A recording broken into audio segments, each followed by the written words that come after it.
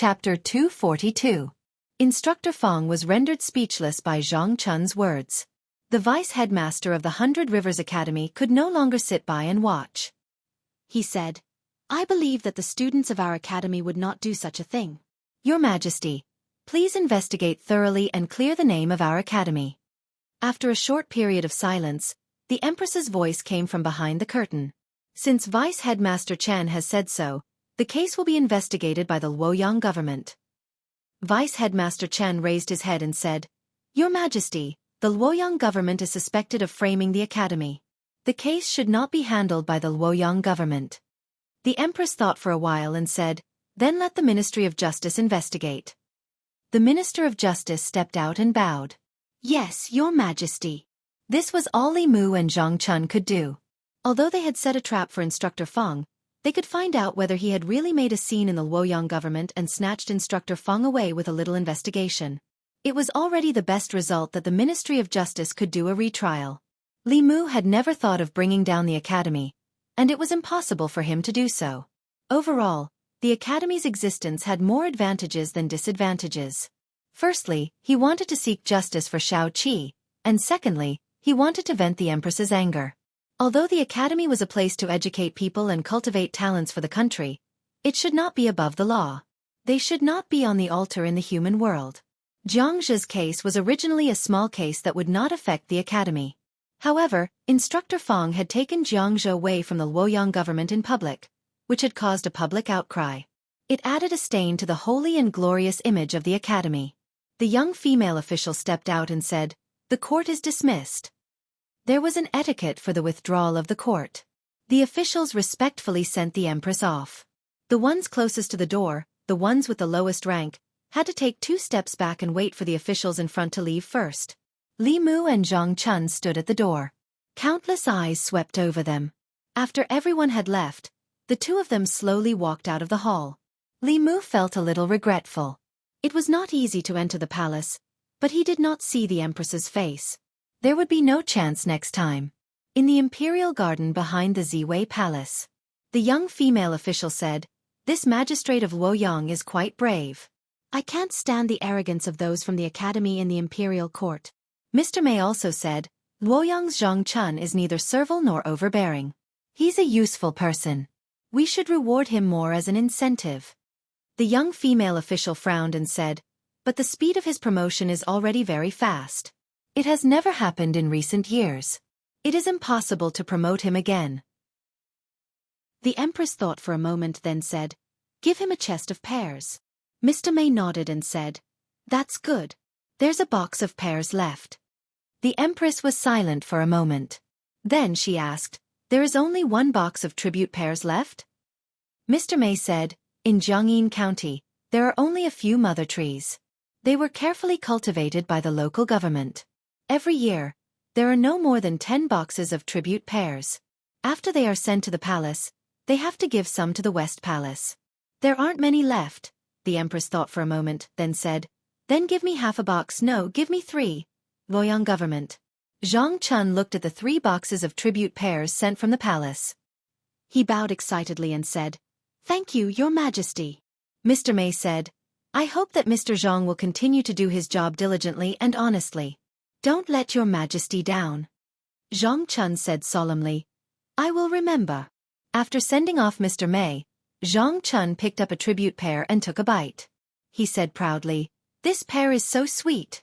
After leaving the palace, Li Mu went straight to the great music bar. The Ministry of Justice would definitely ask Xiaoqi and the others to investigate the case. He needed to tell them in advance so that they would not panic.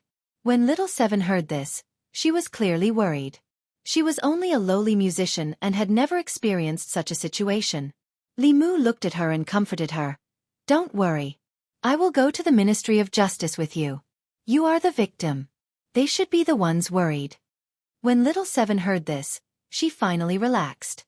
At the same time in the Ministry of Justice, Vice President Chen said to the Minister of the Ministry of Justice, "This matter concerns the reputation of the Academy.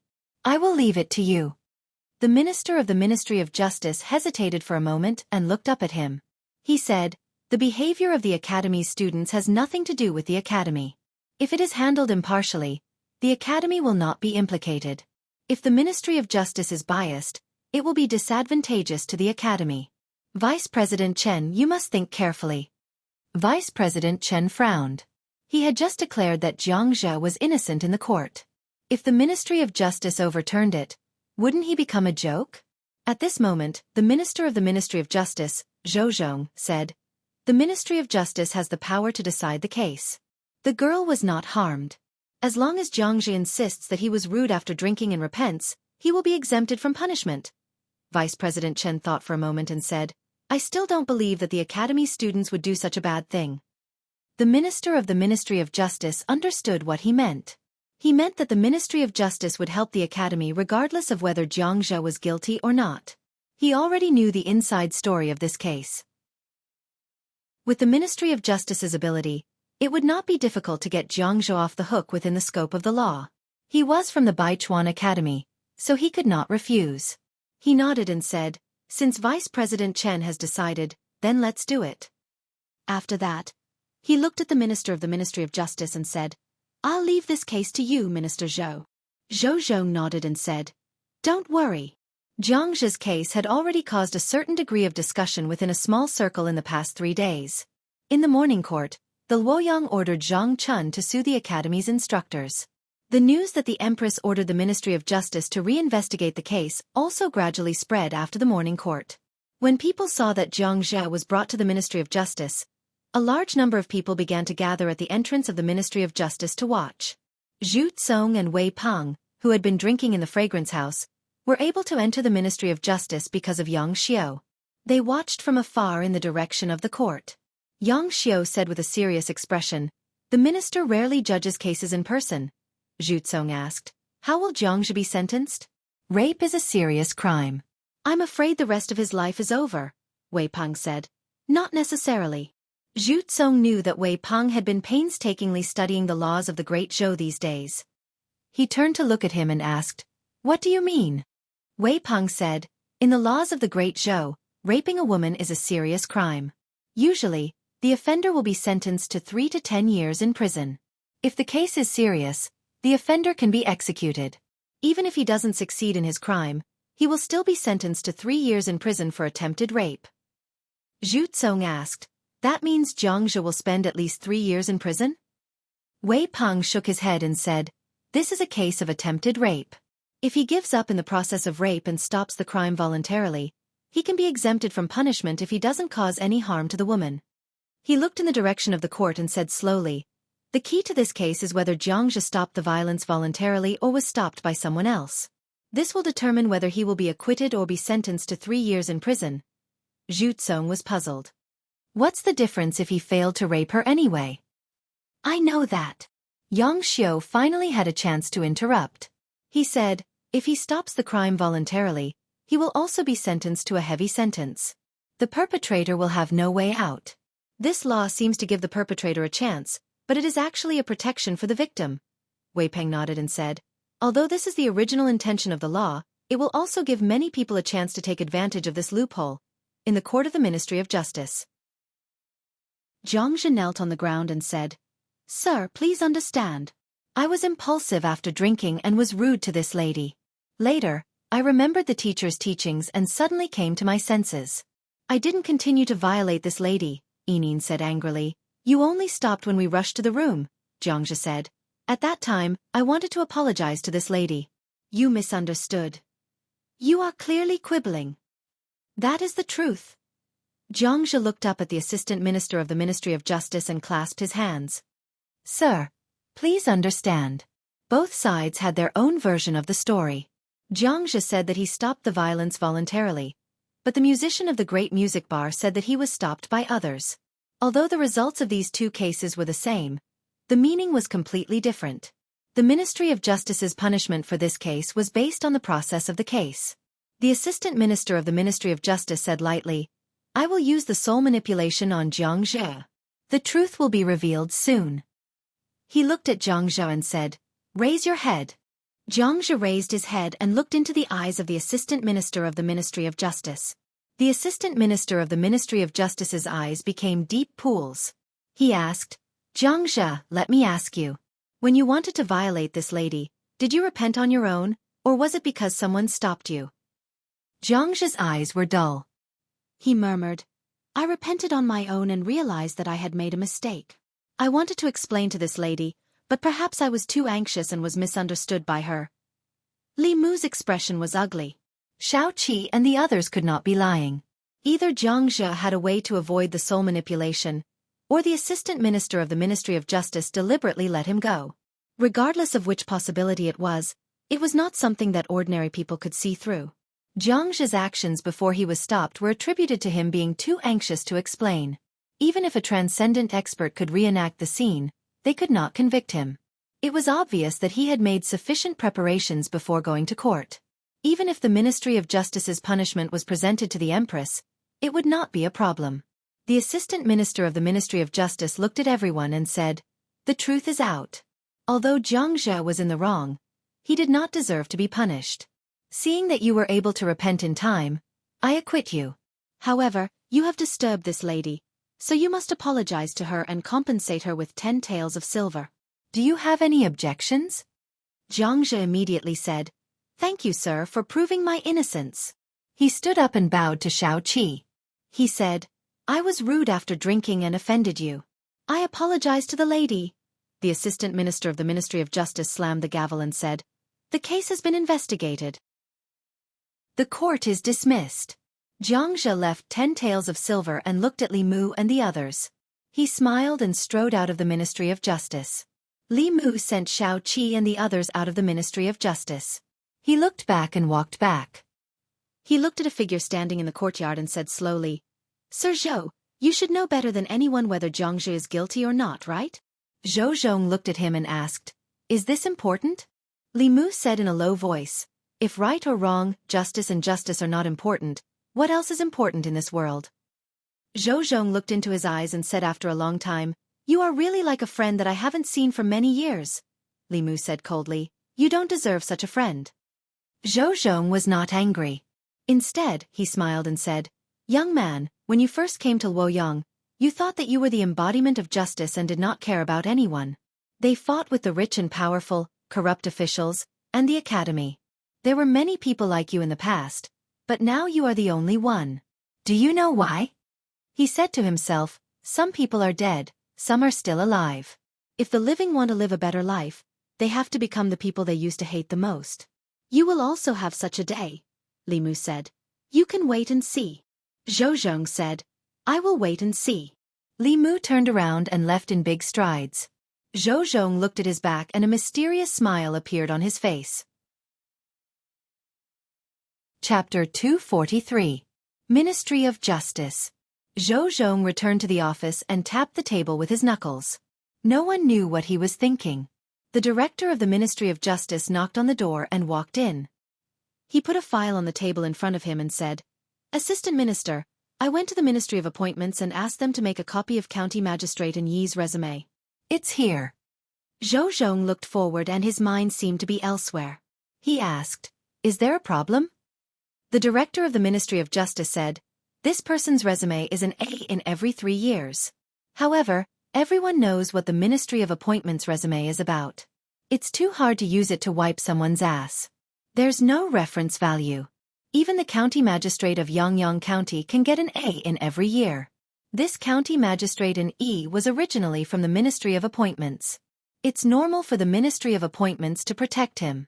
If you want to know how an E county is governed, you have to send someone to an E county to see for yourself.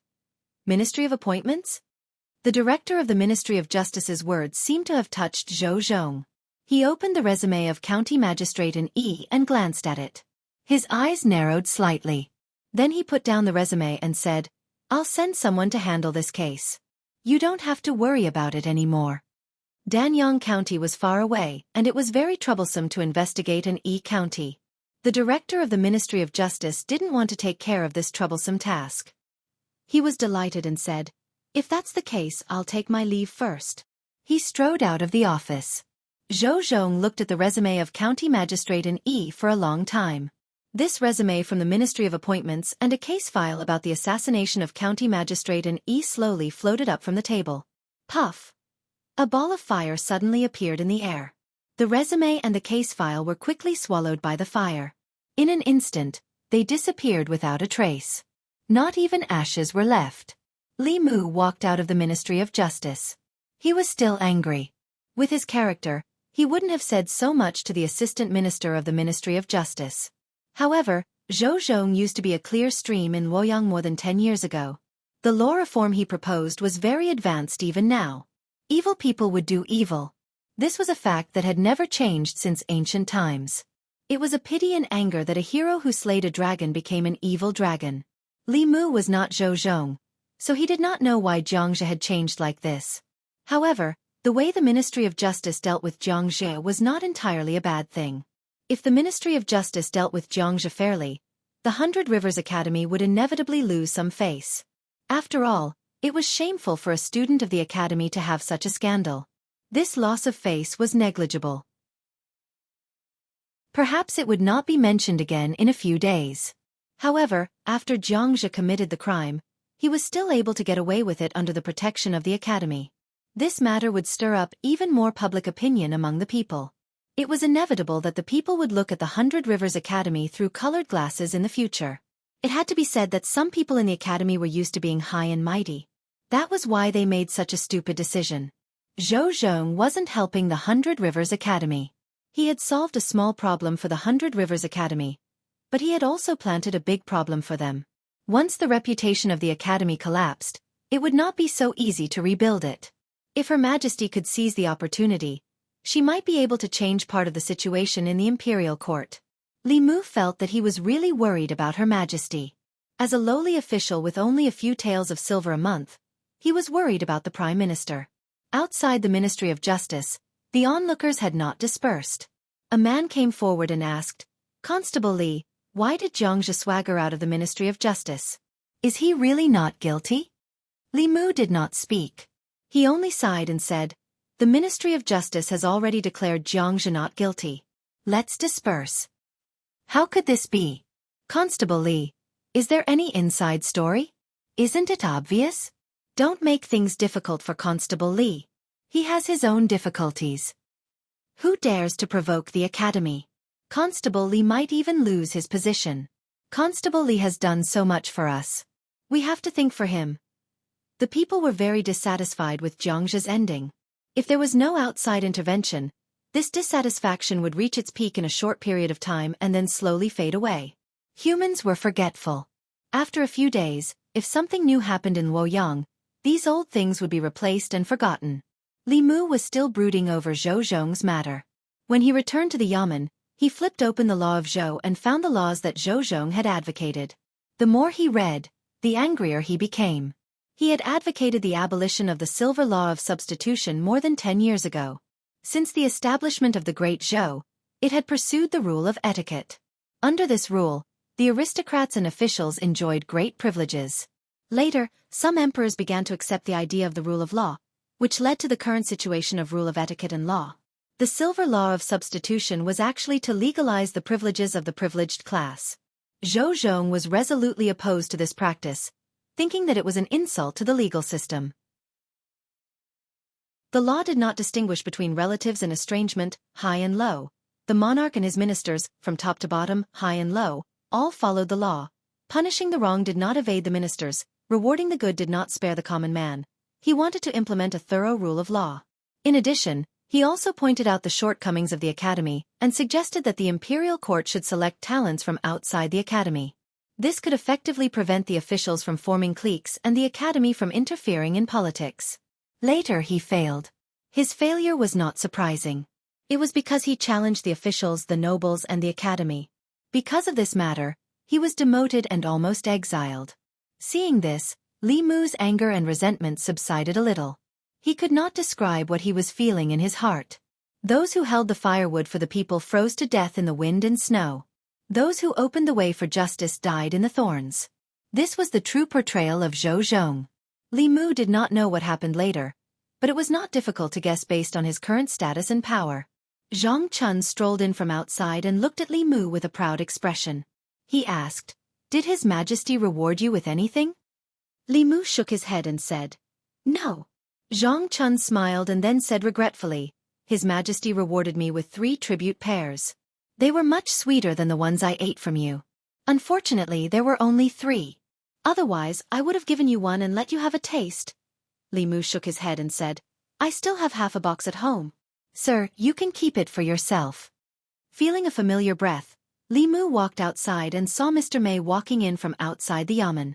The 2 people behind her moved a big box into the yard of the yamen. Mr. Mei said to Li Mu, these spiritual jades are from His Majesty. Li Mu quickly walked forward and opened the box. Seeing that it was full of high-quality spiritual jades, he immediately put them into the flask space. After using up all the spiritual jades he got from the county yamen, he was worried about new ones. He did not expect His Majesty to be so considerate and send them to him so quickly. With these spiritual jades, he and Xiaobai did not have to worry about cultivation resources in a short time. Zhang Chun looked at the box of spiritual jades from afar. He touched the 2 tribute pears in his sleeve and suddenly felt that the one he ate just now was not as sweet as before. Li Mu knew that he was just doing what he was supposed to do. He said embarrassedly, I didn't do anything wrong. Why did His Majesty suddenly reward me? Mr. Mei said. How can you hide your thoughts from His Majesty? Are you trying to take the opportunity to make trouble for the Academy so that you can avenge His Majesty? If he did not know that the Empress was a cultivator of the 7th land who could sit in the palace and know everything in the world with a pinch of her fingers, Li Mu would have thought that she had installed a surveillance camera on him. But since they were talking about this, he could use Mr. Mei to tell His Majesty his thoughts. Li Mu said, it's not entirely a bad thing that the Ministry of Justice covered up for Xianxia. The deputy headmaster of the Baichuan Academy dared to criticize His Majesty in front of the court because of the Academy's high status and high reputation among the people and the court. If the Academy loses its reputation, His Majesty can reasonably reduce the number of students from the Academy who can become officials. If such a scandal happens, how can they refute His Majesty? The Academy's high status was because they had sent many talents to the court and the people trusted them. Once the people no longer trusted them, they would naturally lose their high status.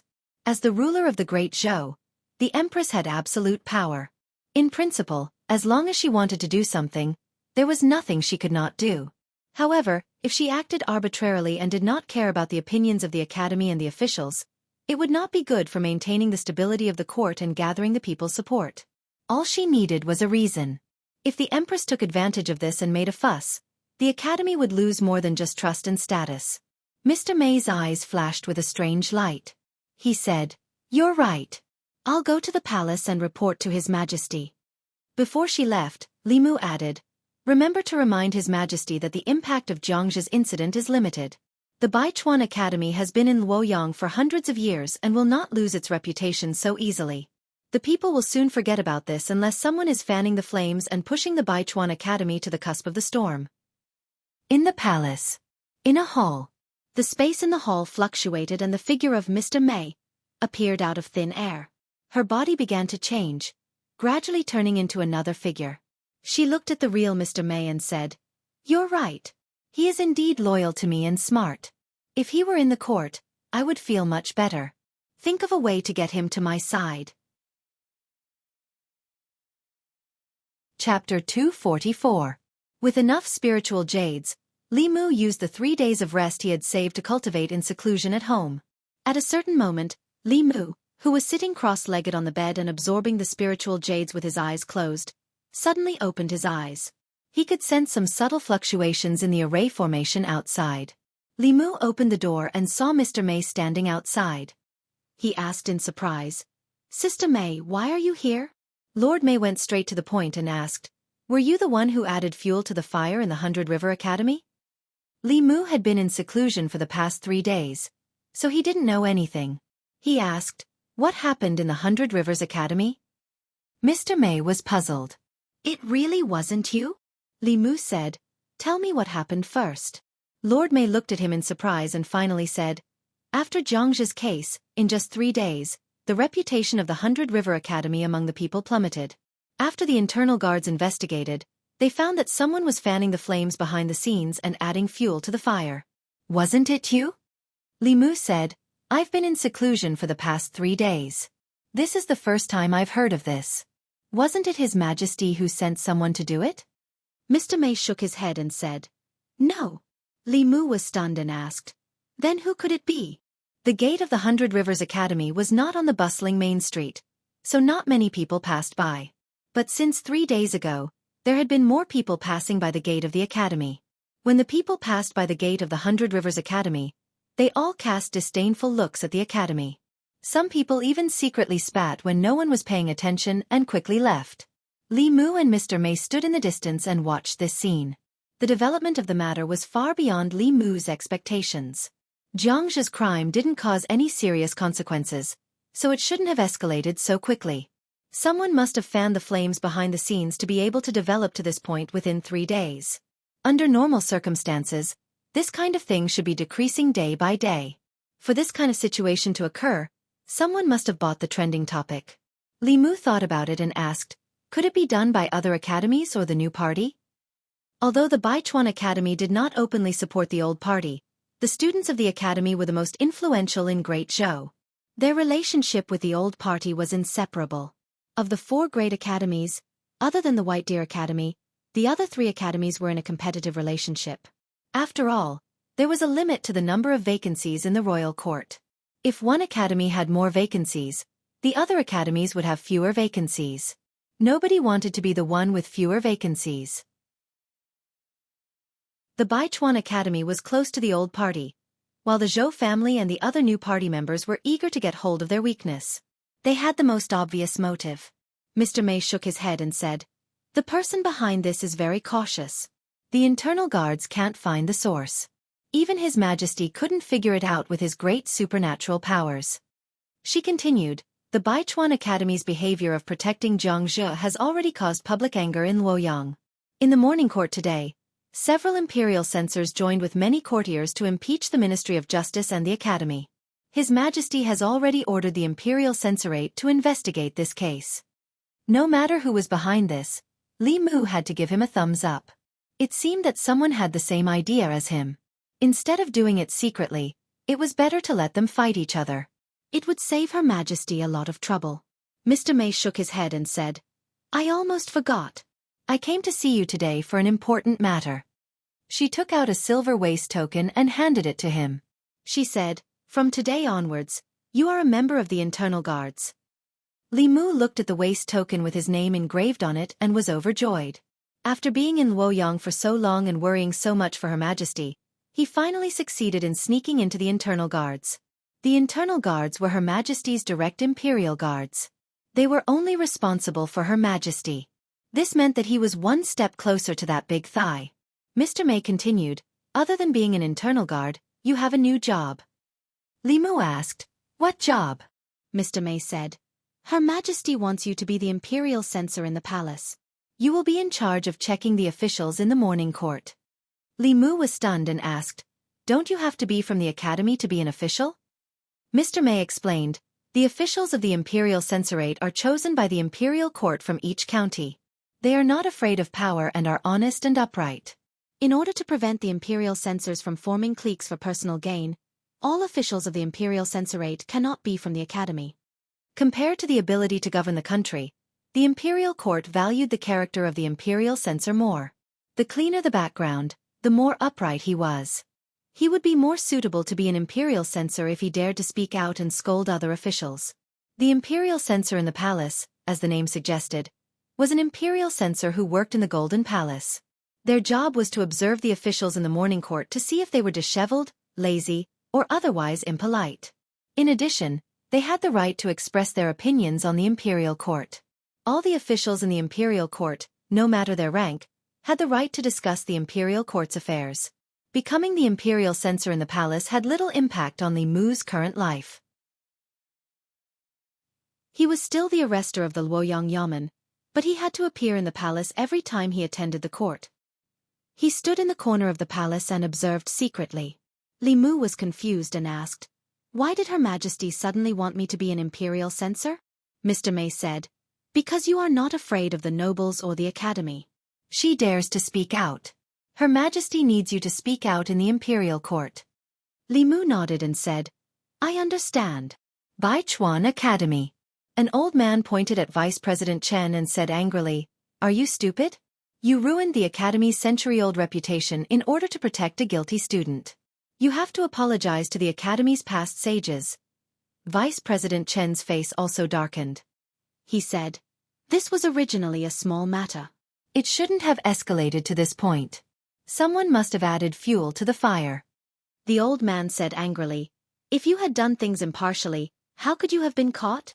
Vice President Chen said, "I want to know who set us up. This started with the Luoyang prefect Zhang Chun. I have already investigated. Zhang Chun was once a student of the Myriad Scroll Academy. Could this be a trap set by the Myriad Scroll Academy?" The old man said, "This is not important. For now, the most important thing is how to restore the Academy's reputation." Even the headmaster, who was in seclusion, was alerted. The headmaster has already ordered Xianxia to be expelled from the Academy, and Feng Bo to be stripped of his teaching qualifications. No one is allowed to plead for them in the imperial court. Vice President Chen looked regretful. He gritted his teeth and said, "I understand." Ziwei Palace. 3 days ago, the imperial censor was ordered by the empress to investigate Jianghu's case. After 3 days of questioning and investigation, the imperial censor finally found the origin of the case. When Xianxia was listening to music at the Great Music Bar, he was lustful towards a beautiful musician in a private room and wanted to violate her. The musician of the Great Music Bar could not bear the humiliation and cried for help. In the end, other musicians were alerted. They broke into the room and stopped Xianxia. It was not as Xianxia said, that he regretted it during the process of violating the musician. The Ministry of Justice misjudged the case because when Xianxia was being tried in the Ministry of Justice, he had a magic weapon given to him by his teacher, Feng Bo. This magic weapon could keep one awake when one's soul was being controlled, thus misleading the officials of the Ministry of Justice. After Xianxia committed the crime, he refused to confess and misled the Ministry of Justice, causing the case to be misjudged. This caused an extremely bad influence in Luoyang. According to the law, Xianxia was sentenced to 10 years in prison. His cultivation was abolished and he would never be employed again. Behind the curtain, the Empress asked Vice President Chen coldly, "Does the Baichuan Academy have any objections?" Vice President Chen lowered his head and said, "Feng Bo and Xianxia have deceived the Imperial Court and the Academy. The Baichuan Academy has already expelled Xianxia from the Academy and stripped Feng Bo of his teaching qualifications. The Imperial Censor has passed the judgment according to the law. The Academy has no objections." The Empress said in a dignified voice, "Jianghu's case has caused a bad influence. The Academy cannot escape the blame. This year, the quota for students of the Baichuan Academy to become officials will be reduced by half." Vice President Chen's lips moved, but he did not speak in the end. Such a scandal had happened in the Academy. At this moment, he had no face to refute. Chapter 245. It was rare for the Academy to lower its head in court, but the Empress didn't stop there. The Empress's voice continued to come from behind the curtain. For more than 100 years, all the officials in Great Zhou, from the imperial court to the counties, have been taken over by the Academy. From the Baichuan Academy, it can be seen that the students of the Academy need to be improved. There are also stubborn problems within the Academy. I think it's debatable whether all the officials in the imperial court will be produced by the Academy in the future. As soon as the Empress said this, all the officials were shocked. Her Majesty had long wanted to change the status quo of all the officials in Great Zhou coming from the Academy. She obviously wanted to use the Baichuan Academy's incident as a pretext to make a fuss. Immediately, a few people stood up and objected. "Your Majesty, you can't do that. The Academy was created by Emperor Wen. The 4 academies have maintained Great Zhou's stability for 100 years. Once it's changed, it will inevitably cause turmoil in the imperial court. Outside Great Zhou, the demon nation is watching covetously, and the ghost realm is not peaceful. The other nations seem to be obedient, but they all have their own agendas. Within Great Zhou, there is also a demon sect that often causes trouble. If the imperial court is in turmoil, it will inevitably give them an opportunity. If your Majesty insists on doing things your own way, you may cause Great Zhou to fall into a quagmire, and your Majesty will also become a sinner." The people who spoke were all from the Baichuan Academy, Qingyun Academy, and Myriad Scroll Academy, including Vice President Chen of the Baichuan Academy. The other 2 academies were happy to see the Baichuan Academy's reputation being damaged, but in the face of this matter, the 3 academies maintained a tacit understanding. The Empress didn't respond to the people from the academy. Instead, she asked, "What do you think?" The imperial court was silent. Although there were some disadvantages to the academy's existence, on the whole, the advantages definitely outweighed the disadvantages. Since the time of Emperor Wen, the academy had been in existence for 100 years. It had continuously sent talents and played a very important role in maintaining the stability of Great Zhou. Her Majesty wanted to remove the academy's privileges because she wanted to break the situation in the imperial court and concentrate power in her hands. This would completely overturn the situation established by Emperor Wen. No one could predict the future of Great Zhou. For most of the officials in the imperial court, the position of the Empress did not last long. The throne of the Great Zhou would eventually be handed over to either the Shao clan or the Zhou clan. While the Empress was on the throne, it was not suitable for bold and decisive reforms, which would be detrimental to the stability of the country.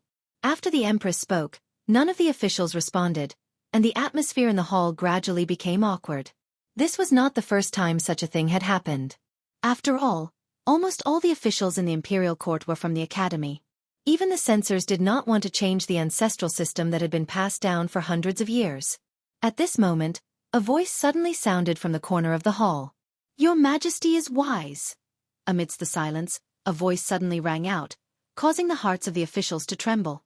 Who was this audacious person who dared to speak at this time? They all looked at the corner of the hall, and a figure walked out from the corner. Li Mu? It's him. Why is he here? Wait, is he wearing the imperial censor robes? Imperial censor? His Majesty made him an imperial censor? Li Mu met the gazes of the officials and walked out from the corner of the Golden Hall. After someone responded, the Empress asked again, "What do you think, Minister Li?"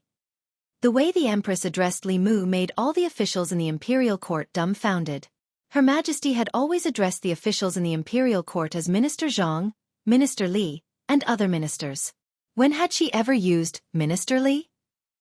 This special form of address clearly indicated that this newly promoted imperial censor was a trusted aide of Her Majesty the Empress. Li Mu walked to the center of the hall, cleared his throat and said, "Your Majesty is wise. I also think that the academy system established during the reign of Emperor Wen was a great policy 100 years ago. To a large extent, it changed the chaos of the Great Zhou officials who were not talented and virtuous. In the past 100 years, the Great Zhou has been developing continuously. This system can no longer meet the needs of the imperial court. The atmosphere in the hall was completely different from the past. In the past, if no one responded to the decrees proposed by the Empress, it would be ignored, and no officials would discuss it. As long as one official stood out and agreed with the Empress, it was necessary to discuss this topic. The situation in the imperial court was complicated, and no one could predict the future. The officials who could be in the imperial court were all experienced and cunning. No one would risk the Academy's condemnation in order to protect His Majesty and give His Majesty a way out. They had never seen such a bold person. Now they saw it. The people of the Academy naturally would not allow Li Mu to slander the Academy. Vice President Chen said, "You are just an imperial censor. How dare you speak so arrogantly? The Academy has provided so many talents to the imperial court every year. Why can't it meet the imperial court's needs?" Talents? Li Mu glanced at him and asked, "A talent like Xianxia, relying on the Academy's background, raped a woman in broad daylight. Is this the talent the Academy mentioned?" This matter had become a pain for the Academy. Vice President Chen said with a gloomy face, "This kind of bastard is just a special case. He can't represent the Academy. The Academy has expelled him and will never hire him again." Li Mu shook his head and said, "Instructor Fong, as an instructor of the Academy, did not set an example and strictly restrain his students. Instead, he allowed Xianxia to rape a woman and tried to deceive the imperial court afterward to cover up his crime. If the upper beam is not straight, the lower beam will be crooked. What kind of students can such an instructor teach? If such a student enters the imperial court and becomes an official, how many people will be bullied by him?" He said coldly, "The instructor is like this, the students are like this. His Majesty just pointed out the shortcomings of the Academy. What right do you have to scold His Majesty as a sinner?" Vice President Chen was speechless for a moment, and then immediately said, "Instructor Fong can't represent all the instructors of the Academy. You are generalizing." What about the county magistrate of Yang County? Li Mu continued to ask. As a county magistrate, he colluded with the local tyrants and exploited the people. He created an unjust case that shook the great Zhou. Even the heavens couldn't stand it. Which academy did he come from? The vice president of the Myriad Scroll Academy lowered his head slightly. Vice President Chen said, "You are still generalizing. There are 36 counties in the Great Zhou and hundreds of county magistrates. What can a county magistrate of Yang County prove?" Li Mu smiled at him and said, "Okay, let's not talk about the place. Let's talk about Chengdu. As far as I know, the county chief of the North County has long disliked the county magistrate of Yang County's actions. He has submitted many memorials, but the evaluation of the county magistrate of Yang County by the Ministry of Personnel every year is A+. Because of this, the county magistrate of Yang County is even more unscrupulous and can do whatever he wants. This kind of corrupt official can be A+, the highest grade. Are the officials sent by the Academy to the Ministry of Personnel all blind and deaf?" The Minister of Personnel's face was livid. The faces of the officials of the Ministry of Personnel also alternated between green and white. In front of His Majesty and hundreds of officials, they could only endure being scolded in their noses. This was because what he said was the truth. The county magistrate of Yang County was the brother-in-law of the Assistant Minister of Personnel. The Assistant Minister had personally instructed, so who would dare to make things difficult for him in the evaluation? The officials were silent. Who didn't know about the problems of the Ministry of Personnel? Who didn't know? But the problem was, which Ministry of Personnel wasn't like this in the past dynasties? Most of the officials in the imperial court had their own factions. Wasn't it common for members of the same faction to help and cover for each other? The Ministry of Personnel controlled the evaluation and promotion of officials in the Great Zhou. It was normal for them to give the brother-in-law of the Assistant Minister of Personnel an A+. But in the imperial court, this was the first person who dared to scold the officials of the Ministry of Personnel as blind and deaf. Before this, they all thought that Li Mu was influenced by Zhang Chun of Chengdu like boss, like subordinate. Only now did they realize that they seemed to have gotten it the other way around. The Minister of Personnel's face was red. He coughed lightly and explained, "This is the dereliction of duty of the Ministry of Personnel. This has already sounded the alarm bell for the Ministry of Personnel. We will reflect on ourselves in the future to reduce such incidents." "Don't give me that." Li Mu waved his hand and said, "Who doesn't know that the county magistrate of Yang County is the brother-in-law of the Assistant Minister of Personnel? This isn't the first time the Ministry of Personnel has done something like this. Why are you still pretending in front of me?" The Minister of Personnel covered his mouth and coughed uncontrollably. He retreated to his seat. The Assistant Minister of Personnel clenched his fists tightly. The veins on his forehead bulged, but he could only lower his head. Many of the officials in the imperial court were dumbfounded. They couldn't help but label Li Mu as a lunatic. Even the strongest imperial censor they had seen was not half as strong as him. He had torn down the veil of the Ministry of Personnel and exposed the officials of the Ministry of Personnel completely naked in front of the other officials. But Li Mu didn't stop there. He pointed around and said, "And the Ministry of Rights, Ministry of Justice, Ministry of Revenue, and Taichung Temple. How many officials in the 6 ministries and 9 temples have failed to discipline their sons? You let them do whatever they want in Luoyang and bully the people. Instead of being ashamed, you are proud of it. Don't you know how many times you have protected them?" The Minister of Justice secretly rejoiced. Fortunately, he didn't fight to the death with Li Mu. Instead, he chose to build a good relationship with him. Otherwise, he might have been called out by Li Mu in the Golden Palace like the Assistant Minister of Personnel. Li Mu looked at the people from the Academy and said, "These are the talents that the Academy sent to the Imperial Court. Are you going to say that these are special cases? Then you have too many special cases." Vice President Chen and the others were finally speechless. This had just happened in Luoyang. Li Mu's subordinates had beaten up many officials' sons. He even forced the officials involved to change the silver law of substitution. The officials were silent. Li Mu continued, "I won't say more.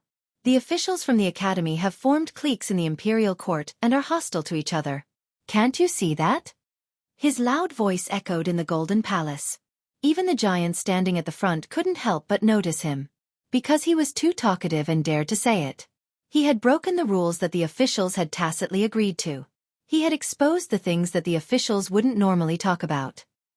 He had torn down the veil of the entire imperial court. Throughout history, those who dared to break the rules like this had all died without a complete corpse. Li Mu scanned the faces of the people from the academy one by one and said, "Look at what you have done. His Majesty is wise and has the world in mind, but you only think about your own interests. What right do you have? What right do you have to reprimand His Majesty? Don't you feel ashamed when you reprimand His Majesty?" Chapter 246. There were more than 100 officials standing in the Golden Hall, but it became Li Mu's personal performance. Because it was too quiet, his voice kept echoing in the hall. No one could answer his question. These rules, which had been tacitly agreed upon by the officials, were laid bare in front of them. It was enough to make everyone in the imperial court blush with shame. The officials were silent, and so was the academy. Li Mu continued, talking about the demon kingdom, the ghost realm, the 4 barbarians of the devil sect. These are all excuses. Everyone here knows better than anyone else that the problem of the great Zhou dynasty is not outside, but in the imperial court, in this golden hall. Li Mu's voice echoed, each word piercing the heart. The hall was silent for a long time. Then the Empress's dignified voice came from behind the curtain. "Everyone, please think about Minister Li's words carefully. You may leave the court in an hour." Behind the curtain, footsteps sounded and gradually faded away. The Empress must have left from the back of the hall. After a while, Mr. May walked out from the back of the hall. He gave Li Mu a look, and Li Mu followed him out from the back of the hall. Inside the main hall, there was silence. The Assistant Minister of Personnel's face was as black as the bottom of a pot. The officials from the 6 ministries and 9 temples who had suffered at his hands did not look too good either. The vice-deans and instructors of the major academies left without a word. The officials looked at each other. The hall was silent for a long time. Then someone sighed and said, "Where did this hothead come from?" After someone spoke, the oppressive atmosphere in the hall exploded. "He really dares to speak. Ha! The 6 ministries and 9 temples, and the 4 great academies, have all been scolded by him. Even His Majesty has not scolded us like this. With this kind of person as the imperial censor, I'm afraid we won't have a good life in the future. He keeps saying that His Majesty is wise and magnanimous. He just wants to gain favor by protecting His Majesty. Can he be any more obvious? How shameless. I used to think that Zhang Chun was already shameless enough. I didn't expect Zhang Chun to be so much worse than him."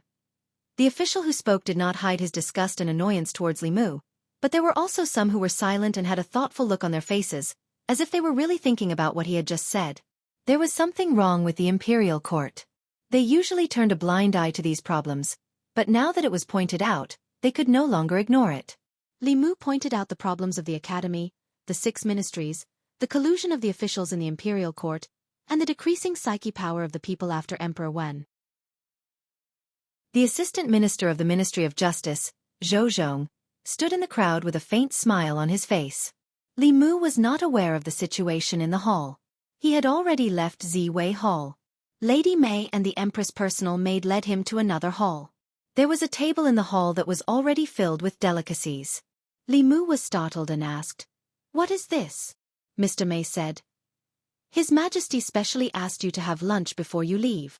After the morning court session, being able to enjoy lunch in the palace was a privilege that couldn't be any better. Li Mu did not refuse. He was already thirsty from all the saliva flying in the hall. He picked up the flagon on the table, poured himself a full cup, and drank it up. It did not seem to be wine in the flagon, but some kind of fruit drink. It even contained rich spiritual qi. One sip was equivalent to half a spiritual jade absorbed by Li Mu. After he sat down, he looked at Mr. Mei and the young maid standing aside and said, "Don't just stand there. Sit down and eat with me." Mr. Mei shook his head and said, "You eat. This is a gift from His Majesty." Since they did not want to, Li Mu did not force them. There were many rules in the palace, and they must know better than him. Mr. Mei remembered something. He pointed to the young maid and said to Li Mu, "Her name is Shangguan Li. She is His Majesty's personal maid and also one of the commanders of the internal guards. All the internal guards in the palace are under her command. You are on duty in front of the hall, so you are also her subordinate. If you have any problems in the future, you can go to Commander Shangguan. Shangguan Li's initial prejudice against Li Mu had disappeared without a trace. She looked at Li Mu lightly and said, "Just call me boss." Li Mu saluted her with his fists and said, "Greetings, Commander Shangguan." Shangguan Li glanced at him and left. The word boss had a special meaning to him. Li Mu would not call her that casually. This Commander Shangguan was at most a few years older than him, but she also had the cultivation of the fifth realm. It must be because she was the Empress' personal maid. Her Majesty the Empress was so generous. If she could become her personal little jacket, she would definitely receive many benefits. She was able to advance to the creation realm at such a young age. Sooner or later, Li Mu would replace her position and become the Empress' closest jacket. Mr. May walked to Li Mu's side and asked, "Do you have any conflicts with Ali?" Li Mu shook his head and said, "It was the first time I saw her. But before the morning court, she looked at me with an unfriendly gaze." Lord May knew the reason and said, "Maybe it's because you weren't familiar with each other at that time. You're all His Majesty's internal guards and you're his subordinate. You'll get to know each other better in the future." After Shangguan Li left, the atmosphere in the hall became much better. Li Mu smiled and said to Lady May, "Sister May, why don't you sit down and eat with me? I can't finish all these by myself. Besides, I have some questions to ask you. It's not convenient for us to talk if you're standing and I'm sitting." Mr. May had to sit down and asked, "What questions do you have? Ask away." Li Mu remembered the scene in the court where the Empress was alone and helpless. He asked, "Doesn't Her Majesty have her own confidants in the court?" Mr. May said, "Since the time of Emperor Wen, all the officials in the Great Zhou, except for the imperial censor, came from the 4 academies. Even the emperor could not violate the rules set by Emperor Wen. The officials from the 4 academies were united in the court. As long as this rule was not abolished, it would be difficult for Her Majesty to have any confidants. Most importantly, Her Majesty did not want the throne, and she did not want to cultivate any confidants.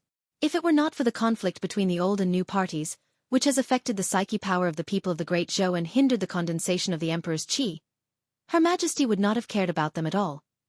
Li Mu remembered that Mr. May once said that the Empress did not become the Empress by her own will. She was just a transition for the Zhou family to take over the court. If she really wanted to take power, her strength was enough to suppress the entire court, even with the restrictions of the academies. In this world, all the intrigues and schemes were not worth mentioning in the face of strength. This was also the only reason why the Empress did not encounter any resistance when she inherited the throne. Even though her surname was Zhou, even the Xiao royal family acquiesced to it. Li Mu asked curiously, "Does Her Majesty want to pass the throne to the Xiao family or the Zhou family in the future?" Mr. May shook his head and said, "I'm afraid only Her Majesty knows about this. Let's not ask more." She looked at Li Mu and said, "You are much braver than I thought. Most people can't even stand steadily in front of hundreds of officials for the first time, let alone point at their noses and scold them like you. Just now, you finally helped Her Majesty vent her anger." Li Mu did not care at all. He said, "I have Her Majesty behind me. What am I afraid of?" Mr. May patted him on the shoulder and said, "Don't worry. As long as you are loyal to Her Majesty will not mistreat you." Li Mu's protection of the Empress was based on the fact that she would not mistreat him. As long as the Empress did not mistreat him, he could naturally guarantee his loyalty to her. Flattering her in court and protecting her image were all small things. In the future, Li Mu would use practical actions to tell her that as long as he had enough spiritual jade, there were still many things he could do. Li Mu did not finish the delicacies given by the Empress. Before he left, he also brought some fruits and pastries for Xiao Bai. Mr. May said, "Let me see you out. This place is very close to the West Palace. You can't wander around. If you offend the concubines of the previous emperor, Her Majesty will be in a difficult position." Li Mu was escorted out of the harem by Mr. May. When he passed by Ziwei Palace, he happened to see hundreds of officials coming out of the palace. Li Mu was walking behind. When he saw Zhang Chun, he hurriedly said, "Sir Zhang, wait for me." Hearing the familiar voice behind him, Zhang Chun's footsteps quickened. Li Mu quickly caught up with Zhang Chun and said, "Sir Zhang, why are you walking so fast?" Zhang Chun hurriedly said, No, Sir Li, don't call me sir in the future. I can't accept it, really. The imperial censor in the palace was only a 7th-rank official. Zhang Chun was now a 5th-rank official.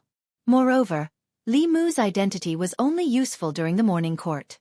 Normally, he was still a constable in the divine capital. However, since Zhang Chun said so, he did not force him. He said, "Old Zhang, what are you afraid of?"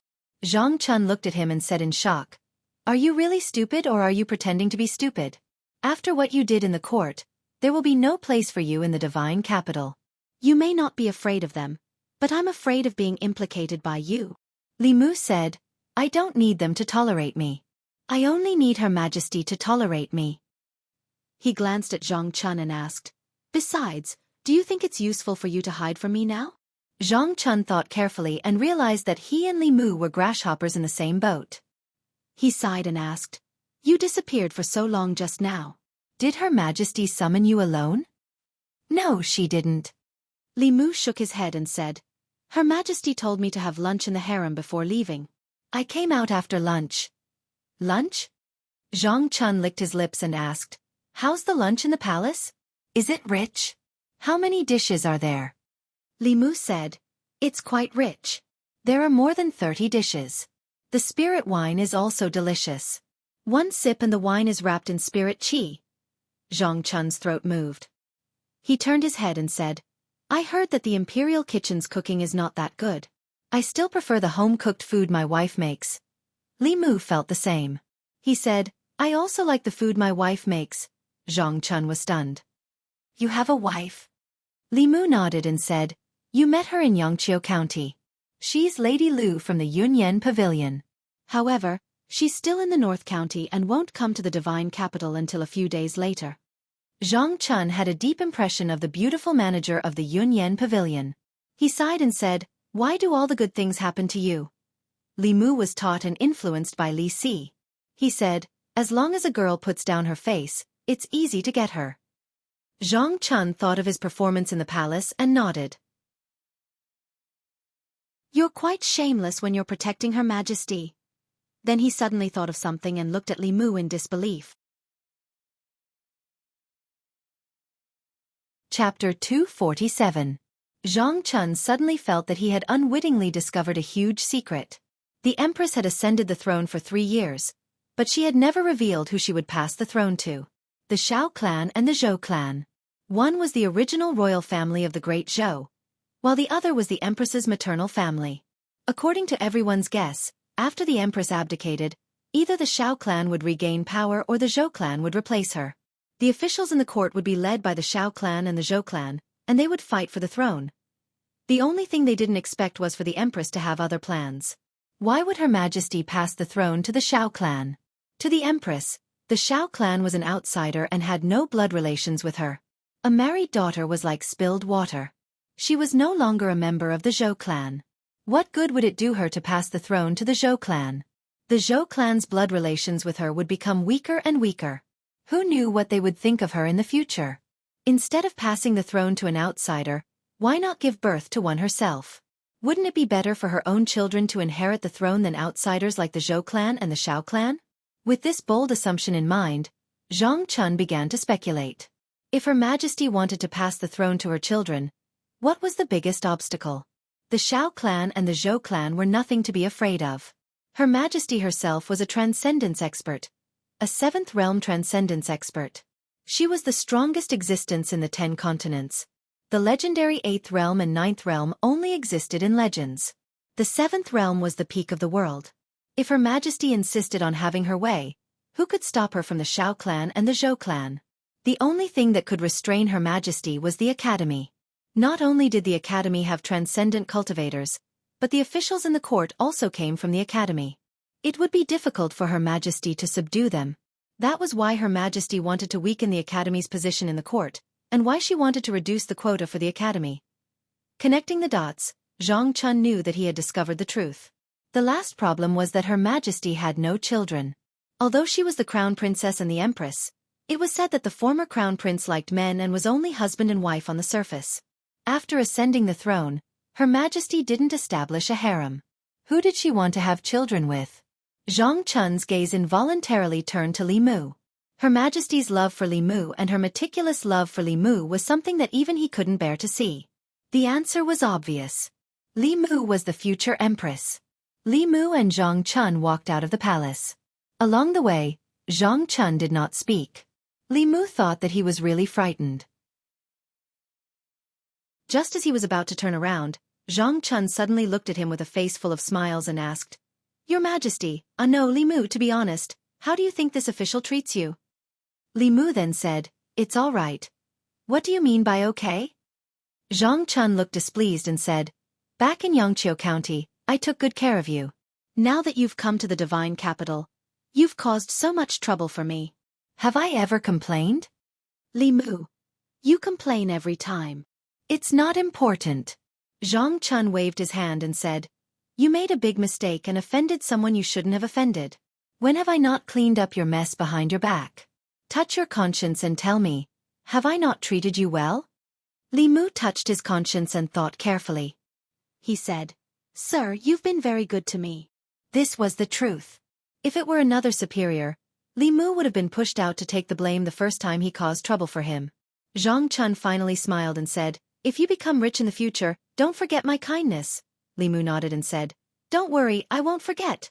Zhang Chun let out a long sigh of relief and muttered, "Whether or not this official can move to a bigger residence, whether or not I can have 8 maidservants to serve me, it all depends on you." Li Mu was stunned and asked, "What?" Zhang Chun waved his hand and said, "Nothing, we'll talk about this in the future." After parting with Li Mu, Zhang Chun did not return to the yamen. Instead, he went straight home. Mrs. Zhang was trimming the flowers in the yard. When she saw him coming in, she asked in confusion, "You're not going to the yamen today?" Zhang Chun said, "The morning court was delayed for an hour today. It's almost time for lunch. I'll go back to the yamen after lunch." Mrs. Zhang put down the scissors and said, "You must be tired after standing all morning. Go back to your room and rest for a while. I'll cook." Zhang Chun rolled up his sleeves and said, "I'll help you." Mrs. Zhang shook her head and said, "You'd better rest.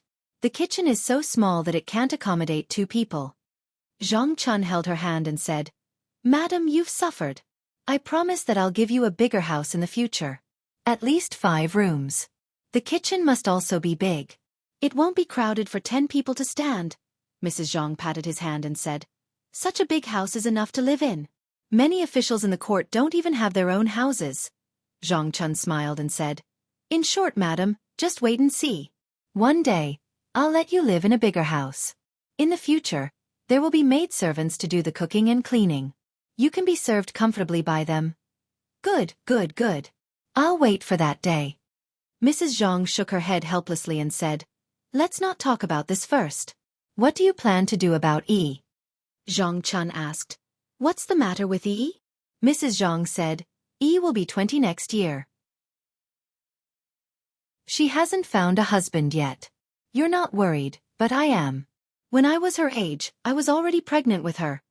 Zhang Chun shook his head and said, "What's the hurry? In the past, I didn't like any of the people who came to propose marriage. Now that we're in Luoyang, they don't like us," Mrs. Zhang said. "I think that Li Mu under you is not bad. He's handsome and..." "Shoo!" Before she could finish her words, Zhang Chun covered her mouth. Zhang Chun widened his eyes and looked at her in horror. He said, "Put away your bold idea. Don't mention this in the future. Don't even think about it." Today's morning court session was more than an hour later than usual. When it was dismissed, it was already close to noon. Many officials were like Zhang Chun. After leaving the palace, they did not return to the yamen. Instead, they chose to go home. Most of the officials in the court did not have their own houses in Luoyang. They lived in the government offices and made do with their 2 meals a day. There were also some officials who lived in the North Court, which was not far from the palace. They could have lunch at home. When the assistant minister of the Ministry of Personnel returned home, he locked himself in his study with a gloomy expression. The servants in the house did not know what happened. They only heard the sound of porcelain shattering in the study. They guessed that their master must have been angered during the morning court session. They did not dare to approach and only watched from afar. When the director of the Ministry of Justice returned home, he called his son to him and warned him sternly, "Be smart in the future. Don't provoke that Li Mu again. Otherwise, I'll break your legs and make you stay at home for the rest of your life. Xianxia shook his head and said, I won't do it again. Even Minister Zhou died in his hands. I'm afraid he'll strike me with lightning. After saying that, he mustered up his courage and asked, Did Li Mu do something big again? The director of the Ministry of Justice said, It's not just something big. He scolded all the officials in the court like they were his grandsons, but no one dared to talk back. People like him who don't care about their lives should stay as far away as possible from now on. The North Court, where the officials gathered, was usually quiet and secluded. However, at noon, angry curses could be heard from the various officials' mansions. Damn it! There are so many officials in the court. Is he the only one who's clean? In order to get the Empress' favor, he doesn't even care about his face. How can there be such a shameless person in the world? In the North Court, the servants in the various officials' mansions vaguely learned something from their master's angry words. They could not help but exclaim in surprise when they discussed it in private. They had lived in Luoyang for so long and worked in the official mansions. They often heard about the court affairs, but they had never heard of such a strange thing. In a restaurant somewhere in Luoyang, in the main hall, two guests were eating and chatting. Have you heard? Something big happened in the court today. How would a vegetable seller like you know about what happened in the court? I heard it from a servant in a high-ranking official's house. They just came out to purchase, so I casually eavesdropped on them. If you hear this, you'll definitely be shocked. Don't keep us in suspense. What happened? Hurry up and tell us. Hee. I heard that someone scolded all the officials and even the academy during the morning court. He scolded the academy's students and instructors for being immoral. He pointed at the assistant minister of personnel's nose and scolded him for harboring his relatives. He scolded the officials from the 6 ministries and 9 temples for not teaching their children well. He also scolded the officials from the academy for forming cliques for personal gain. How can someone be so bold? Does he not want his head anymore? There really is someone who is so bold. Constable Li even scolded the heavens, let alone the people in the court. It's such a delightful thing. It's a pity that we didn't hear it with our own ears. So it's Constable Li. Then it's not strange. Listening to the conversation between the two, the customers nearby could not help but slow down their speed of picking up food. Their eyes were filled with shock. When they first heard of this, everyone thought it was a groundless rumor. However, when they left the restaurant and realized that there were many people in the divine capital spreading the news, even those who did not believe it at first could not help but believe it a little. Although they only heard about it from the mouths of others, countless people could not suppress the surging passion in their hearts every time they imagined the scene in the morning court. The children of the officials bullied others and the people. They did whatever they wanted, but the people did not dare to speak up. The students of the academy committed serious crimes, but the academy shielded them and released them without charges. The people could only complain in their hearts. The officials in the court formed cliques for personal gain and fought for power. The court was in a mess and the people in the divine capital had no way of making a living. The people could only watch helplessly. It was not that they had nothing to say, but they did not dare and did not have the right to speak. Now, there was finally someone who had the right and was willing to speak up for them. This gave the people of the divine capital a glimmer of hope. Li Mu was the light of the divine capital. The Li residence. Li Mu was feeding Xiao by moves. Suddenly, he raised his head and looked outside. He felt an extremely powerful psyche power aura from the street in the distance. Chapter 248. That wave of psychokinesis was extremely powerful. Even from such a distance, Li Mu could clearly feel it.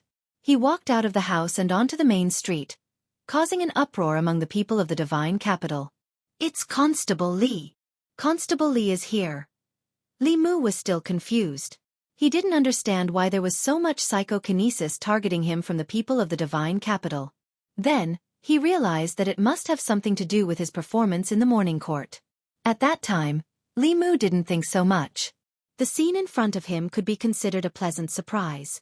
Every time he did something to win the hearts of the people in the divine capital, the psychokinesis of the people would reach a peak in a short time. Li Mu obviously wouldn't waste this rare opportunity. In the next half a day, he walked through the streets and alleys and walked through half of the divine capital. At night, when he returned home, Li Mu sat cross-legged on his bed with 2 pieces of spiritual jade in his hands. Under the urging of his psychokinesis, the spiritual power in his body circulated rapidly. The spiritual power in the 2 pieces of spiritual jade was instantly sucked dry and turned into powder. Li Mu didn't sleep the whole night and cultivated until dawn. There was already a lot of spiritual jade powder piled up in front of his bed. After a night of cultivation, Li Mu used up half of the spiritual jade that the Empress rewarded him last time.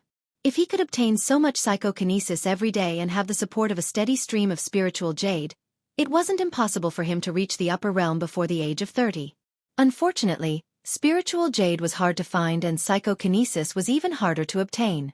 Only the royal family could take the psychokinesis of the people of the Great Zhou and condense it into Emperor Qi to directly create a 7th realm powerhouse. Even so, this process would take at least 10 years or even decades. In terms of cultivation alone, Li Mu was very close to the peak of the Jushen realm. However, it wouldn't be easy to break through to the next realm.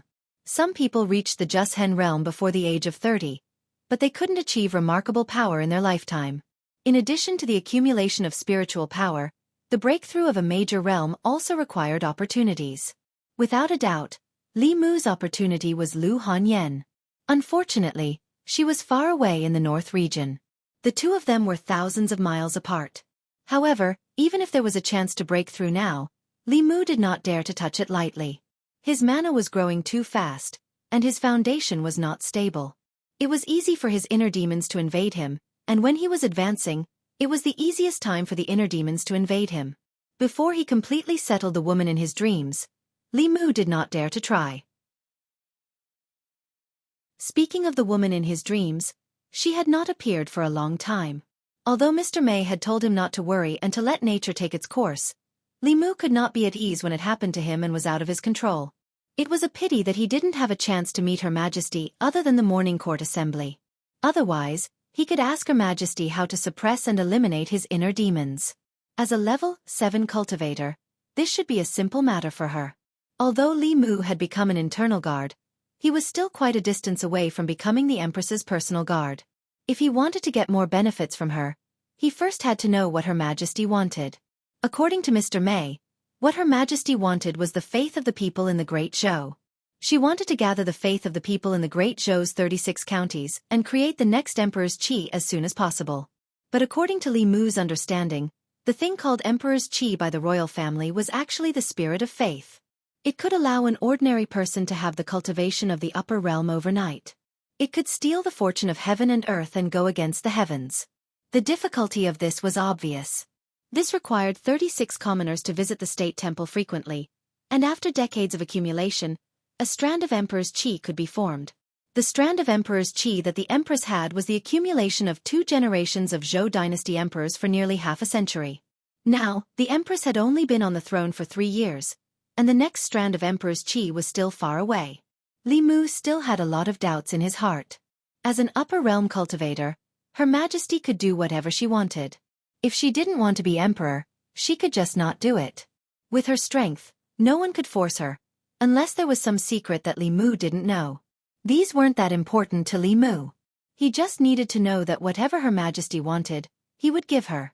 To obtain a continuous and stable faith of the people, as long as the people of the Great Zhou lived in peace and contentment, lived prosperous lives, and didn't have to worry about not having enough to eat, they would naturally be convinced by the imperial court and Her Majesty. This was simple to say, but extremely difficult to do. It was necessary to create a prosperous Great Zhou to win the hearts of the people and shorten the time needed to condense the Emperor's Qi. This was a long-term thing that couldn't be done overnight.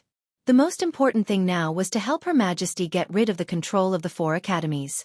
For more than 100 years, the important officials of the imperial court had all come from the 4 academies, which led to the current situation of the imperial court. The imperial court urgently needed new blood. To change this situation, the imperial court could imitate the imperial examination and independently select talents from the 36 counties outside of the 4 academies. It even required the students of the 4 academies to pass the imperial court selection exam before they became officials, completely taking back the imperial court's power to select officials. Of course, it wasn't easy to completely change the situation of the imperial court. Jianghu's incident only damaged the reputation of the 100 Rivers Academy. Li Mu spoke bluntly in the Golden Palace. but the 4 academies wouldn't give up their power just because of Li Mu's words. The Empress and the 4 academies were in a state of balance. Although this world respected the strong, the imperial court's affairs could never be resolved simply by force, unless Her Majesty could break through to the 8th realm. If she could reach the 8th realm, disbanding the 4 academies would be just a matter of a word from her. There was no need to find any extra reasons. However, she couldn't do this at the moment. Xianxia obviously couldn't represent the entire 100 Rivers Academy, and it wasn't enough for Her Majesty to make a move on the 100 Rivers Academy, let alone the other academies. Li Mu couldn't find any other way to break through at the moment. He walked out of the house and prepared to patrol the areas that he didn't have time to patrol yesterday to absorb telekinesis. If he didn't need it for a while, he could store it in his body. In the imperial court, Li Mu found that the few censors of the censorate and a small number of officials in the imperial court had very thick telekinesis. They were all ordinary people who had never cultivated before. Once they started cultivating, this power of thought would allow them to break through several realms in a very short period of time. This speed was even faster than those unorthodox methods that could extract souls and steal souls. As he closed the door and prepared to leave, Li Mu found a carriage parked on the street in front of his house. A hand lifted the curtain of the carriage, and a face that Li Mu wasn't unfamiliar with appeared.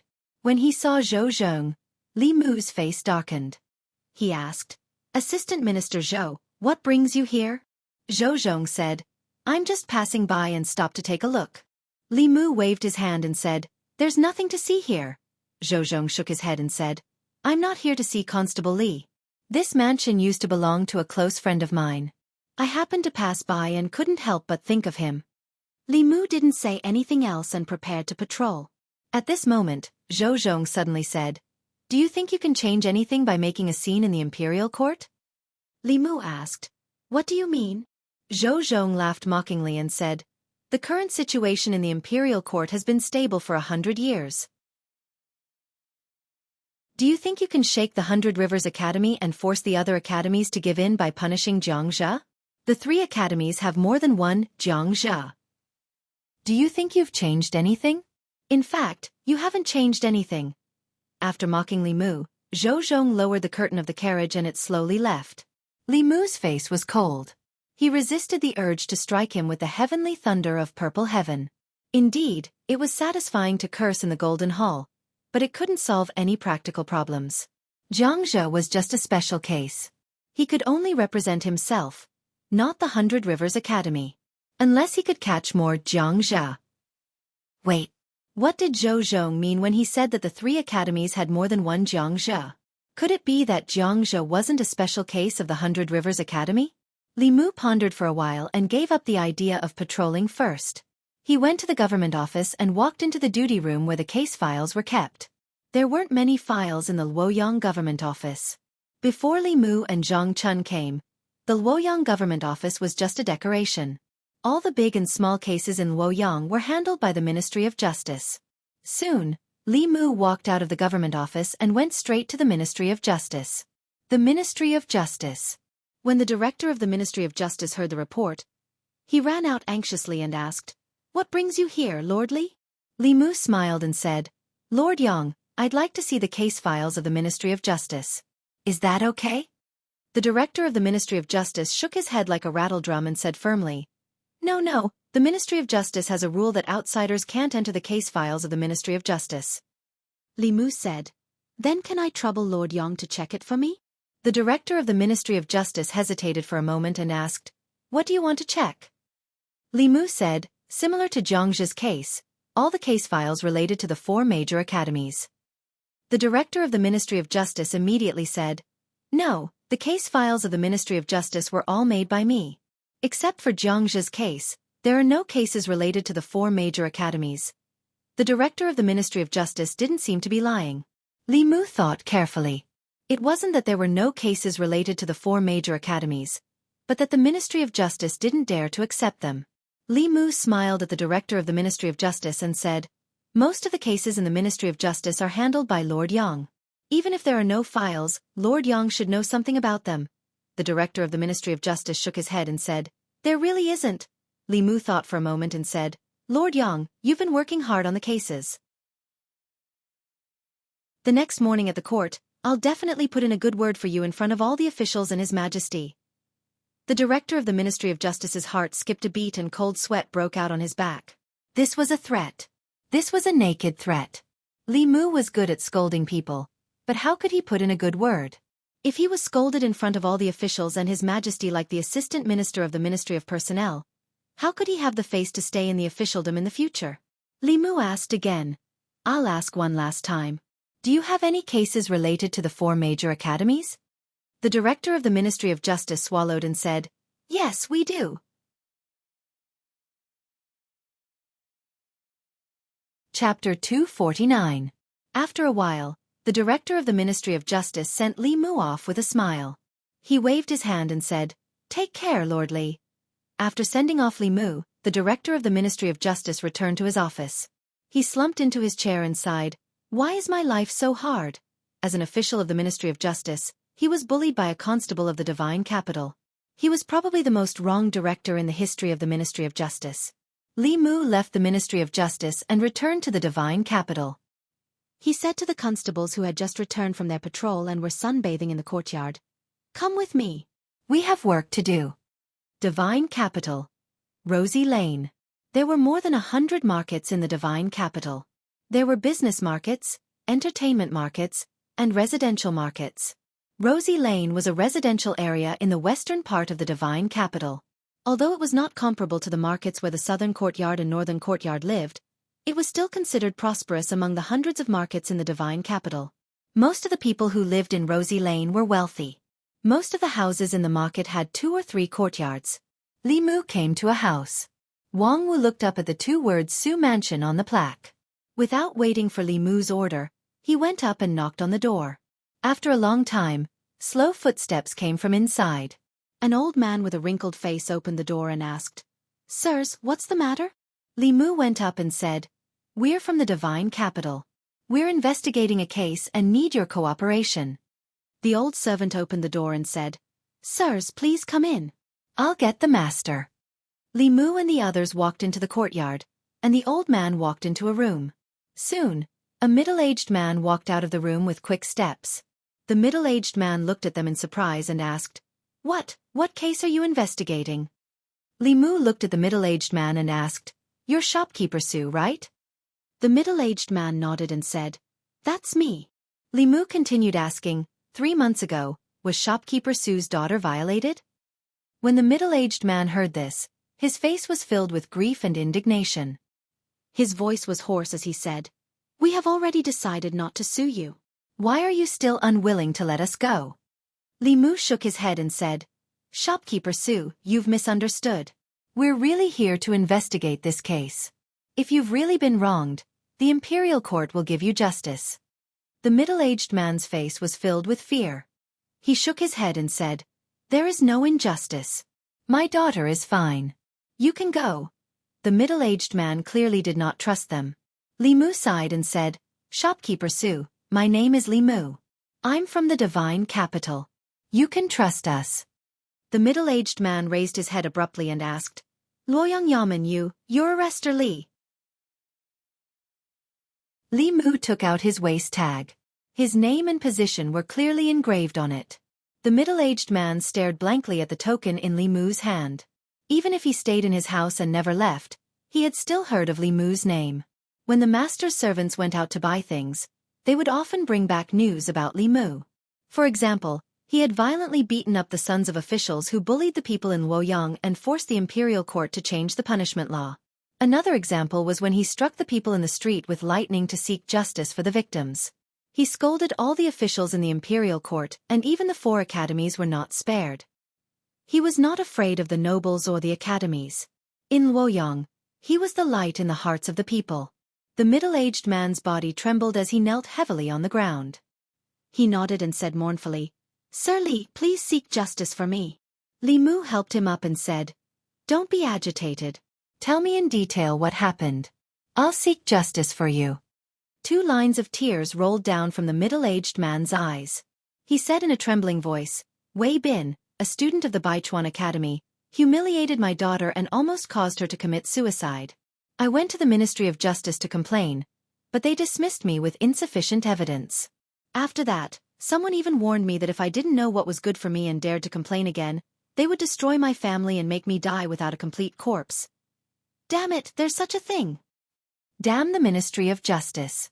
It's a disaster in Luoyang. Why are these academies filled with beasts? The constables behind Li Mu were indignant. Li Mu looked at shopkeeper Su and said, "Can I see Miss Su?" Shopkeeper Su nodded and said, "I'll bring Constable Li over." However, after my daughter was humiliated by that beast, she tried to commit suicide several times. Now her mind is not clear and she's afraid of outsiders, especially men. Li Mu looked at the people behind him and said, "Wait for me here." Under shopkeeper Su's lead, Li Mu passed through a moon gate and arrived at the inner courtyard. The scene in the courtyard was a little strange. There was an old tree in the courtyard and its trunk was wrapped in a cotton quilt. The well in the corner was also covered by a stone slab.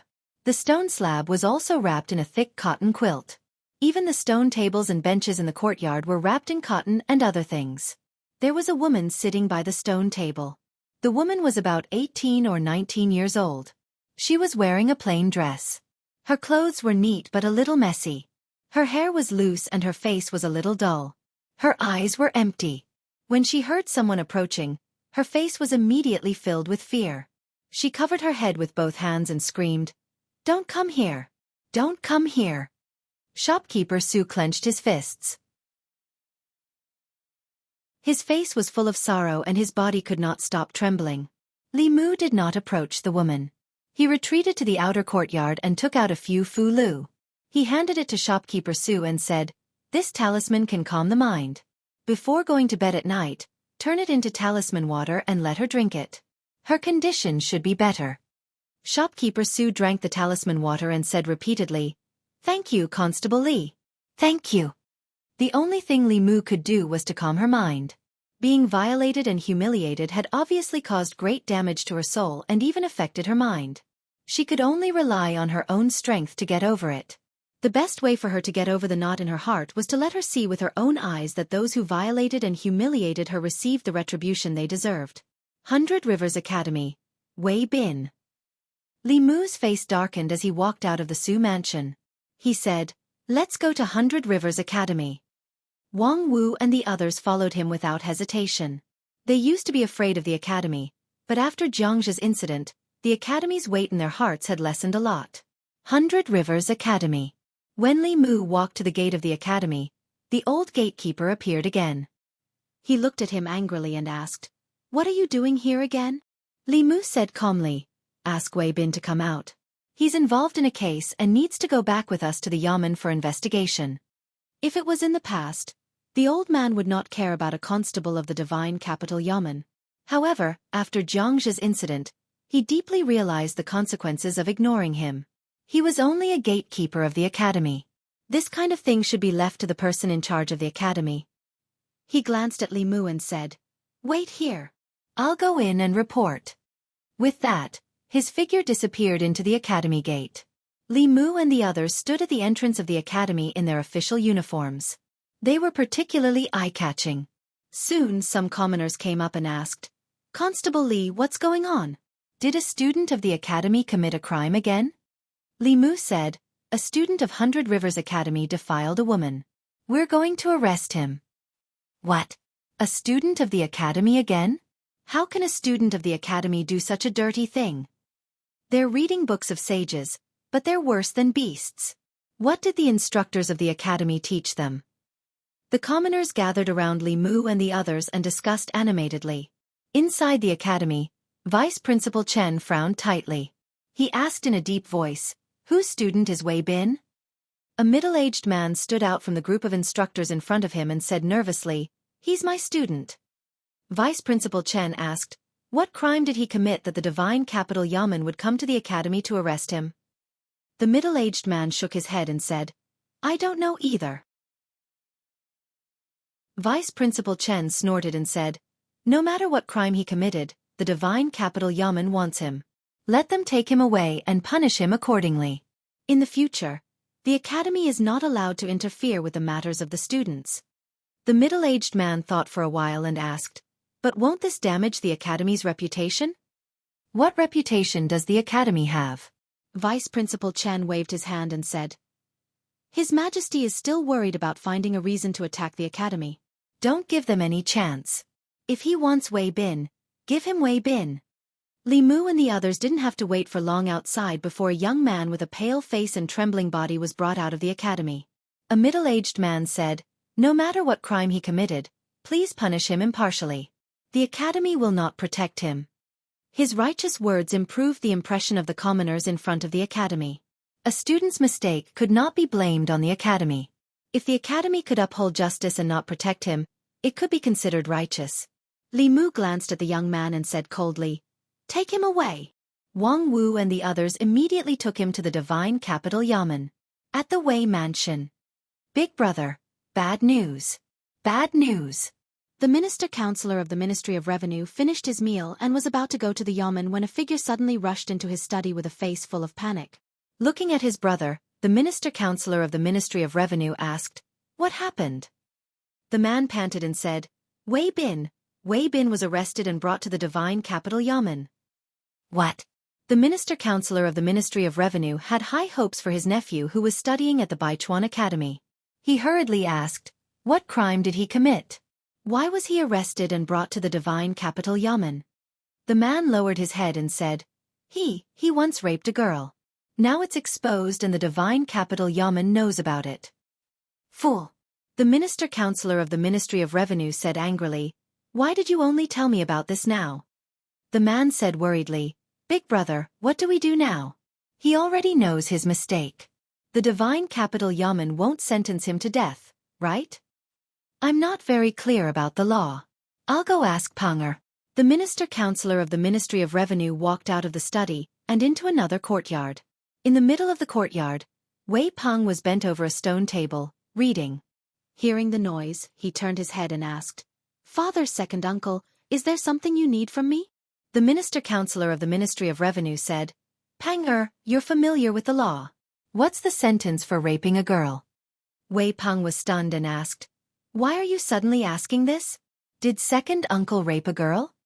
The minister-counselor of the Ministry of Revenue said, "Don't ask too much. What's the sentence for raping a girl?"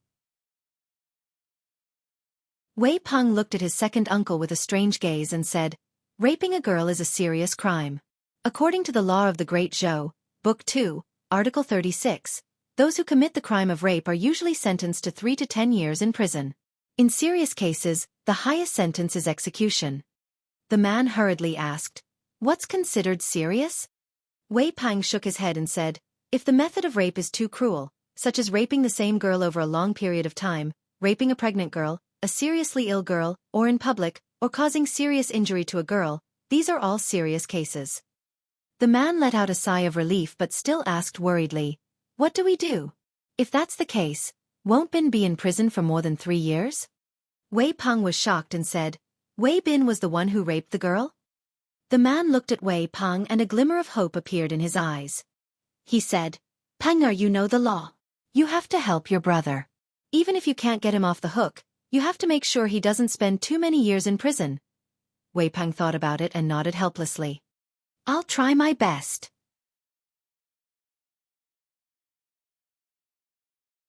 Chapter 250. Wang Wu and the other 2 constables escorted Wei Bin all the way to the Luoyang Yamen under the watchful eyes of the people. Li Mu searched both the front and back of the Yamen but still could not find Zhang Chun. He asked Deputy Constable Sun, "Where's Lord Zhang?" Deputy Constable Sun said, "I think he went out for some business." Without the Luoyang medallion, Li Mu did not have the authority to investigate the case. He did not know when Zhang Chun would return. Li Mu thought for a while and said to Wang Wu and the others, "Go to the Ministry of Justice. All criminal cases in the 36 counties of the Great Zhou, including the Luoyang, were under the jurisdiction of the Ministry of Justice. The Ministry of Justice even had the authority to interfere with local trials. This case was already a hot potato, so it was perfect to leave it to the Ministry of Justice. It did not matter if they were officials or citizens of the Great Zhou. As long as they lived in the Great Zhou, they had the authority to send someone to the authorities, including the Luoyang Yamen and the Ministry of Justice.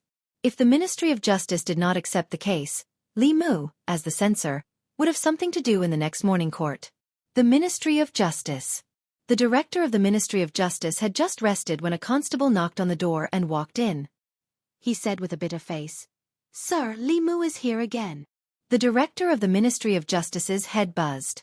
He grabbed his hair and said in frustration, "Didn't I tell him? Why is he here again? How can he bully people like this?" The constable said. "He caught a student from the academy." The director of the Ministry of Justice felt his head swell. He was about to sneak out from the back door when Li Mu appeared in his sight. He said with grief and indignation, "Sir Li, didn't we agree to take him to the Luoyang Yamen?" Li Mu looked at him, sighed and said, "Lord Yang, you are so silly. I gave you this opportunity because of our friendship in the past. If you don't want it, you can't blame me for what happens next." Their past friendship was *T. The director of the Ministry of Justice cursed in his heart but still asked, "Sir Li, what do you mean?" Li Mu said, "According to the victim of this case, he complained to the Ministry of Justice as soon as the case happened. However, not only did the Ministry of Justice not accept the case, you dismissed him with the excuse of insufficient evidence. After the case, you even threatened his family, saying that if he sued you again, you would kill him." The director hurriedly said, "The Ministry of Justice did not threaten him. The Ministry of Justice never do such things." "Who would believe that?" Li Mu looked at him with great pity and said, "This case has attracted widespread attention of the people. People will only think that all this was done by the Ministry of Justice. In the end, this matter will become more and more serious, and the consequences will become more and more serious. Do you think you can escape from it, Lord Yang? When the time comes, who do you think will be pushed out by the Ministry of Justice to take the blame? Who do you think will be the minister, the assistant minister, or you, official Yang? I'm giving you a chance to make up for your mistakes on account of your help. If you don't want it, I'll bring him back to the fairies' capital." Wait! Under Li Mu's persuasion, the director of the Ministry of Justice had understood and hurriedly spoke. Li Mu had completely enlightened him. Once the case became big, the Ministry of Justice would be held responsible. The position of the director of the Ministry of Justice was neither big nor small. It was just right for him to take the blame. If he did not do something to make up for it, he would most likely lose his position. He might even be imprisoned. He clasped his fists to Li Mu and said, "Sir Li, thank you for reminding me. I will remember your kindness." "You're welcome," Li Mu nodded and said. "In that case, let's start the trial as soon as possible." The director of the Ministry of Justice walked out of the office and saw Zhou Zhong coming out from the opposite side. He asked nervously, "Sir Zhou, the academy student committed a crime. Do you want to interrogate him yourself?" Zhou Zhong waved his hand and said, "Go ahead. I'll just listen." His gaze swept past Li Mu and then left calmly. There was a commotion in the front yard of the Ministry of Justice. The Minister-Counselor of the Ministry of Revenue, Wei Bin's father, and Wei Peng had just arrived from the Luoyang Yamen. The Minister-Counselor of the Ministry of Revenue saw the Director of the Ministry of Justice and immediately said, "Sir Yang, please wait." The Director of the Ministry of Justice turned and asked, "Sir Wei, why are you here?" The Minister-Counselor of the Ministry of Revenue sighed and said, "Wei Bin is my nephew." The Director of the Ministry of Justice was surprised. Then he shook his head and said, "If Sir Wei is here to plead for Wei Bin, then I'm sorry. This case has attracted a lot of attention. I can't be biased." The Minister-Counselor of the Ministry of Revenue shook his head and said, "Of course not. Wei Bin is guilty. I just want to listen." The Director of the Ministry of Justice nodded and said, "Yes, but Sir Wei's identity is special. You can only listen outside the court." The Minister-Counselor clasped his fists and said, "Thank you, Sir Yang." Then he said, "Can we have a few words with Wei Bin?" The Director of the Ministry of Justice hesitated and said, At this moment, Zhou Zhong said from afar, "Don't take more than half an hour." The Minister-Counselor of the Ministry of Revenue was grateful and said, "Thank you, Sir Zhou." The three of them walked to Wei Bin's side. Wei Bin's face was pale and he said in panic, "Uncle, father, save me." The Minister-Counselor of the Ministry of Revenue was angry and said, "Bastard, I didn't send you to the academy to rape women. Now you know fear. Why didn't you know when you were doing evil?" Wei Bin's father hurriedly said, "Now is not the time to talk about this. Bin, from now on, remember every word your brother says. Later in the court, you will do as your brother says. That way, you will receive the lightest punishment." Wei Bin nodded and said, "I will not speak carelessly, Wei Peng looked at him and asked, "Did you really do this?" Wei Bin nodded and said, "It was me." Wei Peng asked again, "Did you use violence during the process?" Wei Bin shook his head and said, "No, we only started after she was unconscious." Wei Peng was stunned and asked, "We?" Wei Bin said, "I wasn't the only one who did this." Wei Peng thought for a while and said, "Got it? Later, no matter what the sir asks, as long as you did it, just admit it. If you confess, you can fight for a reduced sentence. After that, you can confess to all the people who committed the crime with you. This can be considered a meritorious service. It is very likely that your sentence will be reduced to less than 3 years." After a while, the director of the Ministry of Justice walked forward and asked, "Are you done?" The Minister-Counselor of the Ministry of Revenue said, "I'm done. Thank you, Sir Yang." The director of the Ministry of Justice walked to the court and asked for instructions from the Minister-Counselor of the Ministry of Justice. He said in a low voice, "Begin the court." Wei Bin was brought to the court. The director of the Ministry of Justice sat at the top. Li Mu and the Minister-Counselor sat on his left and right to listen to the trial. The director of the Ministry of Justice patted the gavel and said, "Men, summon the Sioux woman to the court." Li Mu raised his head and said, "Sir Yang, the Sioux woman has been defiled by Wei Bin. Her body and mind have been injured. She is afraid of seeing strangers and is not suitable to be brought to the court. Directly interrogating Wei Bin is enough." The director of the Ministry of Justice thought for a while and nodded. "Sir Li is very considerate." He patted the gavel again and looked at Wei Bin. He asked, "Wei Bin, do you admit your crime?" "Your student admits his crime." Wei Bin immediately knelt down and spilled the beans. 3 months ago, on the night of the 6th day of the 2nd lunar month, your student tricked Su Yao to an inn and drugged her, then violated her. The director of the Ministry of Justice was stunned. He did not expect Wei Bin to confess so quickly. He did not even ask anything, and Wei Bin had already confessed everything. He quickly recovered and said, "Since you have confessed, then according to the 36th article of the 2nd book of the Law of Great Zhou, the punishment for raping a woman is between 3 and 10 years in prison. That woman was injured physically and mentally because of your rape. I now sentence you to 7 years in prison." "Your Excellency, please wait." Wei Peng stood outside the court and loudly said, although Wei Bin is guilty, he did not use violence or coercion. Moreover, he confessed his crime on his own initiative. According to the law, Your Excellency should be given a lighter sentence. The director of the Ministry of Justice frowned. "Do I need you to teach me how to judge a case? If you dare to disturb my judgment again, you will be punished for disturbing the court." At this moment, the Assistant Minister of Justice, Zhou Zhong, calmly said, "Although Wei Bin is a criminal, he still has the right to defend himself. Wei Peng, if you have anything else to say to defend Wei Bin, come to the court and say it." The Minister-Counselor of the Ministry of Revenue looked at the Assistant Minister of Justice with a grateful expression. He pushed Wei Peng and said, "Why aren't you going up?" Wei Peng walked up to the court and raised his head. Apart from rape, Wei Bin's actions did not cause any other serious consequences. According to the law, he should be given a lighter sentence. The director of the Ministry of Justice glanced at Zhou Zhong. Seeing that he did not say anything, he felt somewhat uncertain. He then looked at Li Mu. Seeing that his expression was also calm, he finally decided to act according to the law. He did not favor Wei Bin, nor did he intentionally increase his punishment. If he acted according to the law, no one could blame him, right? The director of the Ministry of Justice cleared his throat and looked at Wei Peng. "What you say makes sense. In view of Wei Bin's voluntary confession, I will give you a lighter sentence and sentence you to 5 years in prison." Outside the court, the Minister-Counselor of the Ministry of Revenue and Wei Bin's father let out a sigh of relief. At this moment, Wei Peng struck while the iron was hot. "Sir, please wait. There are still some hidden facts to this case. Wei Bin has already confessed that apart from him, there were also the 100 River Academies Jianghu, Ji Yun, Songzhou, and Yikong. According to the laws of the Great Zhou, the main culprit exposing the accomplices is a great merit and can be reduced or exempted from punishment. Although the crime of rape cannot be exempted, it can be reduced by at least 3 years. Hearing this, the director of the Ministry of Justice was stunned. This Wei Peng seemed to be very familiar with the law, but did he not know the difference between rape and rape?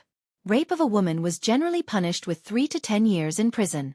Rape of a woman was extremely vile. The main culprit would be sentenced to at least the death penalty and could not be reduced. This law had been amended by Assistant Minister Zhou 5 years ago. Could it be that Wei Peng was looking at the unamended law of the Great Zhou from 5 years ago? Li Mu left his chair and walked up to the court. Under Wei Peng's somewhat frightened gaze, he patted his shoulder and said, "Listen to my advice. In the future, if there's nothing important, don't contact your second uncle's family."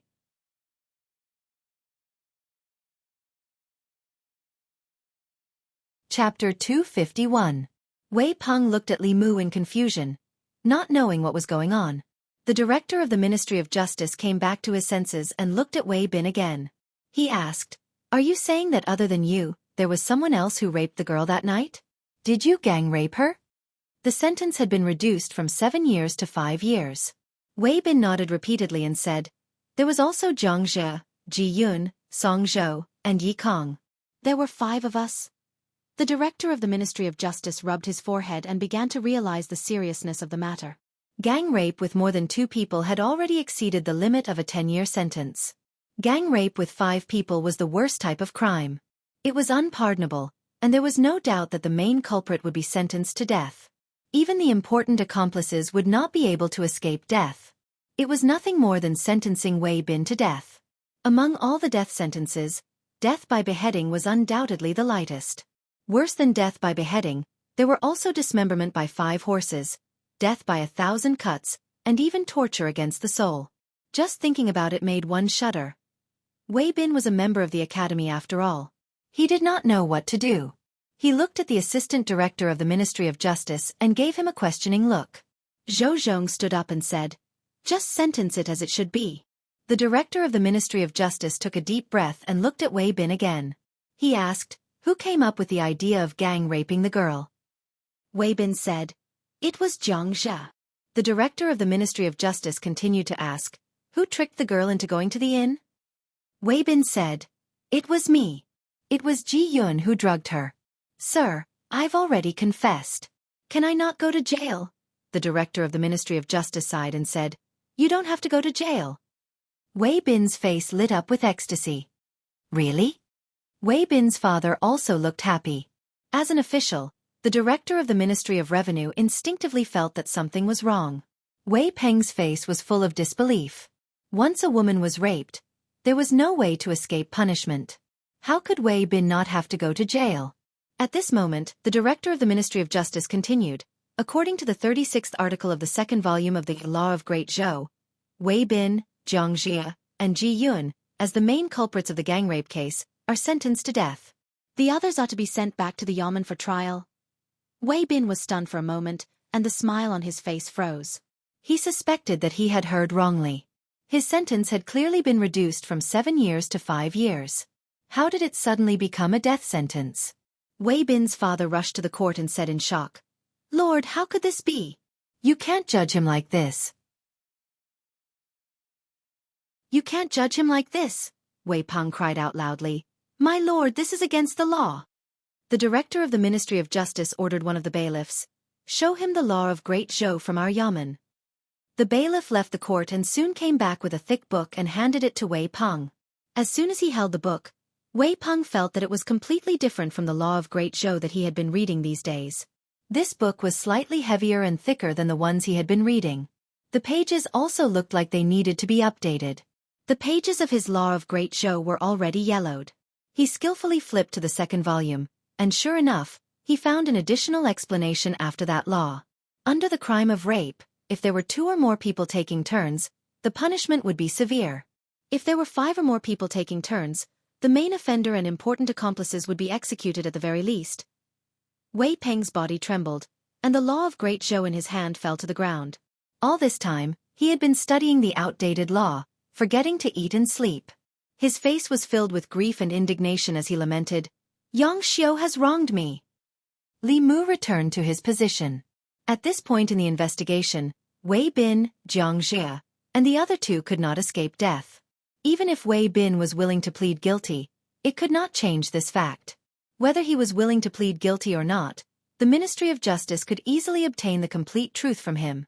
Apart from Wei Bin and Jianghu, There were 3 more people from the Hundred Rivers Academy that needed to be arrested. Li Mu walked to the director of the Ministry of Justice and said, "There are 3 more criminals from the Hundred Rivers Academy. I know that Lord Yang is afraid of the Academy. My divine capital Yamen will help you capture this person. What do you think, Lord Yang?" The director of the Ministry of Justice was worried about this matter. When he heard this, he said happily, "That's naturally the best." Li Mu walked past Wei Bin and the others and strode out of the Ministry of Justice. He said to Wang Wu and the others who were waiting outside, "Let's go back to the Hundred Rivers Academy." The group of people returned to the Hundred Rivers Academy from the Ministry of Justice. Along the way, they were surrounded by people. Bastards! The Academy has taught a bunch of bastards. Calling them bastards is an insult to bastards. They are worse than bastards. What's the point of an academy like this existing? It's better to disband it. After learning about the atrocities of the Academy's students from Wang Wu and the others, the crowd was immediately enraged. They rushed toward the Hundred Rivers Academy in a mighty manner. The higher the Academy's status in the hearts of the people, the worse the fall would be when they fell from the altar. In the past, no one in the divine capital dared to reprimand the Academy. During this period of time, Li Mu had undoubtedly become the spiritual leader of the people. Li Mu could also clearly feel the people's love and faith in him. This kind of love and faith was difficult to form but easy to collapse. From beginning to end, he had to stand on the side of justice. At the entrance of the Hundred Rivers Academy, the old man appeared and said angrily, "Wei Bin has already been given to you. What are you doing here?" Li Mu said indifferently, "Wei Bin has already confessed a few of his accomplices. They are called Ji Yun, Song Zhou, and Yi Kong. Come out and go to the Ministry of Justice for trial." The old man's expression froze. He keenly sensed the danger. In just half a month, the Academy had already had 5 students tied up in court. Although this was nothing to the hundreds of students in the Hundred Rivers Academy, it was a bad start. He quickly returned to the Academy and reported this matter to the Vice President. Vice President Chen's entire face was dark. He said gloomily, "3 more. Get those 3 bastards to come see me." Not long after, Ji Yun, Song Zhou, and Yi Tsong were summoned. The 3 of them seemed to have known what would happen. They lowered their heads and said nothing with pale faces. Vice President Chen said angrily, "What did the 3 of you do? Tell me honestly." The 3 of them shuddered for a moment before they told him everything that had happened. "Gang rape?" Vice President Chen looked at them in a daze. A moment later, he laughed loudly. Good. These are the good students that my Hundred Rivers Academy has taught." Jianghu's case did not cause any serious consequences, but it was different this time. The academy was established because the quality of Great Zhou's officials was uneven at that time. Emperor Wen ordered people to establish the academy and recruit students with clean backgrounds. He had them study the books of the sages in the academy and cultivate their virtue. At the same time, he had them learn how to rule a country, divine abilities, and spells to protect a region. Unexpectedly, 100 years later, the students of the academy, the future officials of Great Zhou, became criminals of gang rape. Vice President Chen waved his hand and said, "Send them out and expel them from the academy. The Ministry of Justice can deal with them however they want." When the 3 of them heard this, their expressions changed drastically. "No, Vice President." "Vice President, save us." "Vice President, we know our mistakes. We won't dare to do it again." Vice President Chen shook his head and said, "If admitting your mistakes can atone for your crimes, then what's the use of the law? The academy did not teach you how to be a good person. It's the Vice President and the instructor's fault. Today, I'll teach you one last principle. You have to bear the consequences of your own mistakes." Ji Yun, Song Zhou, and Yi Tsong were sent out with their hands tied behind their backs. This time, the people of the Hundred Rivers Academy did not say anything. Not long after, in the Ministry of Justice's court, apart from Jianghu, who was already in the Ministry of Justice's prison, Ji Yun, Song Zhou, Yi Tsong, and Wei Bin were all kneeling in front of the court. "Damn you, Wei Bin! Didn't you say you wouldn't rat us out? If I knew this day would come, I wouldn't have believed you. You can't escape, so you want to drag us down with you." Ji Yun, Song Zhou, and Yi Tsong looked at Wei Bin, who was kneeling in a daze in the court. It was as if his soul had left his body. Wei Bin's eyes were lifeless. He knelt there in a daze, as if his soul had been taken away. Wei Peng's reaction was not any better. He stood outside the court with a blank expression. Initially, the Minister of Justice had already sentenced Wei Bin to 7 years of imprisonment. Wei Bin only needed to lose 7 years of freedom, and after he was released, he would still be able to enjoy a luxurious life. However, after his defense, Wei Bin's 7 years of imprisonment was turned into a death sentence. He had no idea how to face his uncle's family. Wei Bin's father was on the verge of collapsing. He shook Wei Peng's shoulder and said, "Give me back my son, give me back my son."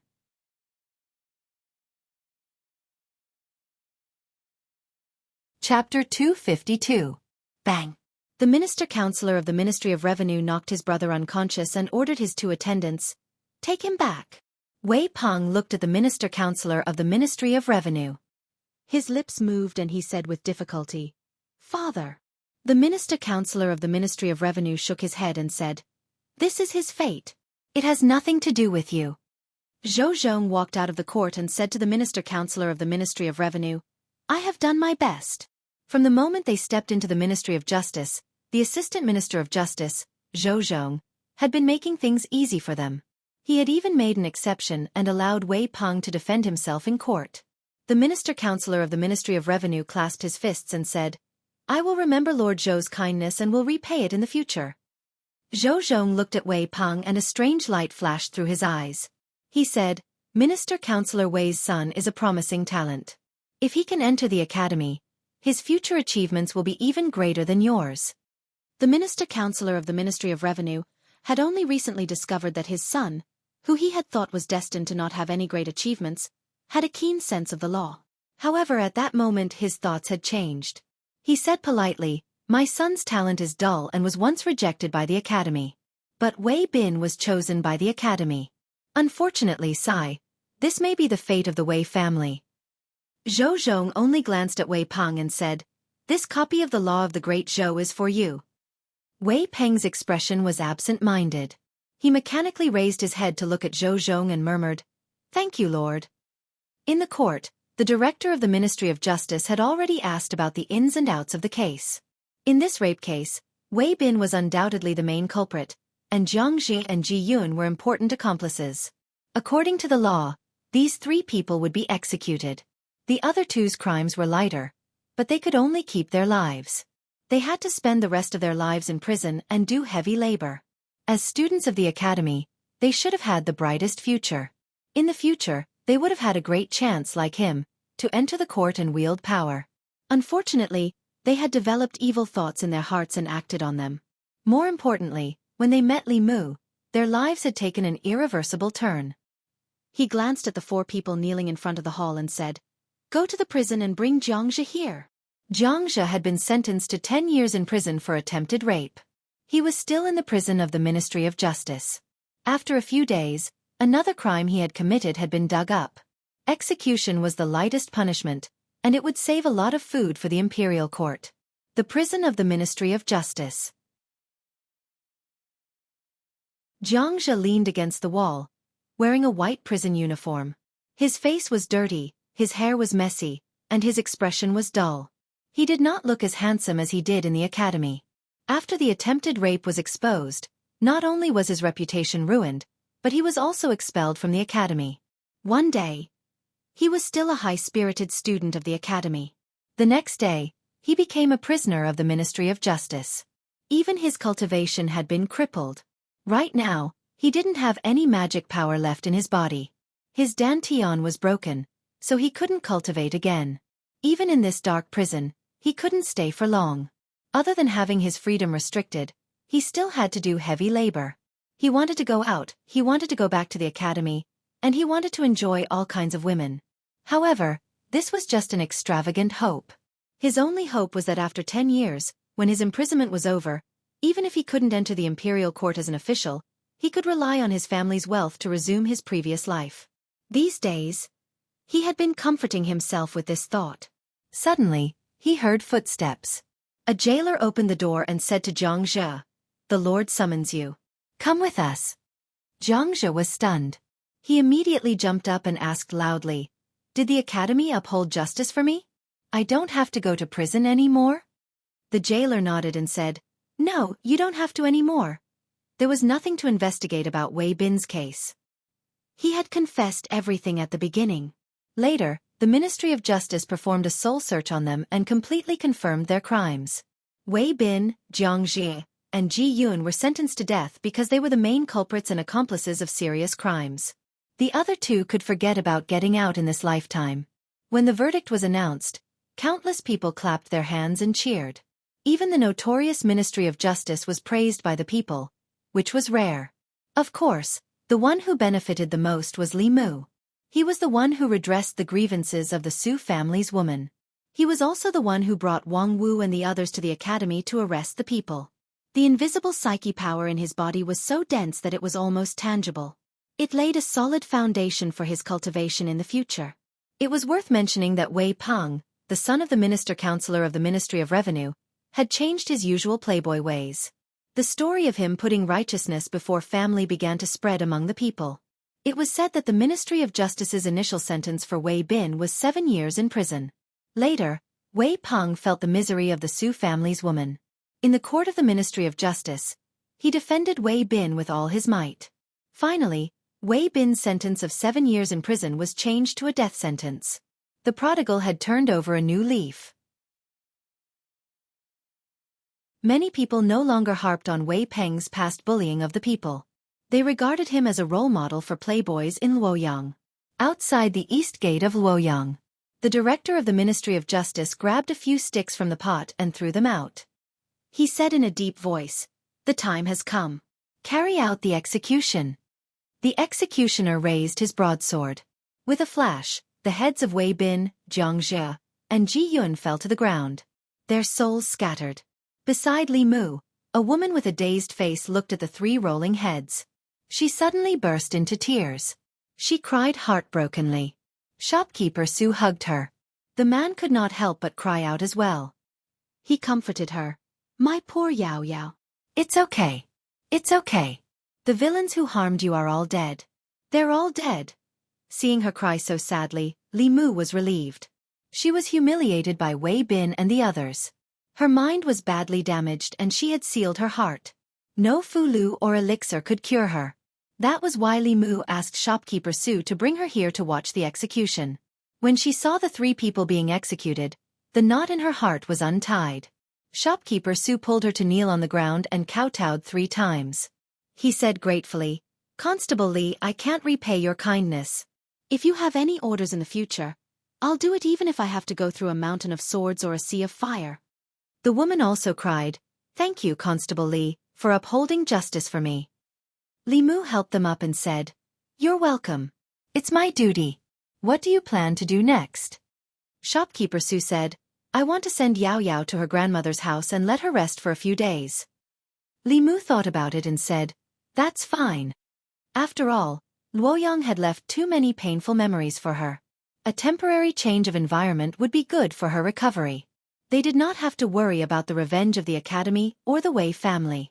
This case was different from the case of Xiaoyu in Yang County. Wei Bin's case had attracted too much attention in Luoyang. The academy and the Wei family had better pray that nothing happened to them. Once something happened to the father and daughter of the Su family, even if it was not their fault, everyone would blame them. After returning from the execution ground, Li Mu opened the door. Xiao Bai ran out of the kitchen wearing an apron and said, "Benefactor, please wait a moment. The food will be ready soon." Seeing the bloody scene on the execution ground, Li Mu still felt depressed when he came back. However, when he saw Xiao Bai's smiling face, his depression disappeared without a trace. Li Mu walked into the kitchen and said, "Let me do the rest. After dinner, I'll teach you Taoism." After the demon clan transformed, they could learn the Taoism and Abhijna of the human clan. In addition to their strong bodies, they could often suppress human cultivators if their dharma powers were not too different. Xiao Bai had already transformed for some time. She had an endless supply of spiritual jades for cultivation, and her dharma powers were growing rapidly. It would not be long before she grew a 4th tail and condensed a demon pill. Li Mu knew that he was the only person Xiao Bai could rely on now. He had never been stingy when it came to Xiao Bai. Whether it was defensive or offensive dharma treasures, she had the best. She even had a lot of powerful earth-rank Fu-Lu. She had an endless supply of spiritual jades for cultivation. Li Mu had also taught her the Buddhist incantation of 9 words. Now, she looked like a 3-tailed spiritual fox. However, in a real fight, she could suppress a 4-tailed demon fox and a 4th-realm human cultivator. Even if Li Mu was not by her side, she could still protect herself to a certain extent. Of course, in Li Mu's eyes, this was far from enough. Putting aside the fact that she still had to avenge her grandmother and her entire clan, in order to stand firmly behind the Empress, he had already offended all the people and forces that he could and could not afford to offend in the deity's capital. Even if he was being targeted now, he still could not figure out who was behind it. The 6 ministries and 9 temples, the academy, the Zhou family, the Shao clan. It was all possible. They could not find a way to break through Li Mu. It was inevitable that they would attack those around him. Especially what Li Mu was about to do next, it would completely offend the academy. He did not care about himself, but he had to consider Xiao Bai's safety. After tomorrow's morning court, he planned to ask the Empress for a heaven-rank Fu-Lu for protection. If the Empress did not give it to him, Li Mu would have to reconsider their relationship. He had offended so many people for her and was in great danger. As Li Mu's only backer, if she did not even care about Li Mu's safety, then it would be difficult for him to work for her in the future.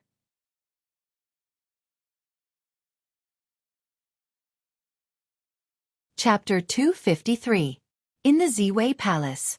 Although the 100 Rivers Academy was highly respected and had sent countless officials to the imperial court for more than 100 years, its reputation in Luoyang had plummeted due to the recent events. Led by the censorate, more than a dozen officials presented their reports in the morning court. They pointed out that the 100 Rivers Academy was not strict in teaching and that the students had committed crimes. The purpose of the establishment of the academy was to improve the quality of the officials and to benefit the people. It was hard to imagine that the students of the academy had repeatedly raped women. If such a person were to enter the imperial court in the future, wouldn't it be a disaster for the people of the great Zhou dynasty? Before the scandal broke out in the academy, the vice principal or instructor of the Baichuan Academy liked to make impassioned remarks in the morning court. After Wei Bin, Xianxia, and the others were exposed, they never appeared in court again. The officials from the Qingyun Academy and the Myriad Scroll Academy naturally wouldn't defend the 100 Rivers Academy. For a time, there was a rare situation where the officials accused the academy. Of course, the actions of individual students couldn't implicate the entire academy. The Empress only ordered the 100 Rivers Academy to restrain the students and prevent such incidents from happening again. After the morning court ended and the officials left, Li Mu was still in the palace. Mr. Mei walked over and asked, "Is there anything else?" Li Mu said tactfully, "In the past 2 months, in order to help Her Majesty clean up the evil tendencies in Luoyang and unite the people, I've offended all the officials and nobles in Luoyang and even the academy. What if they attack me behind my back?" Mr. Mei comforted him. "Don't worry. If they dare to attack you in Luoyang, they won't be able to hide it from Her Majesty. No one has the guts." Li Mu said, "It's better to be safe than sorry." Mr. Mei understood Li Mu's intention and said helplessly, "I'll ask Her Majesty." She left the palace and soon came back with a Fu-Lu in her hand. Li Mu wasn't good at writing talismans, but he was knowledgeable. The Fu-Lu's spiritual power was restrained and looked ordinary, but it gave Li Mu a familiar feeling. The golden armor talisman gave him the same feeling. Obviously, this was a heaven-rank Fu-Lu. Mr. Mei handed the Fu-Lu to Li Mu and said, "His Majesty gave this to you. Keep it with you. When you are in danger, you don't need to activate it. It will protect you. This talisman can block a cultivator of the 6th realm for a moment. Once it is activated, His Majesty will be able to sense it immediately." The Empress was still as generous as ever. This way, Xiao Bai's safety would be guaranteed. Li Mu accepted the Fu-Lu and said, "Please thank His Majesty for me." Mr. Mei rolled his eyes at him and said, "You are the only one who can ask for a reward from His Majesty." Li Mu felt that there was nothing wrong with his way of doing things. In his heart, the relationship between him and the Empress was not that of a monarch and his subject, but that of a boss and an employee. The premise for Li Mu to work for her was that she could afford to pay him satisfactory remuneration. An employee could do anything for her boss, but the premise was that she had to give him grass. A boss who let the horse run but didn't give the horse grass would not be able to recruit loyal employees. Leaving the palace, Li Mu passed by a jewelry store and bought a protective talisman that could be hung around his neck. He replaced the talisman to ward off evil spirits and put in the heaven-rank protective talisman that the Empress had just given him. Back home, Li Mu gave the protective talisman to Xiao Bai and said, "Wear this. Don't take it off at any time." Xiao Bai obediently tied the red thread around her neck and then stuffed the protective talisman into her chest. Li Mu's throat moved and he looked away without leaving a trace. He said, "Okay, go and cultivate." People were used to describing women who were fatally charming to men as fox spirits. There was a reason for this. The 17-year-old Xiao Bai was already so charming. In a few years, she would be so charming that all men would fall head over heels for her. Li Mu had never seen other fox spirits, but he was sure that not every fox could be as beautiful as this after transforming into a human form. After recovering from Xiao Bai's charm, Li Mu began to think about the academy. He had only taken a small step forward and it was far from victory.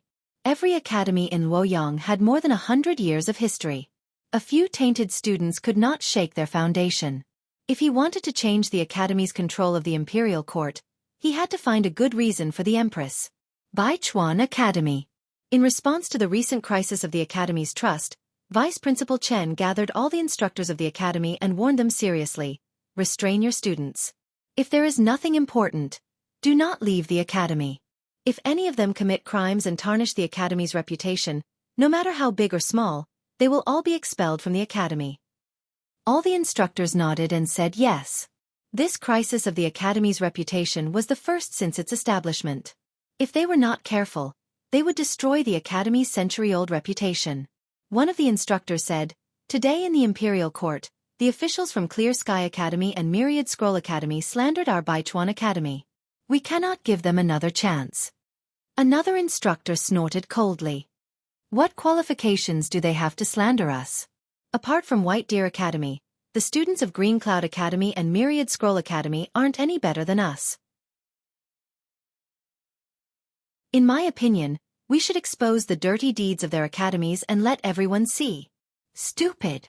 Vice Principal Chen glanced at him and said, "Can't you see that this is Her Majesty's intention? She has long been dissatisfied with the officials from the Great Zhou leaving the academy. If we drag Clear Sky Academy and Myriad Scroll Academy down, won't it give Her Majesty a good reason?" The other instructors heard this and came to a realization. The four academies had always been on the same side when it came to selecting officials for the imperial court. If the four academies were the first to have internal strife, then the one who would be the happiest would be the Empress, who had long wanted to deal with the academy. No matter if it was Baichuan Academy, Clear Sky Academy, or Myriad Scroll Academy, the Empress wanted to see any of them fall. What she wanted to see more was the four academies killing each other. Fortunately, Vice Principal Chen reminded them. Otherwise, they wouldn't have thought of this. "I didn't expect a woman like Her Majesty to be so scheming. She wants to sit by and watch the academies fight amongst themselves. Her intentions are sinister. We can't let her succeed." Vice Principal Chen let out a long sigh and said, "The academies have existed for so long, and there are indeed many problems that have arisen internally. This wasn't the academy's intention. The academies can slowly correct these problems, but if Her Majesty takes the opportunity to interfere and change the structure of the imperial court, I'm afraid that in a few decades, the four academies will only exist in name." One of the instructors said worriedly, "Clear Sky Academy and Myriad Scroll Academy aren't much better than Baichuan Academy. It's very easy for them to find out about the dirty deeds their students have done. I'm afraid that even if we don't do anything, someone else will." As soon as he finished speaking, the old man guarding the entrance of Baichuan Academy hurriedly ran in and said, "Principal, bad news. Li Mu is here again." Li Mu asked Wang Wu and the others to set up a table in a shady corner at the entrance of Baichuan Academy. There was a brush and ink placed on the table. He moved a chair over and sat down behind the desk with a grand air of grandeur. Several instructors walked out of Baichuan Academy. The leader angrily scolded, "What are you doing here again?" Li Mu turned around and put his arm on the chair. He said, "In order to clean up the unhealthy practices in Luoyang and return the people a clear sky, the Luoyang government has started a street activity. From today onwards, if the people want to report a case, they don't have to go to the government office. They just have to do it here." The instructor said, "If you want to do it somewhere else. This is the academy, not the Luoyang government's place." The academy didn't stop the Luoyang government from handling cases, but he put it at the entrance of the academy. Those who didn't know would think that the academy was bullying the people and he was here to support them. Li Mu said, "This place is big and spacious. Besides, I'm not blocking your way. This is the academy's place, but it's also the land of the great Zhou. This place has been temporarily expropriated by the Luoyang government." Under Li Mu's gaze, Wang Wu rolled the paper in his hand into a loudspeaker and shouted, "Those who come from the south and those who come from the north, come and take a look. Constable Li is handling a case here today. Everyone, if you have any grievances, please seek justice. If you have any grievances, please seek revenge."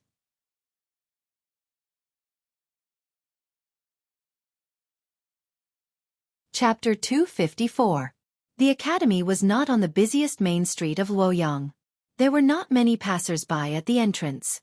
After Wang Wu shouted a few times, the passers-by began to gather here. Soon, even the people on the main street were attracted here. The entrance of Baichuan Academy was crowded with people. The people who came late stood outside the crowd and tiptoed to look inside. "What's going on inside? What's going on? Why is there an extra table at the entrance of the academy? Why is Constable Li here? Is Constable Li here to cause trouble for the academy again?" After the crowd asked around, they found out that Li Mu was not here to cause trouble for the academy. He was here to redress the grievances of the people and uphold justice. To the people of Luoyang, the government was full of mystery and fear. There was a saying among the people, "The entrance of the government office faces the south. Those who are in the right but have no money should not enter." The government office was never a place to uphold justice for the people. Many innocent people who entered the government office felt even more wronged. The procedure to report a case to the government office was cumbersome and there was a high chance that it would not end well. Over time, the people no longer trusted the government office. They would rather be wronged than report a case to the government office. However, Constable Li, who had upheld justice for the people many times, was sitting behind the table at the entrance of Baichuan Academy. The words, "government office," and "report a case," seemed to have no distance with the people. All of this originated from the serious environment of the government office. It became a familiar scene for the people on the streets. More importantly, they trusted Li Mu. The people were afraid of the government officials. However, Constable Li patrolled the streets all day long. Most people had greeted and talked to him. Just seeing his face made them feel close to him. For a moment, the people who passed by complained about their grievances. Those who were innocent also stood aside to watch the show. A man bravely walked forward and said, "Constable Li, the shopkeeper of the butcher's shop in the west of the city owes me 2 taels of silver. He refuses to admit it. Can the government office help me collect the debt?" Li Mu looked at Deputy Constable Sun and said, "Old Sun, go with him and have a look." Deputy Constable Sun was in the state of just hen. It was more than enough for him to deal with this kind of civil dispute. Deputy Constable Sun saluted Li Mu and left with the man. The crowd stood at the side and watched for a while. They realized that Constable Li really wanted to uphold justice for the people of Luoyang. Those who had been wronged stopped watching and boldly walked forward. "Constable Li, my family's land has been invaded. Constable Li, my chickens were stolen yesterday. Constable Li, a student of Baichuan Academy once violated my daughter. The students of the Baichuan Academy are still in my wine shop, refusing to return the wine on credit." Li Mu asked Wang Wu and the others to deal with the case of land embezzlement and chicken theft. He said to the last 2 people, "Come, the 2 of you, tell me your grievances in detail." A middle-aged man said angrily, "This commoner's daughter was once made drunk by a student of the academy and cheated of her virginity. Now, she can't even get married. She stays at home every day, washing her face with tears." The owner of the wine shop said, "I can testify that the students of the 3 academies often mingle with women and go in and out of inns and restaurants." In a few days, Li Mu's table was moved from the entrance of the Baichuan Academy to the street in front of the Qingyun Academy.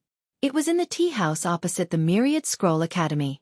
Through the reports of the people and his investigation, Li Mu found that Wei Bin, Xianxia, and the others were definitely not special cases of the Baichuan Academy. These students relied on their status as students of the academy. Although they did not bully the people, they were passionate about seducing women. It had even become a trend. They would even compare themselves with each other. They would compare who had obtained the most chastity from women in a month, and who had slept with a strange woman the fastest. The winner could even gain some benefits from the loser. The academy was the cradle of cultivating officials for the imperial court. The status of the students of the academy naturally rose. The students of the academy were the future pillars of the imperial court. They should be elegant, knowledgeable, and have a bright future. Such men were the best choices for women. With their status as students of the academy, they could easily get to know all kinds of women. In the beginning, a man and a woman would just talk about romance and ideals. Soon they would talk about sex. Among them, some of the women were willing. They hoped to find a good son-in-law. When he entered the officialdom, they could become the wife of an official. From then on, they could live a life of luxury and live a carefree life. However, they did not know that the students of the academy just wanted to cheat their feelings and bodies. For this kind of scumbag men, they could only be condemned morally, but could not be punished legally. Men and women were willing.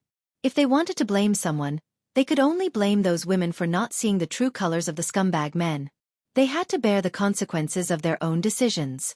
If the girls were unwilling, students like Wei Bin and Xianxia would resort to violence or force them to get drunk and knock them out to achieve their goals.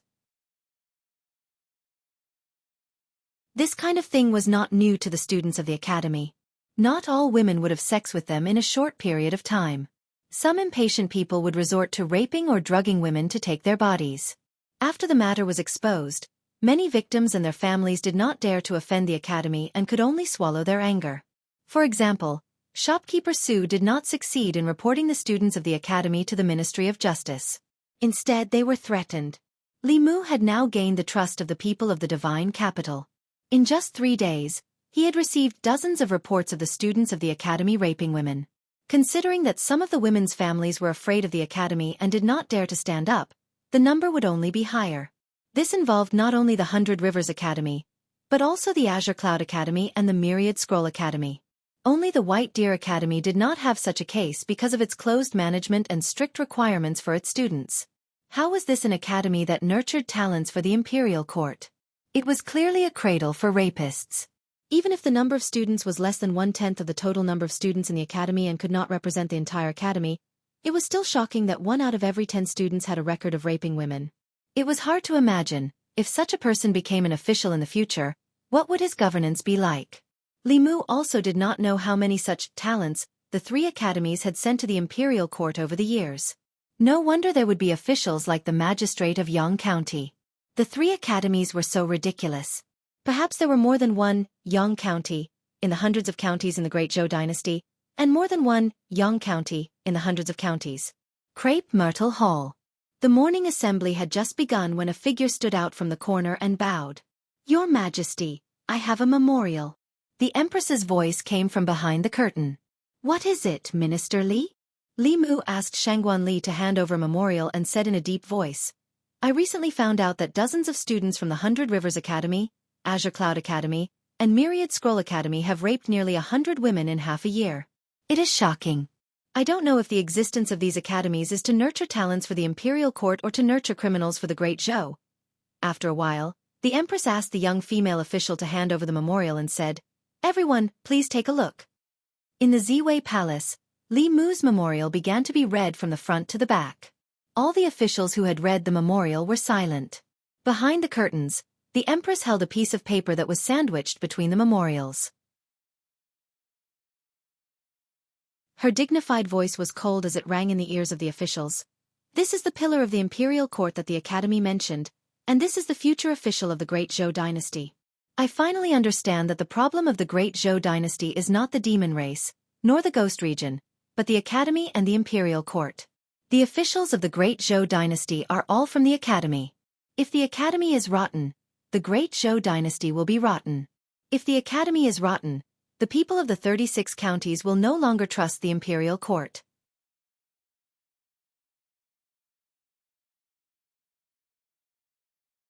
Chapter 255. Li Mu was trying his best to be the Empress's personal assistant. The Empress was alone and helpless in the court. Li Mu stood out and rebuked the officials for her. The Empress wanted to attack the academy. Li Mu set up the court at the entrance of the academy to collect evidence of the students' crimes. Even when he was writing memorials, he would meticulously prepare a speech for the Empress, unlike Gong Sun Li, who stood outside the curtain like a robot and only knew how to pass on the Empress's words and shout, "Morning! And morning!" It was a pity that there was no crooked tree behind the Ziwei Palace. Otherwise, these words would be more impactful. The Empress' dignified voice echoed in the palace. Every word she said was like a sword that stabbed into the hearts of the officials. Li Mu had said something similar. However, he was only a small constable and a small censor. He had no right to say such things. In the entire Great Zhou, only the Empress had the right to say such things. The continuation of the Great Zhou depended on the psyche power of the people of the 36 counties. This was a fact that everyone knew. The psyche power was not only a sign that the court had won the hearts of the people. The emperor's qi in the ancestral temple was also condensed from the psyche power of the people of the Great Zhou. When the court lost the hearts of the people, internal and external troubles came in waves. This was the reason why the previous dynasty fell.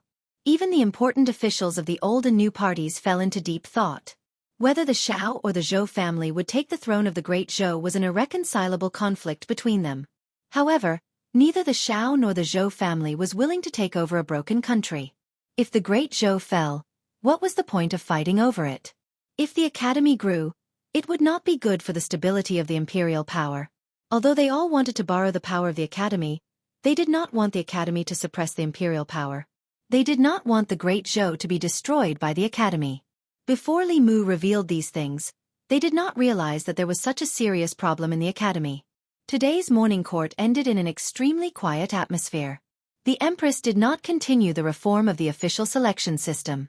She only urged the Ministry of Justice, the Shindu Yamen, the Censorate, and the Supreme Court to seriously deal with the students who committed crimes in the 3 major academies.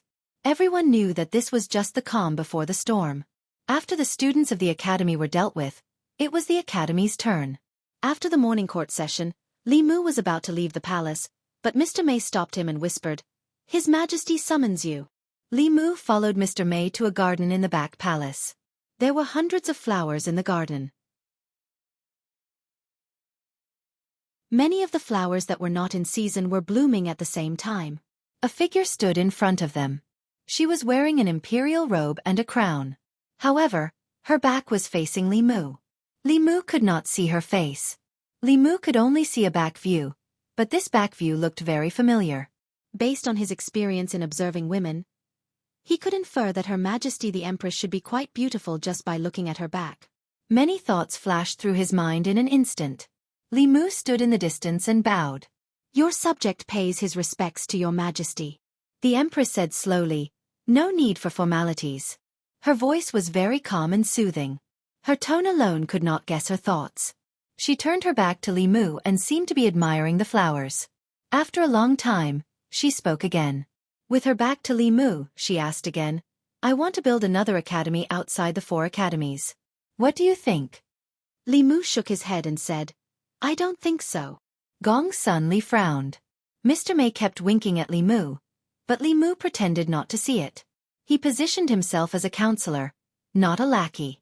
If the Empress was criticized by the academy, he would stand up for her. If he thought what the Empress wanted to do was right, he would help her. However, if he did not agree with the Empress' idea, he would still raise it. The Empress was not angry. Her voice was still calm. "Tell me what you think." Li Mu said, "The 3 academies have developed to today's situation largely because the academies have monopolized the official positions in the imperial court. As long as the students of the academies can graduate from the academies, they can easily enter the imperial court. If the academies are not strictly managed, it is easy for them to breed arrogance and debauchery. Your Majesty, if you build another academy, it will be no different from the other academies." The Empress said, "In your opinion, how should the imperial court change this situation?" Li Mu said, "Open the imperial examination." The Empress paused and asked, "What is the imperial examination?" Li Mu explained, "The imperial court will no longer choose officials from the academies. Instead, they will choose officials through the examination. The examination must be fair, just, and open," Gong Sunli said. "The academy system was established by Emperor Wan. It has been more than 100 years. It is impossible for you to bypass the 4 academies. Not bypass, but take back the power to choose officials from the imperial court." Li Mu shook his head and said, The existence of the academies is not completely a drawback. Although there has been a bad trend in the 3 academies over the years, there is no need to completely deny the academies. Most of the students of the academies are far better than ordinary people in terms of talent and virtue. The students of the academies can still participate in the imperial examination. They can also pass the examination more easily than those who are not from the academies. But through the selection of the imperial examination, the imperial court will no longer be completely decided by the academies. There will also be pressure among the students of the academies. The academies will be able to suppress the academies. Li Mu looked at the empress's back and said, "The imperial examination is very conducive to the gathering of the people's faith. After the imperial examination, the people at the bottom will also have the qualifications to enter the imperial court. It will be very good to curb the situation of the students of the 4 academies. The poor officials who are promoted through the imperial examination will definitely be grateful to the imperial court and your majesty." The benefits of the imperial examination were needless to say. It could completely change the current deadlock of the imperial court in the Great Zhou and inject new vitality into the imperial court. As long as people were scientifically selected and this method of becoming an official didn't become rigid, even if the Great Zhou was destroyed in the future, the imperial examination would continue to exist. The empress was silent for a moment, then suddenly said, "Open your mouth." Li Mu was stunned for a moment, thinking that he had misheard. A white light shot from the empress's body into Li Mu's mouth. Li Mu could faintly see that it was a pill. The pill melted in his mouth, turning into a thick spiritual energy that surged into his limbs and bones. Large beads of sweat rolled down Li Mu's forehead. This spiritual energy was too large and violent. It reminded him of the situation when he was possessed by the Sage of 1,000 Illusions. Just as Li Mu felt that he couldn't hold on any longer, a gentle energy suddenly surged into his body. The source of this energy was the Empress, whose back was facing him. This energy was very gentle, like a spring breeze. However, under this gentle energy, the violent spiritual energy began to calm down and slowly flowed into Li Mu's dantian. Li Mu felt that the spiritual energy in his dantian was constantly rising, finally reaching a peak. At a certain moment, Li Mu suddenly felt that something in his body had broken. He tried to use the wholeness character of the 9 words mantra and found that this Tao technique, which he couldn't use before, no longer had any hindrances. This meant that he had stepped into the realm of supernatural powers. The middle realm that he had yearned for even in his dreams, had been easily attained. At this moment, Li Mu deeply felt that his initial decision to follow the Empress was indeed correct. She could give him whatever he wanted. Suppressing his joy, Li Mu bowed and said, "Thank you, Your Majesty." The Empress said lightly, "You are my man. The stronger you are, the more you can do for me." Li Mu finally had the opportunity to see the Empress face to face and ask her questions about cultivation. He looked up at the back of the Empress and asked, "Your Majesty, I encountered an inner demon during my cultivation. That inner demon occasionally appeared in my dreams, and it always took the form of a strange woman. Your Majesty's cultivation is very profound. I would like to ask Your Majesty, what should I do to defeat the inner demon?" Mr. May's face changed. He lowered his head to hide his expression. The Empress said, "The inner demon is born in your heart. Only you can defeat it. No one else can help you." He didn't expect that even a master of the upper 3 realms couldn't do anything about his inner demon. Li Mu sighed and said, "I understand." The Empress said slowly, "I will carefully consider the matter of the imperial examination. You can go back first." Li Mu bowed and said, "I will take my leave." Li Mu finally had the opportunity to be so close to the Empress, but he still couldn't see her face. This made him feel a little regretful. But this regret was quickly washed away by the joy of leveling up.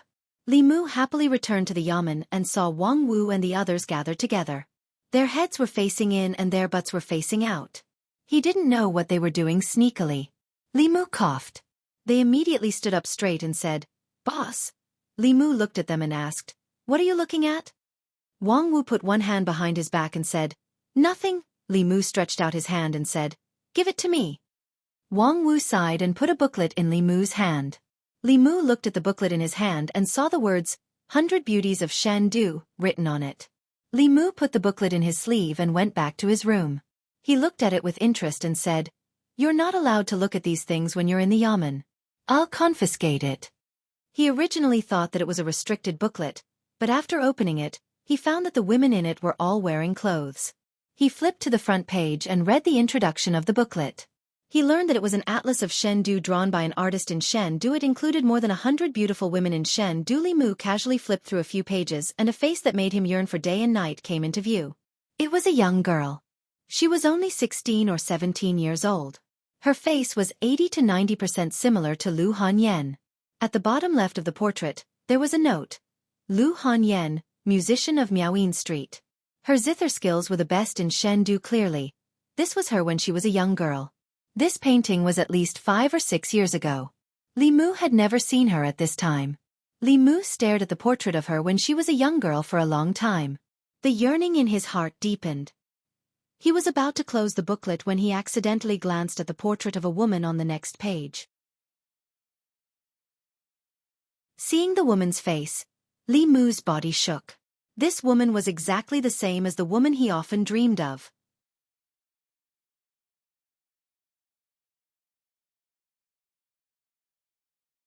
Chapter 256.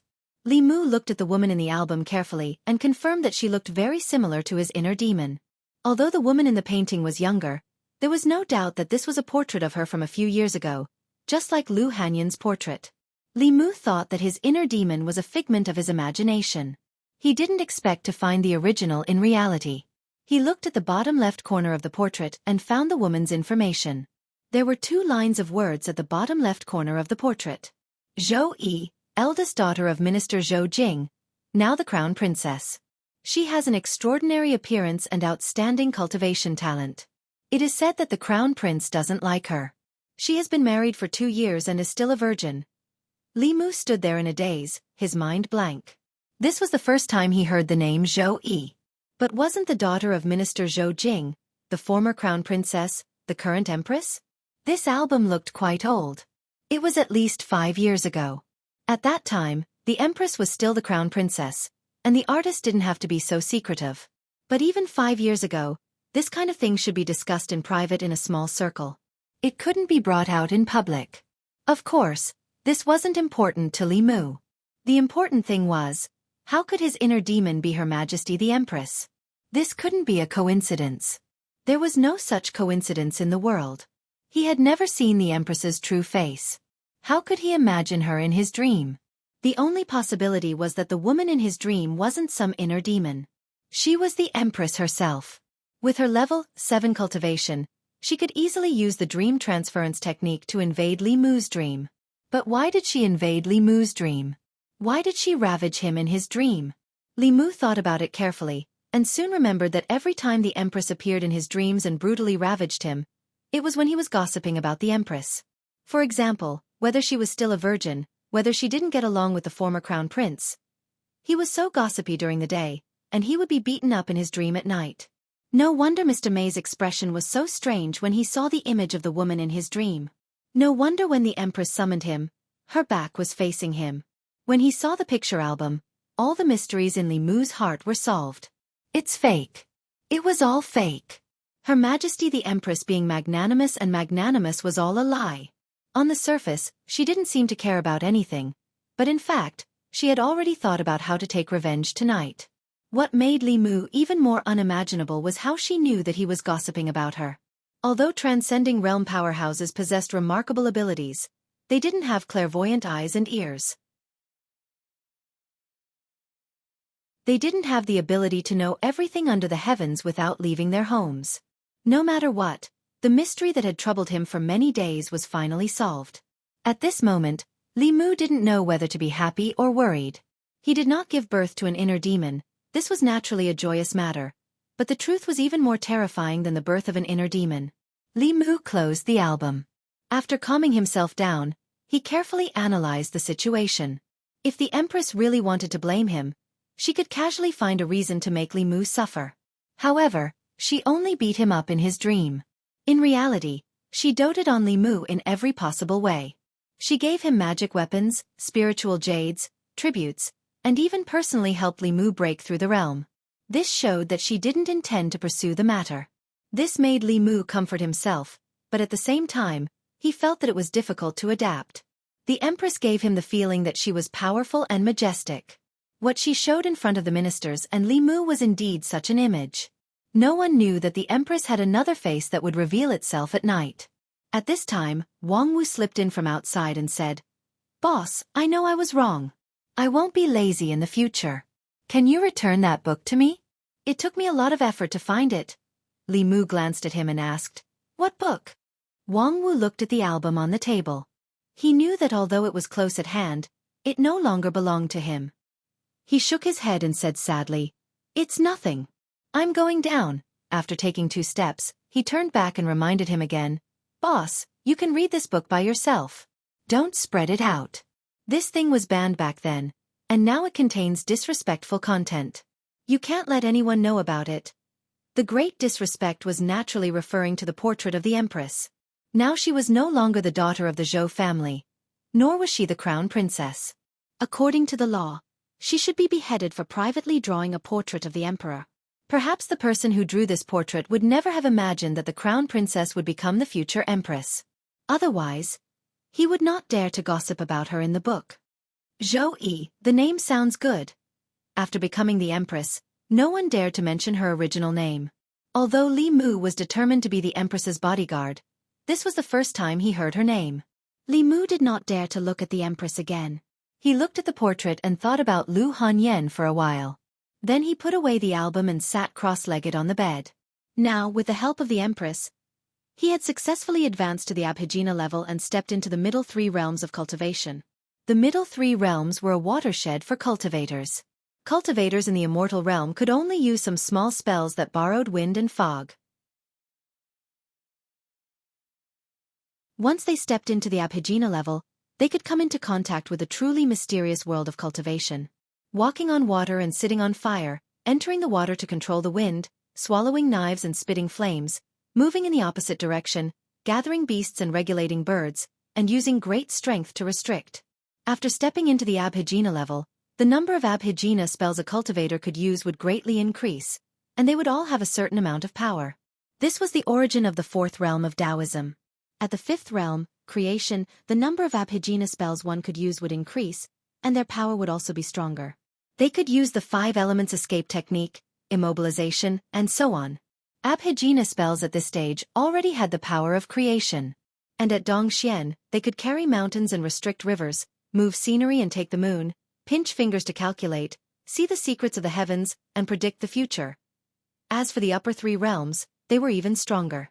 Li Mu did not think too much about this. His strength was forcefully raised by the Empress. If he did not stabilize it quickly, there would be a risk of it falling.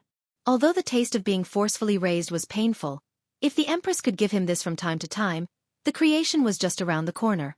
Late at night, Xiaobai beside him had already fallen asleep. Li Mu was still stabilizing his breathing. Suddenly, a wave of sleepiness hit him. In front of Li Mu's eyes, the woman in his dreams appeared again. After seeing the portrait of the Empress, Li Mu naturally no longer thought that this was his inner demon. The dream marriage technique of a transcendent powerhouse could easily invade other people's dreams and weave them wantonly. This technique could also trap a person's consciousness in a dream, forever unable to wake up. Li Mu forced himself to calm down. He could not show the slightest difference. The Empress met him with the dream entry technique because she did not want Li Mu to recognize her identity. Once her identity was exposed, she would fly into a rage out of humiliation. He did not know what she would do. Li Mu chanted the clear heart technique, calmly greeted her, and said, "We meet again." The woman glanced at him and said lightly, "You don't seem to want to see me." Li Mu quickly explained, No, in the days when you did not appear, I was thinking about you every day." "Thinking about me?" The woman looked at Li Mu and asked, "What about me?" Li Mu did not continue this topic and said, "I think you are very similar to someone." The woman asked, "Who?" Li Mu said, "Her Majesty the Empress." Deep in the woman's eyes, a trace of panic flashed for the first time. But her expression was still calm. She asked, "How so?" "I can't say. It just feels so," Li Mu said and then shook his head. He murmured, "No, you and Her Majesty only look alike from the back. Your personality is completely different. You only know how to play with whips. You are vengeful and stingy. Her Majesty is broad-minded and considerate to her subjects. Not only did she give me spiritual jades, but she also helped me improve my cultivation. The woman glanced at Li Mu and said, "She is so good to you because she wants to use you." Li Mu's face darkened. The Bai sword appeared in his hand. He pointed at her and said, "Her Majesty is the person I admire the most. I will not allow you to disrespect her. You dare to criticize Her Majesty. I cannot tolerate this. Show me your weapon."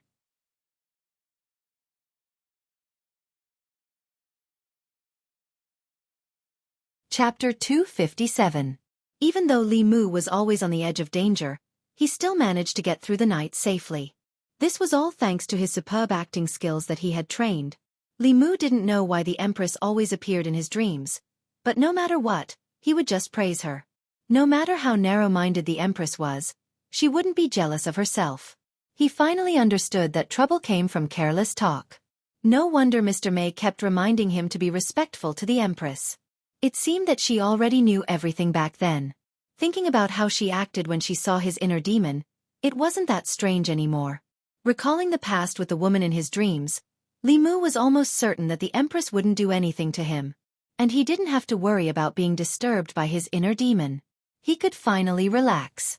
Li Mu had been in the Luoyang for more than 2 months and had experienced a lot. He missed Lu Hanyan and Wan Wan very much.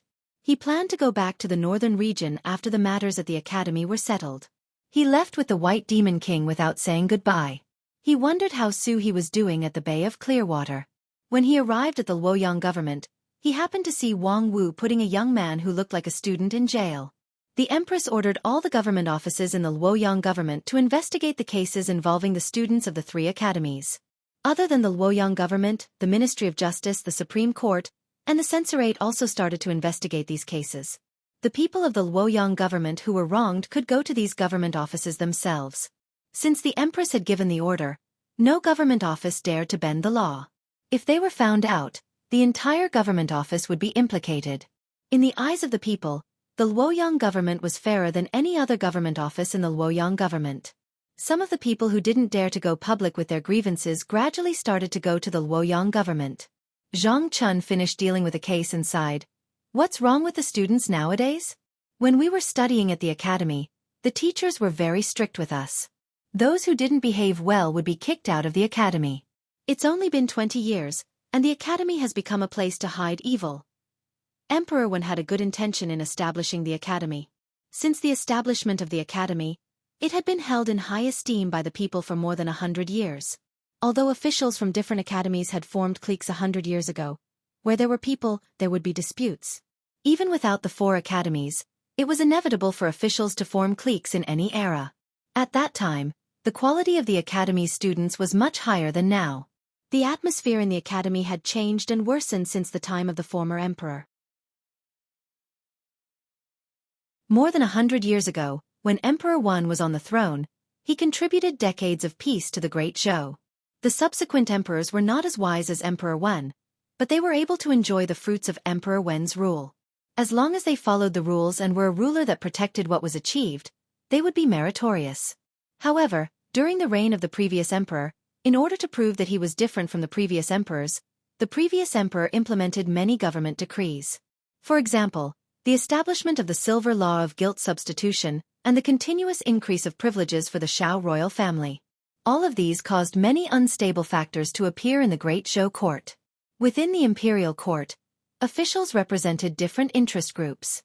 There were constant disputes between parties, and many people died because of this. Outside the imperial court, the 36 counties were not stable either. The demon path was causing trouble everywhere. The demon nation and the ghost realm were also eyeing the borders covetously. The situation did not improve even when the empress succeeded the throne. The chaos in the divine capital led to chaos in the academy. No one knew when this unhealthy trend started in the 3 academies. The students who were supposed to be the pillars of the imperial court had become the scourge of the divine capital. Zhang Chun said regretfully, "Emperor Wen once said that the students of the academy should read the books of the sages and learn supernatural powers. They should save the world and the people and serve the country. Now, they have forgotten the original purpose of Emperor Wen's establishment of the academy.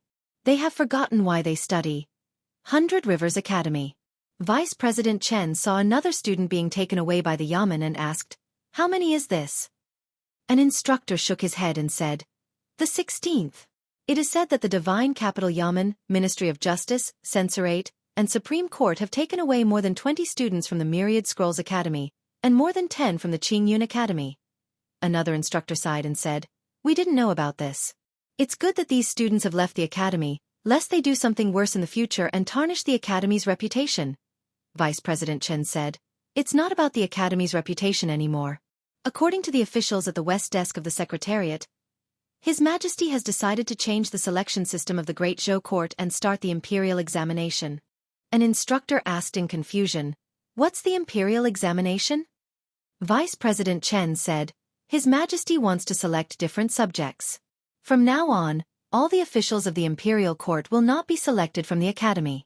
If one wants to enter the imperial court as an official, he must pass the imperial court selection.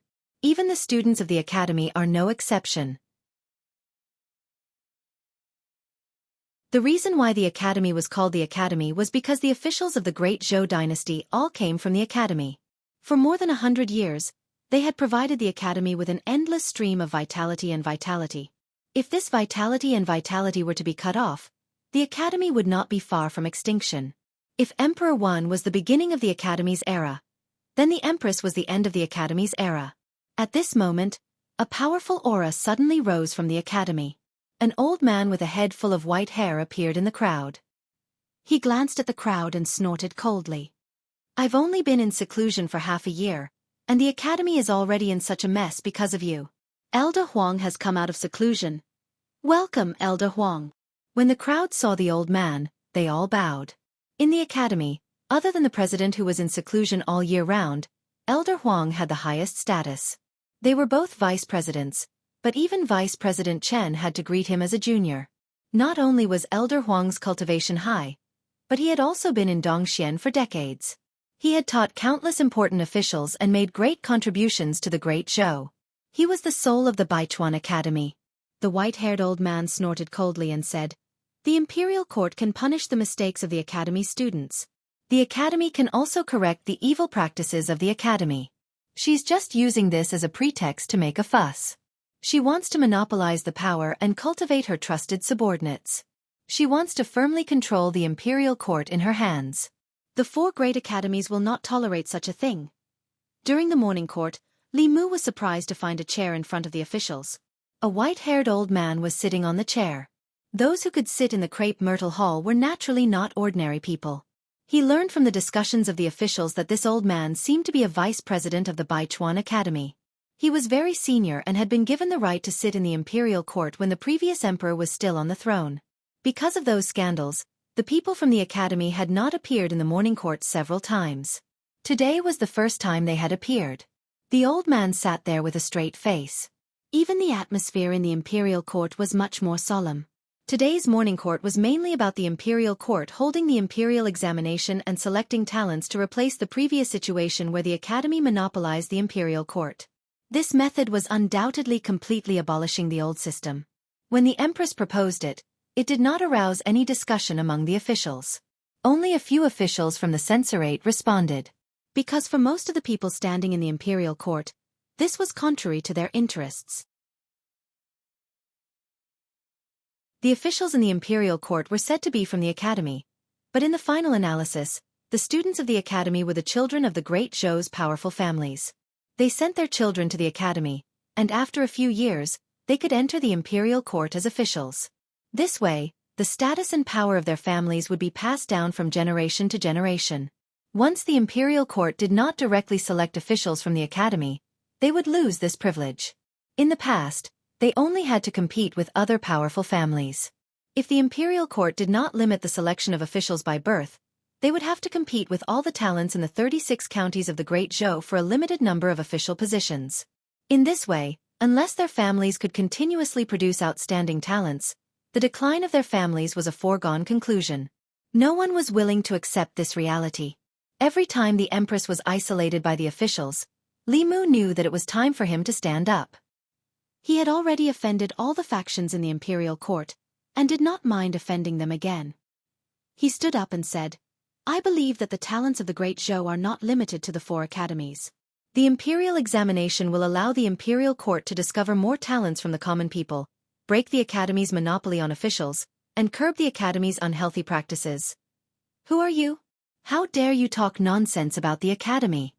Before Li Mu could finish speaking, he heard a reprimanding voice. He raised his head and saw that the white-haired old man sitting on the chair at the front of the great hall stood up. Li Mu said calmly, "The reason why dozens of students from the 3 academies were imprisoned and beheaded in the past few days is obvious to all the lords in the hall. I'm just telling the truth. There's no need to talk nonsense." The old man did not mention this matter. He looked at Li Mu, took a step forward and said sternly, "The 4 academies have been established for 100 years. How many talents have been sent to the imperial court? How many contributions have they made to the stability of the great Zhou? You want to deny the achievements of the academies, deceive His Majesty, bring chaos to the imperial court, and destroy the 100 years of foundation of the great Zhou because of a mistake made by a student of the academies. What are your intentions?" As he took a step forward, the aura of the white-haired old man suddenly spread out. This aura did not originate from his Dongxian realm, but from the telekinesis on his body. An endless stream of telekinesis was emitted from his body. It even activated the power of the heavens and the earth, and pressed down on Li Mu. Under the impact of this aura, Li Mu took several steps back. He only managed to stop himself when he crushed a green brick under his feet. An abnormal flush appeared on his face. In the Great Hall, many people smiled. The officials of the Ministry of Personnel, especially the Assistant Minister of Personnel, were incomparably delighted. They looked at Li Mu with eyes full of schadenfreude. "How dare you?" Behind the curtain, an incomparably powerful aura suddenly exploded.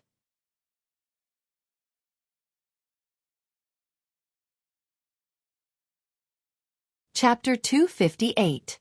When the Empress was angry, her cultivation of the 7th realm was fully revealed. Even the creation realm cultivators in the crepe myrtle hall felt as if a mountain was pressing down on them, making it difficult for them to breathe. Only the few people standing at the front of the group of officials could face this pressure without changing their expressions. The white-haired old man's clothes fluttered without wind, but his expression was calm. He said, "I have dedicated my life to the academy and will not allow anyone to slander the Holy Land in my heart. I lost control of my emotions for a moment. Please forgive me, Your Majesty." Facing the highest authority in the Great Zhou, a 7th realm transcendent existence, he was neither servile nor overbearing. This was because he was the Vice Dean of the 100 Rivers Academy and was at the peak of the 6th realm. He was only one step away from transcendence. As long as he took that step, the 100 Rivers Academy would have a second dean.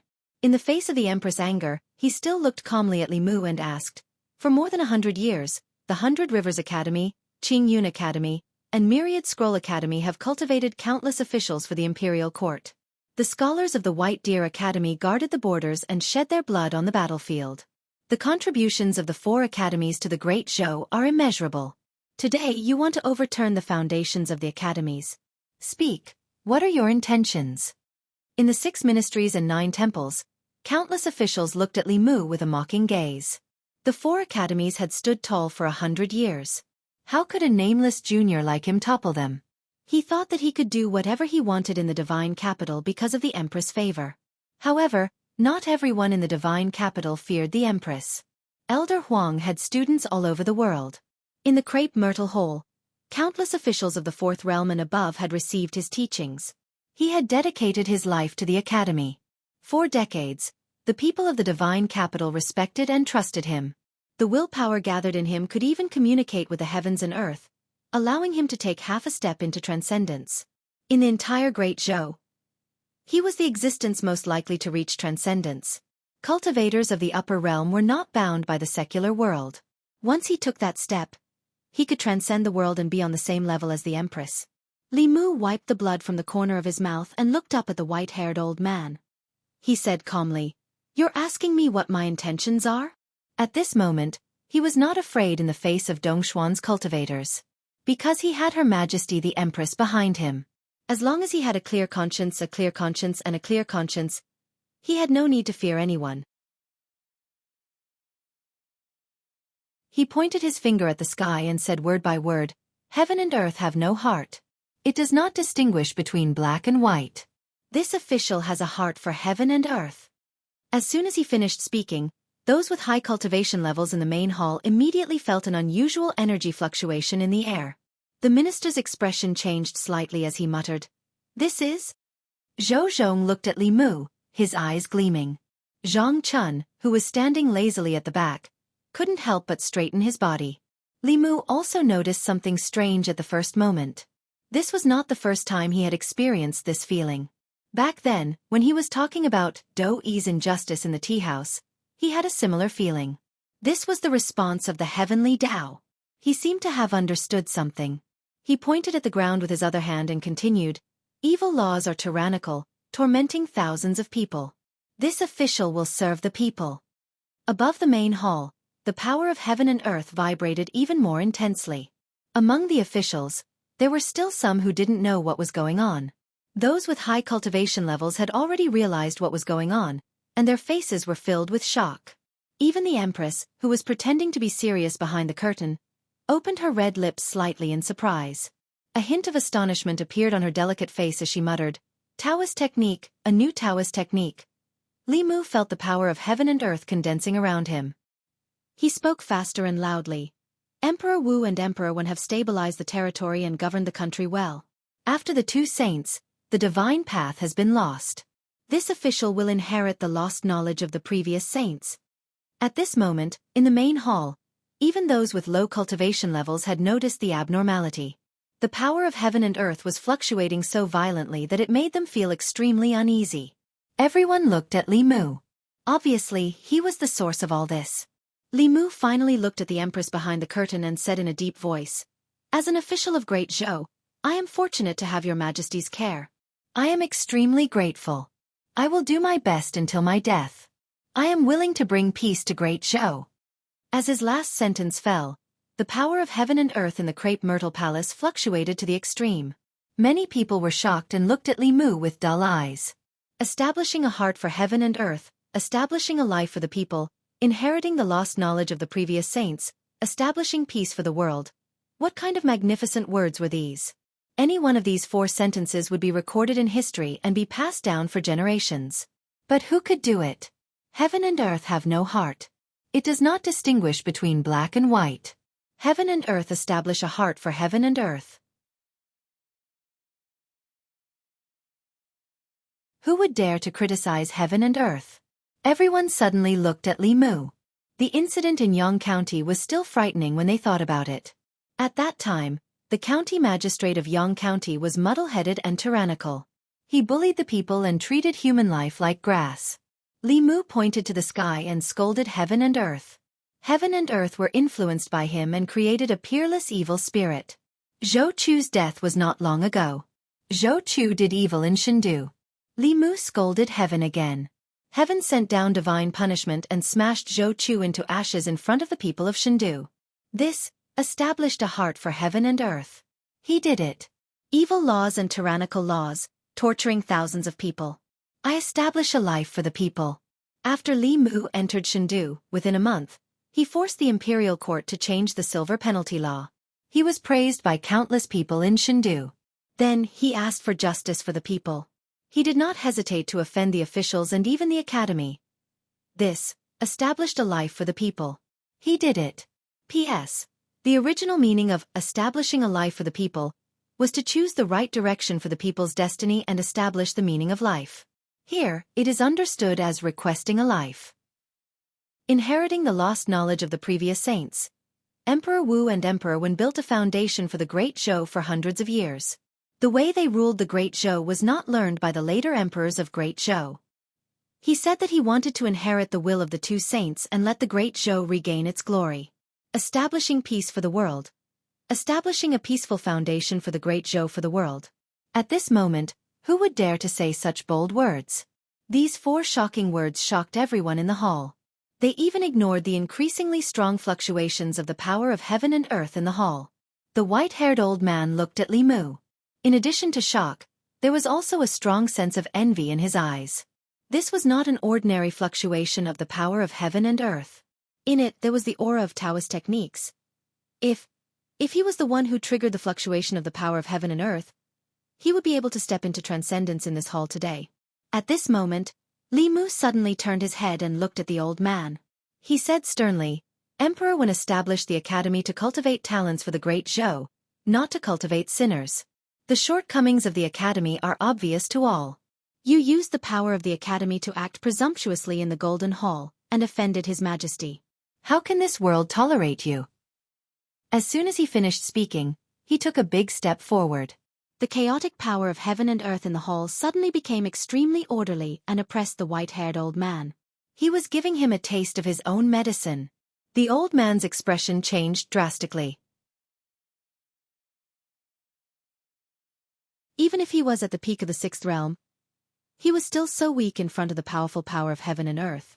In front of heaven and earth, no matter how high one's cultivation was, they were still ants. He opened his mouth and spat out a golden page from his mouth. The page was filled with dense qi. It quickly expanded and covered his head, trying to block the power of heaven and earth for him. However, this power of heaven and earth was unusual. It directly passed through the page and landed on his body. The old man directly spat out a mouthful of blood. The aura on his body quickly withered. The figures at the front of the hall watched helplessly as his aura fell from the peak of Dongxian to the early stage of Dongxian. He almost fell out of the sixth realm. They looked at each other and saw the deep shock in each other's eyes. Divine retribution. The Vice Dean of the 100 Rivers Academy, who was at the peak of Dongxian and was only half a step away from transcendence, suffered divine retribution in the hall, and his cultivation almost fell by a large realm. This divine retribution made him lose at least 30 years of cultivation. At his age, his cultivation level fell. He probably would never have the chance to break through again in this lifetime. Everyone looked at Li Mu with shock. The heavens had helped him time and time again. Was he really the chosen one? The hall was silent. Only the white-haired old man's injured gasps could be heard. The officials looked at Li Mu with eyes full of disbelief. They could not believe that a small remarkable power cultivator like him could seriously injure the Dongxian. But what was even more unbelievable was that he could say such shocking words as, establish a heart for heaven and earth, establish a life for the people, inherit the lost arts for the past saints, and establish peace for all ages. It was not an exaggeration to say that these 4 sentences could cause a reaction from heaven and earth. And to be able to say these 4 sentences, what kind of breadth of mind did he have? The white-haired old man sat on the ground, paralyzed. He felt the magic power in his body drain and his cultivation level fall. A blank expression appeared on his old face. At this moment, he deeply realized that he would never have the chance to transcend in this lifetime. The transcendent realm, that was his lifelong pursuit. The dream that he pursued his entire life was shattered. Under this extreme despair, an incomparably violent emotion suddenly emerged in his heart.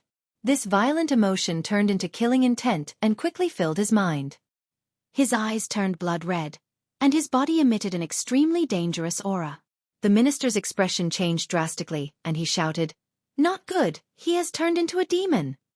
"Dang!" In the hall, an extremely horrifying voice suddenly sounded. Li Mu's hair stood on end. He felt his body freeze, and even his thoughts stopped working. The next moment, a withered hand appeared in front of him. Li Mu's gaze met a pair of blood-red eyes. The white-haired old man's hand reached out to Li Mu's neck, but it stopped in mid-air. And in front of Li Mu, there was a figure. A woman wearing an imperial robe and an imperial crown stood in front of Li Mu and raised her hand. The white-haired old man's body froze in mid-air. The aura in his body began to fall rapidly from the early Dongxian stage. Creation, remarkable power, spirit concentration, soul refinement. After a moment, there were no more magic power fluctuations in his body. The Empress raised her head and said majestically, "The Golden Hall injured my beloved minister and turned into a demon. Seeing that you have done well in the past, I will only cripple your cultivation and spare your life."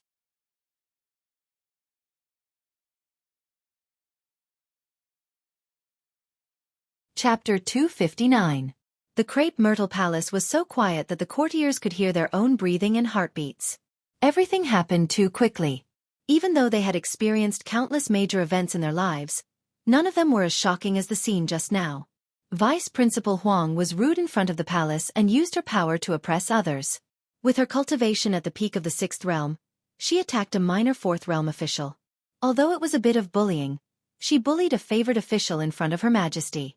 She was also disrespecting Her Majesty. However, he had the right to do so. In his life, he had nurtured hundreds of important courtiers for the imperial court, from the county magistrate and deputy to the governor of a county, the minister of the 6 ministries, the 3 provinces, the 6 ministries, the 9 temples, and the 24 divisions.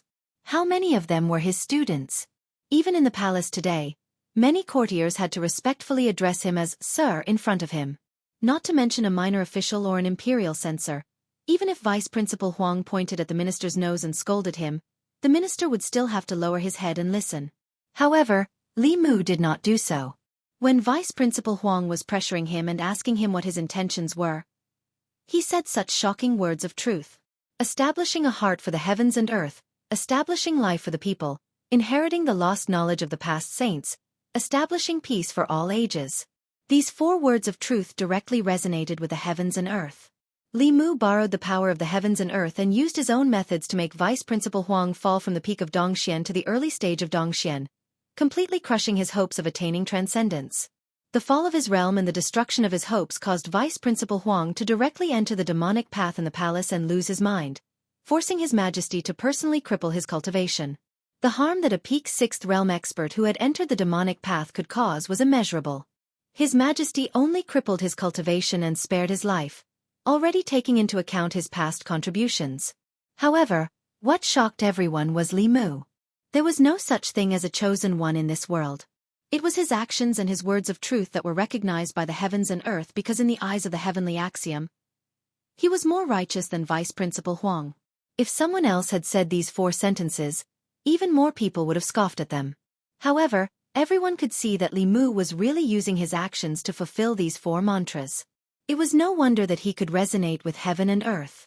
This was a person without selfishness. He was neither friend nor foe. He cared for the people, was not afraid of heaven and earth. He was loyal to his country and had justice in his heart. Even heaven and earth were moved by such a person. With his cultivation crippled, Vice School Head Huang was overwhelmed by rage and fainted. The Empress slowly walked to the top and said, "Send Vice Headmaster Huang back to the academy." 2 guards walked in from outside and silently carried Vice Principal Huang out. The officials were all silent. Even the officials from the 100 Rivers Academy and Vice Principal Huang's former students all maintained their silence. Vice Principal Huang used righteousness to oppress Li Mu, but Li Mu used righteousness to suppress her. His righteousness was the righteousness of the academy. Li Mu's righteousness was the righteousness of heaven and earth. The righteousness of the academy was not worth mentioning in front of the righteousness of heaven and earth. The Empress looked down at the officials and said, "As for the imperial examination, the Central Secretary and the West Platform are to draft the rules within a month. After that, the imperial court will follow the imperial examination system in selecting officials. Does anyone have any objections?" The officials continued to be silent. No one spoke. At this point, who could have any objections? Who dared to have any objections? In the past, the academy had the righteousness. In the past 100 years, they had sent countless talents to the academy. Even Her Majesty could not be stubborn. But now, Li Mu's righteousness had overwhelmed the righteousness of the academy.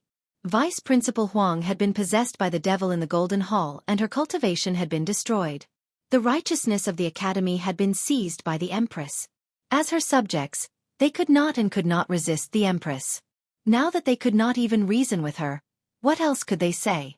The Central Secretary was silent for a moment. Then he stood up and bowed, saying, "Yes, Your Majesty." The Empress glanced at the officials and said majestically, "Dismissed." The Empress left from the back of the palace.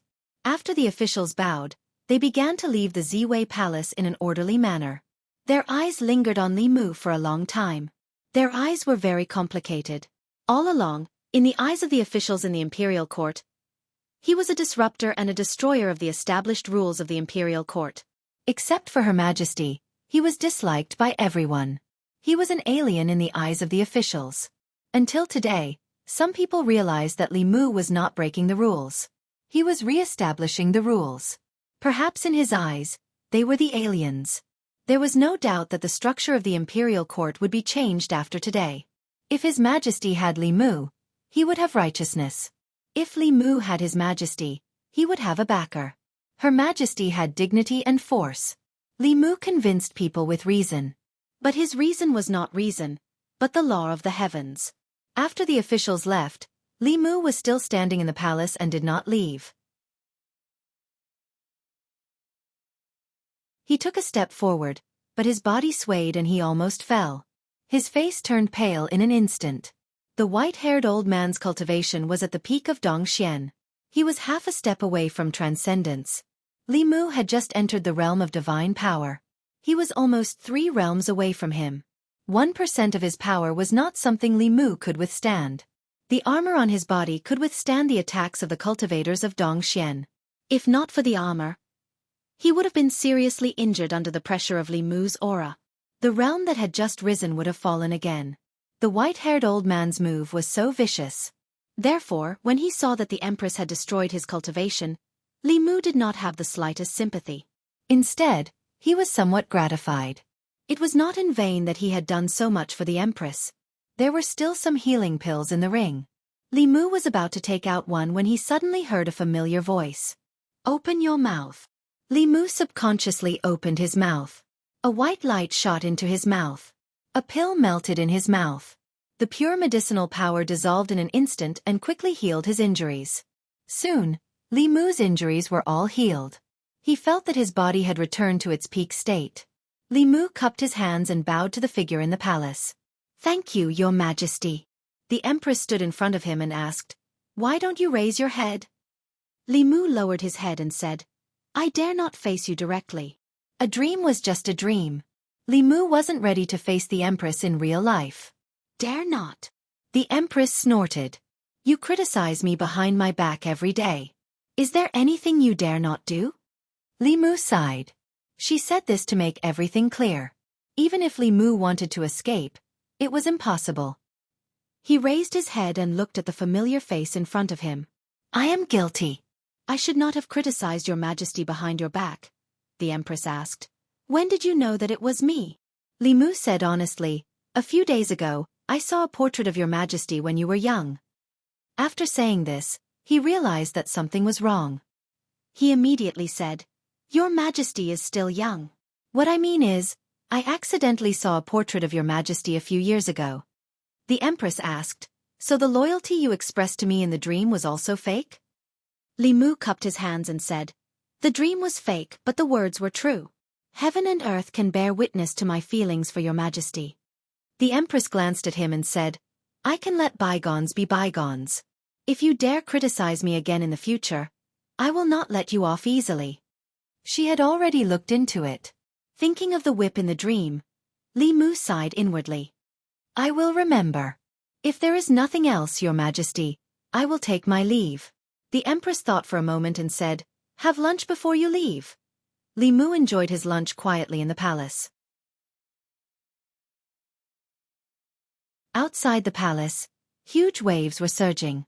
The vice president of the 100 Rivers Academy, Elder Huang, who was at the peak of the 6th realm, was possessed by a demon in the Golden Palace. After the court session, the news of his cultivation being abolished by the Empress quickly swept through the divine capital. Elder Huang was respected in the academy.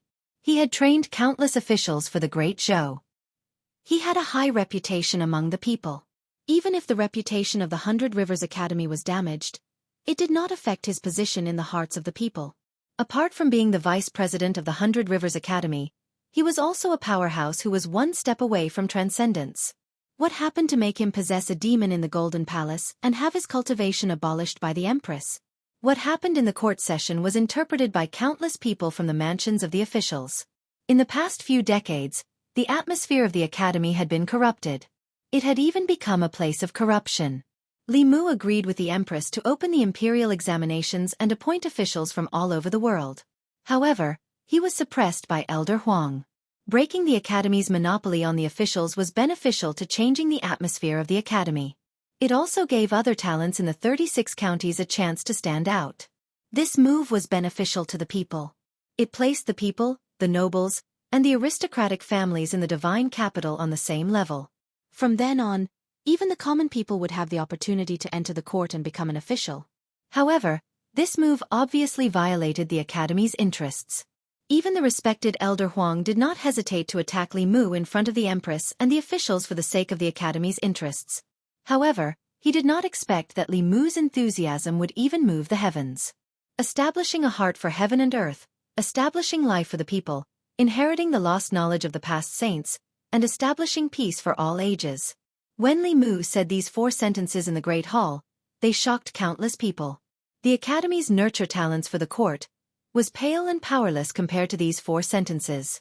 Those who could say these 4 sentences and put them into practice personally were worthy of being praised by all ages.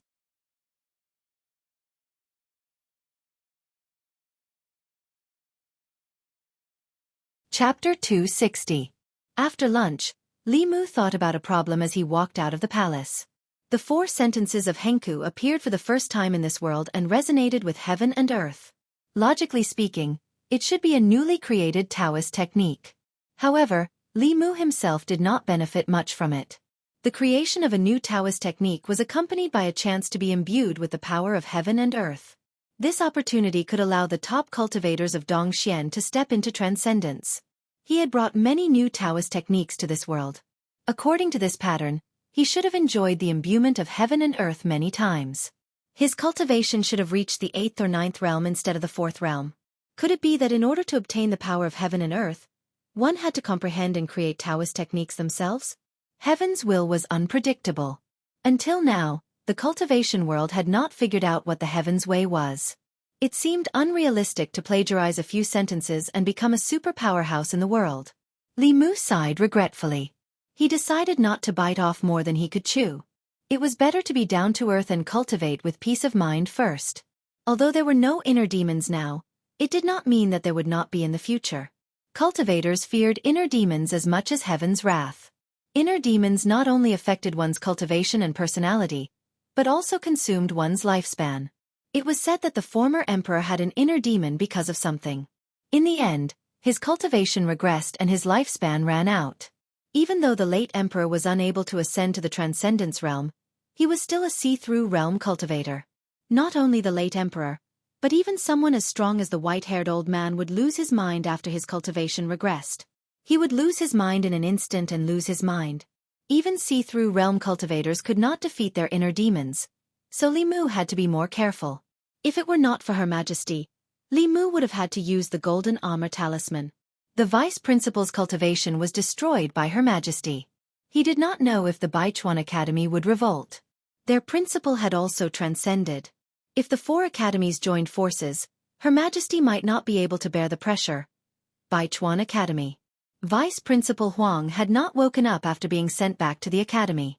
Vice Principal Chen looked at him with sorrow. He sighed and said, "Why did you do this?" One of the instructors said angrily, "Even if Her Majesty wants to attack the academy, she shouldn't be so cruel to Elder Huang.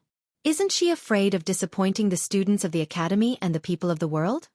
Vice President Chen shook his head and said, "Elder Huang's realm has fallen, and there is no hope for him to transcend in this life. He has already turned into a demon. If there are no powerhouses in the upper 3 realms to stop him, a cultivator from Dongxian who has turned into a demon can slaughter a city and destroy a country." One of the instructors sighed and said, "His Majesty has already decreed that from now on, the Imperial Court has to select officials through the Imperial examination. What should the Academy do?" "Haha, the Imperial Court selects the best. If the students from the Academy are not as good as others, it means that they are not talented enough. Even if they lose, there is nothing to complain about." A burst of laughter sounded in everyone's ears. A thin middle-aged man walked in from outside. "Dean." When they saw the middle-aged man, everyone bowed. Even Vice Principal Chen bowed slightly to him. Then he looked at the white-haired old man lying on the bed and said, "Principal Elder Huang he," the middle-aged man said, "I know all about it." He waved his sleeve, and a white light enveloped the white-haired old man's body. The old man frowned, but he still did not open his eyes. The middle-aged man shook his head and sighed, saying, "He doesn't want to wake up again." Vice President Chen sighed, but he was not surprised. How powerful were the cultivators of Dongxian? One person could fight against 10,000 soldiers. They could observe the sky and know the number of stars. With a raise of their hand, they could move mountains and fill the sea. In the eyes of mortals they were like gods. It was probably unacceptable for anyone to turn from a powerful god to an ordinary person. It was reasonable that Elder Huang did not want to wake up and face this cruel reality. The middle-aged man said, "I once advised him. Although the academy can help him condense his psyche power to cultivate, it is also a cage for him. He is trapped in this cage, enslaved by obsession, and finally destroyed by obsession." Vice President Chen knew very well that the existence of the academy played a vital role in Elder Huang's cultivation. It was precisely because of this that he did not want to see the academy decline. Because if the academy declined, his cultivation would also be blocked. This was his selfishness. Unfortunately, the selfish Elder Huang met the selfless Li Mu. One was for his own cultivation, and the other was for the people and the foundation of the Great Zhou. This time, even the heavenly path stood on Li Mu's side. The middle-aged man walked out of the room and said, "I have been negligent in managing the academy for the past few years." Vice President Chen immediately said, "It's all my fault. I only cared about their cultivation and schoolwork, but I neglected their morals. That's why the academy has developed such a bad trend." The middle-aged man said, "The academy is a place to educate and cultivate talents for the Great Zhou. This is also the original intention of Emperor Wan when he established the academy. It's better not to participate in the affairs of the state." Vice President Chen nodded and said, "Yes." Everyone in Luoyang knew about Vice President Huang of the Baichuan Academy in a few days. As the spiritual symbol of the Baichuan Academy, Elder Huang had been in the academy all his life. He had cultivated many capable officials for the imperial court. His status in the hearts of the people was naturally very high. Many students of the Baichuan Academy also regarded him as their faith. But now their faith had collapsed. Not only that, but the rules that had been maintained between the academy and the imperial court for more than 100 years had also completely changed. In the past 100 years, the nobles, officials, and prominent families of the Great Zhou had sent their children to the academy. They would study in the academy for 3 years, and then they would all be accepted by the imperial court. The outstanding students would immediately be granted official positions and become officials of the Great Zhou. If there were no vacancies in the imperial court, they would have to wait. But no matter what, the students from the academy would sooner or later become officials of the Great Zhou. It had been so for the past 100 years. However, from now on, this rule that had been rooted in everyone's hearts was about to change. In the future, the officials of the imperial court would no longer be produced by the academy. Any citizen of the Great Zhou, as long as they had a clean background, regardless of whether they were rich or poor, noble or not, whether they were officials, nobles, or disciples of famous families, as long as they passed the imperial court's examination, they would have the opportunity to become an official. From now on, the lower-class citizens of the Great Zhou would also have the opportunity to rise to the upper class. Although this would affect the interests of the nobles, what was rare was that the officials who represented the interests of the various parties in the imperial court all remained silent about this matter. This was because the 4 great academies had also remained silent. The 4 great academies existed for 2 reasons. First, it was to provide talents for the imperial court. Second, it was to restrain the imperial power. This was a decision made by a wise ruler, Emperor Wan of the Great Zhou. During Emperor Wen's time, the Great Zhou was peaceful, and the people lived a prosperous and peaceful life. It was the most prosperous time since the founding of the Great Zhou. Emperor Wan was worried that the future emperor of the Great Zhou would be muddle-headed and ruin the foundation that his ancestors had laid. So, he specially gave the 4 great academies a special privilege. If the emperor was muddle-headed and brought disaster to the Great Zhou, the 4 great academies could set things right and return the Great Zhou to the right track. In the past 100 years, the 4 great academies had only used this power once. During the time of the previous emperor wantonly changed the laws and appointed people based on their own connections. This caused the Great Zhou's people to resent him and the imperial court to be in a foul mood. The previous emperor did not listen to advice, and many loyal officials and their families were killed. The Great Zhou was filled with internal troubles, and external enemies were also restless. At that time, the 4 great academies appeared and completely suppressed the imperial court. They completely took away the power of the previous emperor. At that time, the ancestral temple did not give birth to the emperor's qi. The previous emperor's cultivation was only at the Dongxian realm, which was piled up by the resources of the royal family. In front of the 4 great academies, the Shao royal family had no room to resist. The previous emperor was greatly affected by this incident, and his cultivation did not improve. Instead, it regressed, and he died in a few years. The Zhou family seized that opportunity and pushed the empress to the highest position. This time, the empress wanted to shake the foundations of the 4 great academies. The 4 great academies did not resist, not only because the empress was different from the previous emperor and had reached the transcendent realm. Perhaps, even the 4 great academies approved of the empress's actions.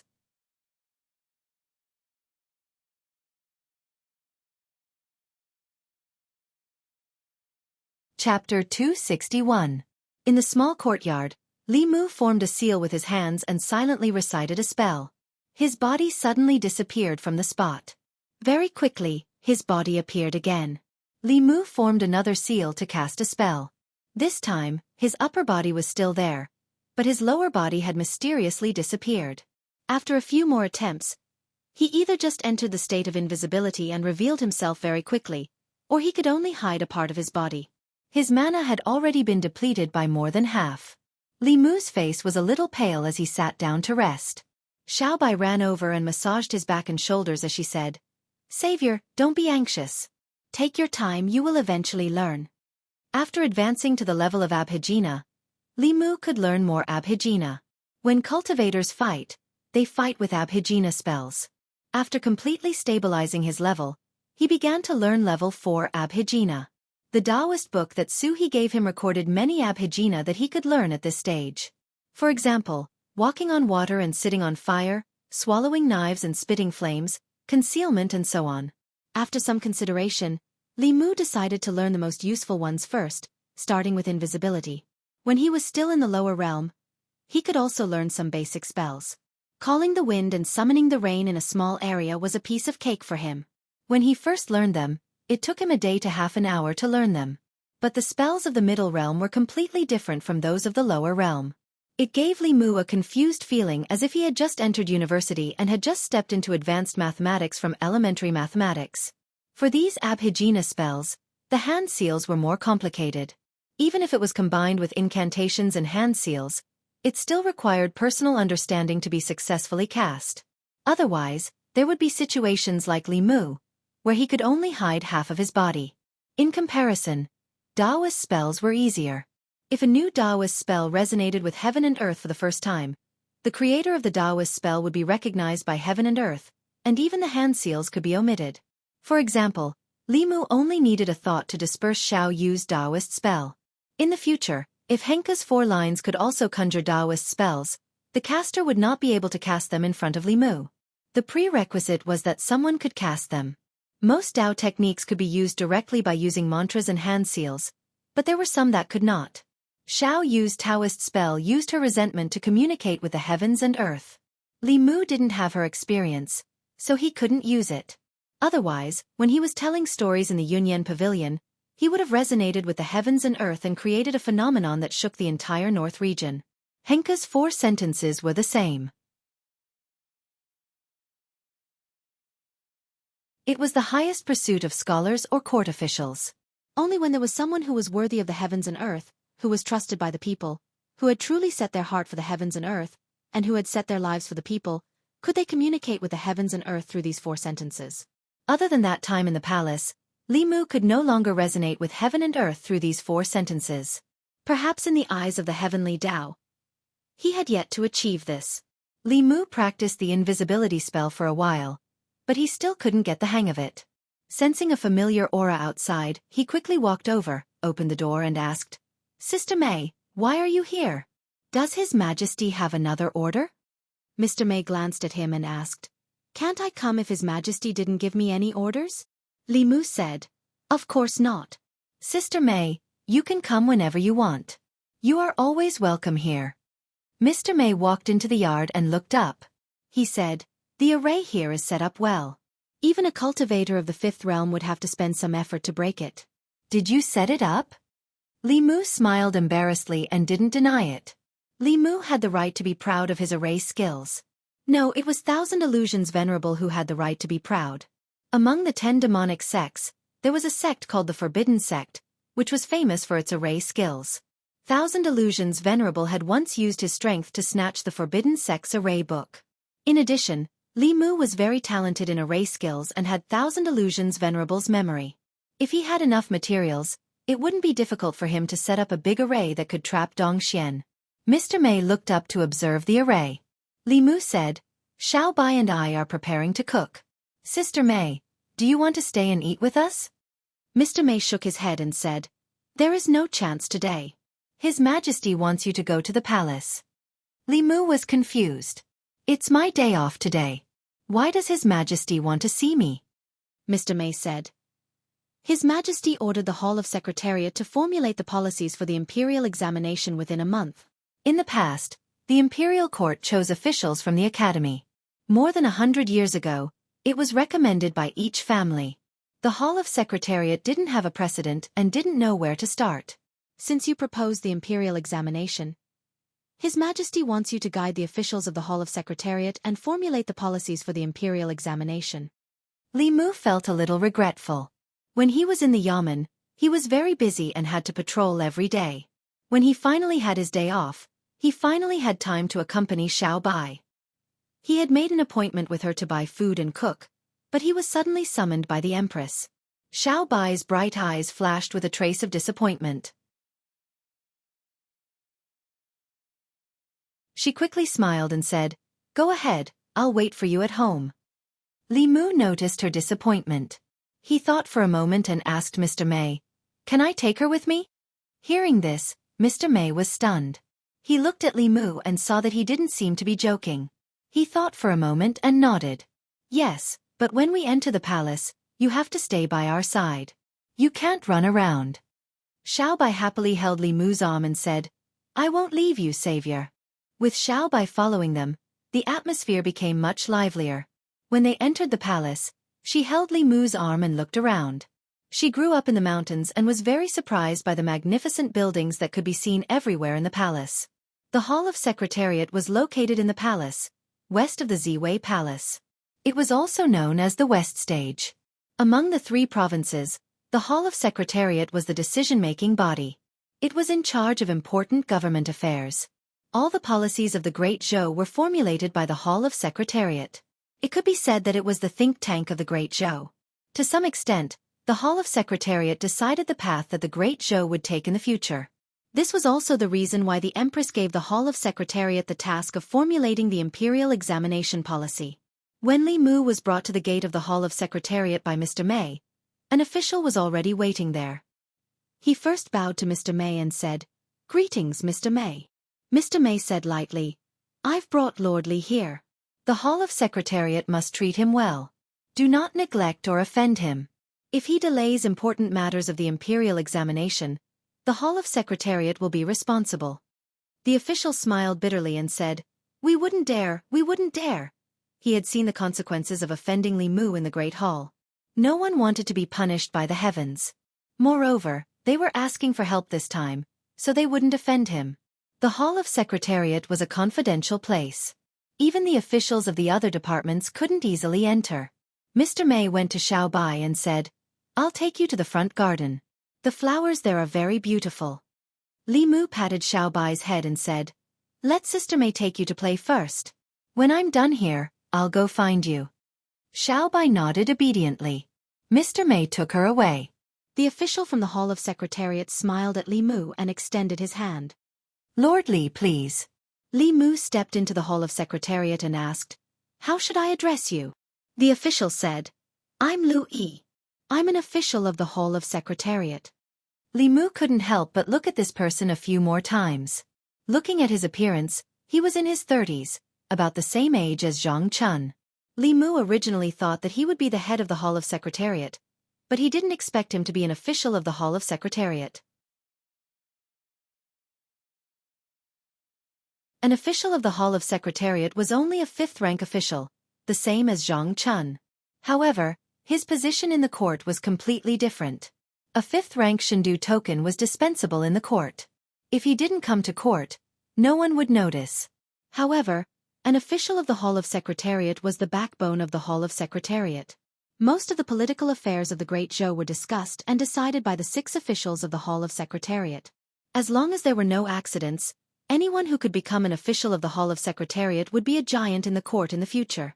The two of them walked into the Hall of Secretariat. When they passed through the long corridor on the right, a young man walked out from the side of the yamen. The man had a short beard and was handsome. He looked to be in his 30s. The wrinkles at the corners of his eyes showed that he wasn't as young as he looked. However, the vicissitudes of life brought by these wrinkles didn't reduce his charm. On the contrary, combined with his angular face, it added to his temperament. As a man, and a handsome one at that, Li Mu had to admit at first glance that this middle-aged man had a great temperament. Although they were both middle-aged, Zhang Chun was much more greasy. There wasn't a trace of grease on his body. When he walked on the street, he could probably make some young girls and young women go crazy. This temperament of a mature man was something that Li Mu didn't have at the moment. Lu Yi stopped and saluted the man. He said, "Assistant Minister Cui." The man looked at Li Mu beside him and asked, "Who is he?" As a confidential yamen, the Hall of Secretariat was in charge of confidential affairs and important government affairs. Therefore there were 4 special prohibitions. No leaking, no auditing, no breaking, no forgetting, and no outsiders were allowed to enter. Lu Yi explained, "This is Li Mu, Lord Li. We invited him to work together on the strategy for the imperial examinations." Li Mu. The man looked at Li Mu and a strange look appeared in his eyes. He didn't say anything else and turned to walk into the yamen. The two of them continued to walk forward. Lu Yi explained, "This is Assistant Minister Cui. He just returned to Chengdu yesterday, so he doesn't know Lord Li." "Assistant Minister Cui?" Li Mu stopped and asked, "Which Assistant Minister Cui?" Lu Yi said, "There is only one Assistant Minister Cui in the Hall of Secretariat. He is the left Assistant Minister Cui Ming, Princess Yunyang's son-in-law." Li Mu was silent for a moment before he smiled and said, "Assistant Minister Cui, I've heard a lot about you."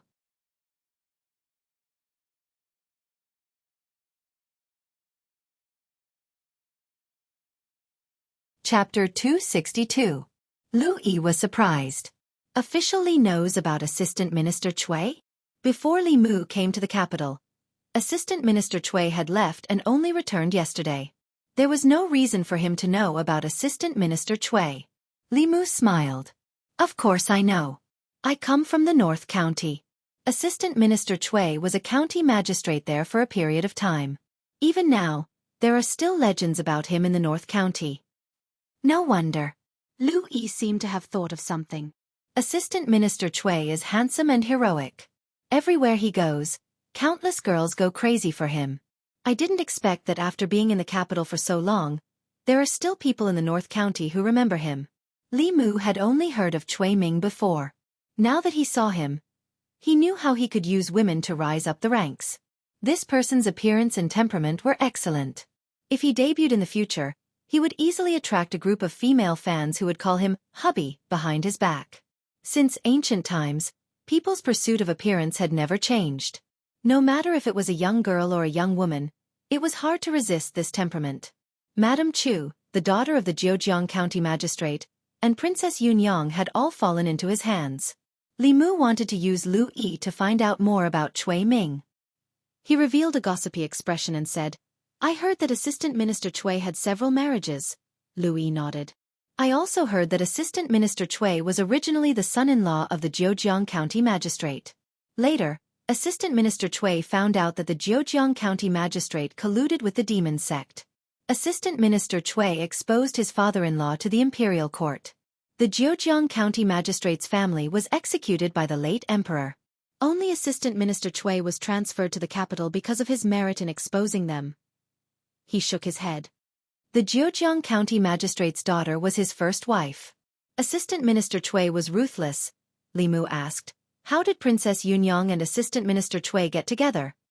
Lu Yi thought for a moment and said, "At that time, Assistant Minister Cui was the head of the Secretariat and worked in the Imperial Secretariat.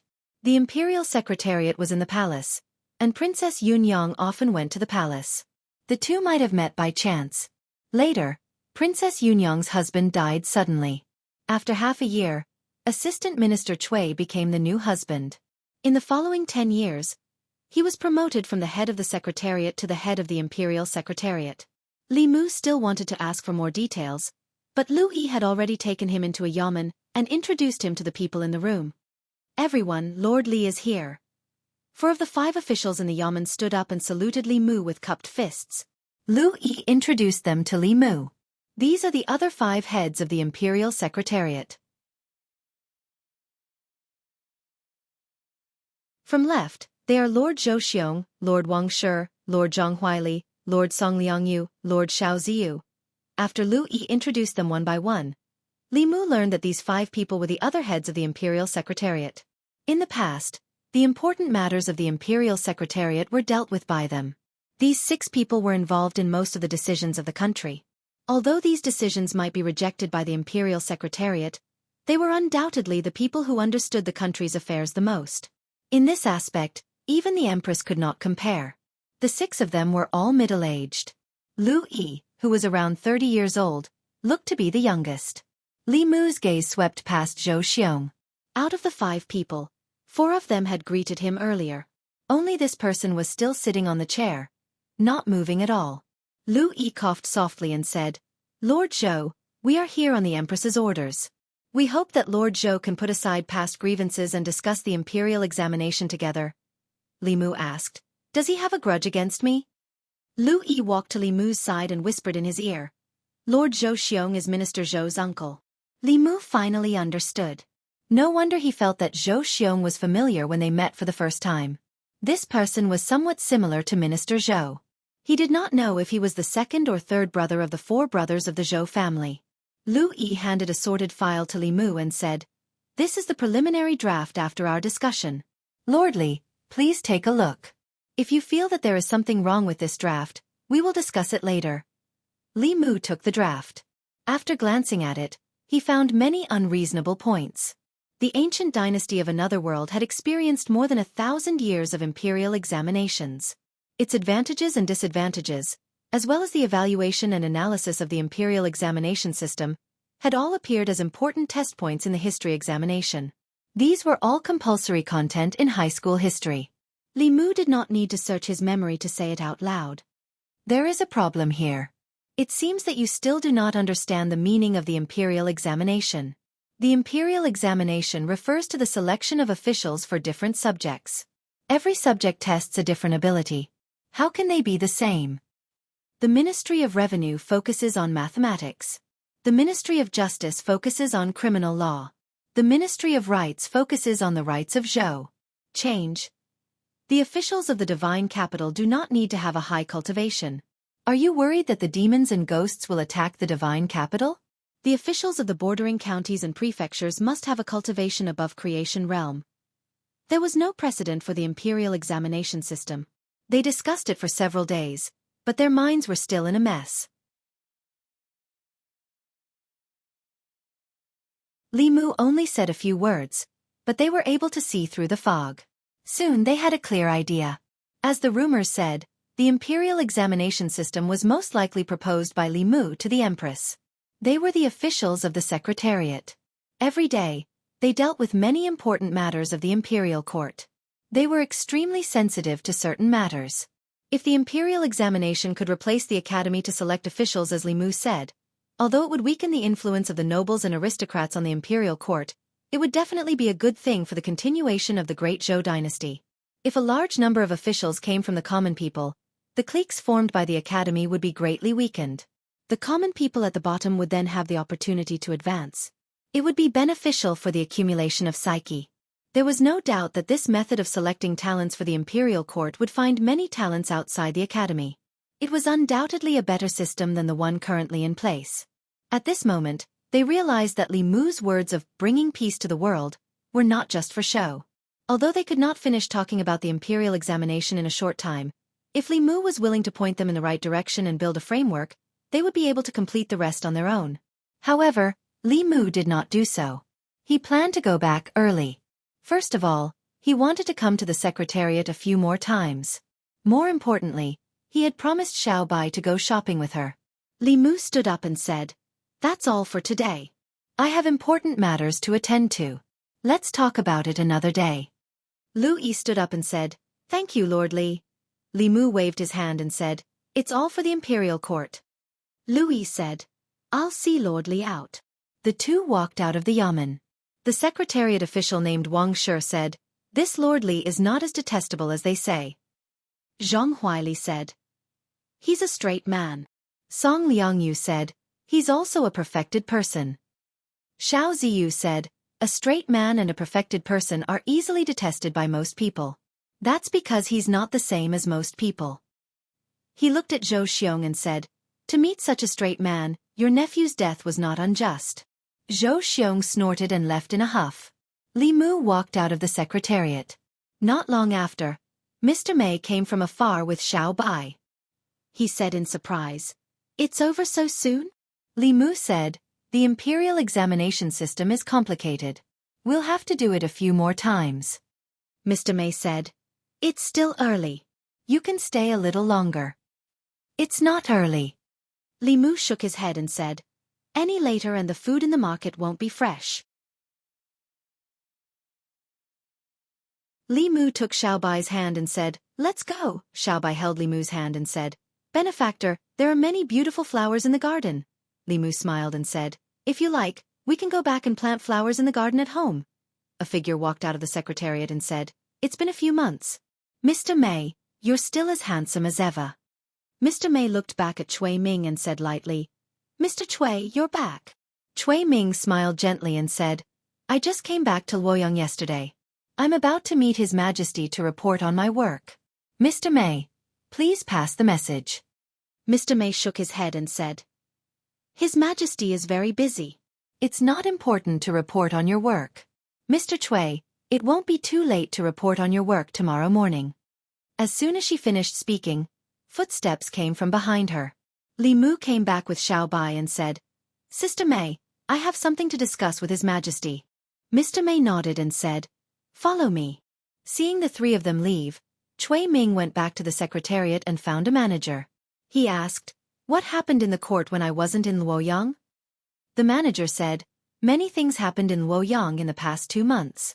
Since Li Mu came to Luoyang, a group of officials were beaten up and the silver method was abolished. Then, Zhou Chu of the Zhou family was struck to death by lightning. A few students of the academy were beheaded. Elder Huang of the Baichuan Academy was possessed by His Majesty in the Golden Palace and his cultivation was abolished." Cui Ming had just come back to Luoyang last night, so he didn't know about these things. The last time he heard of Li Mu's name, it was the evil spirit that was born in North County. A constable named Li Mu pointed at the sky and cursed, causing a vision of heaven and earth. Later, the Do-E's injustice that was promoted by the court to all counties was also related to Li Mu. Cui Ming didn't expect so many things to happen in Luoyang while he was away. He couldn't believe it and said uncertainly, "Did Li Mu do all this?" The manager of the secretariat nodded and said, "He's now His Majesty's favorite official." Favorite official? Cui Ming heard this and his face darkened. You're tuning in to the Wisdom Diary YouTube channel. Don't forget to subscribe and join us on this journey to catch the most captivating stories.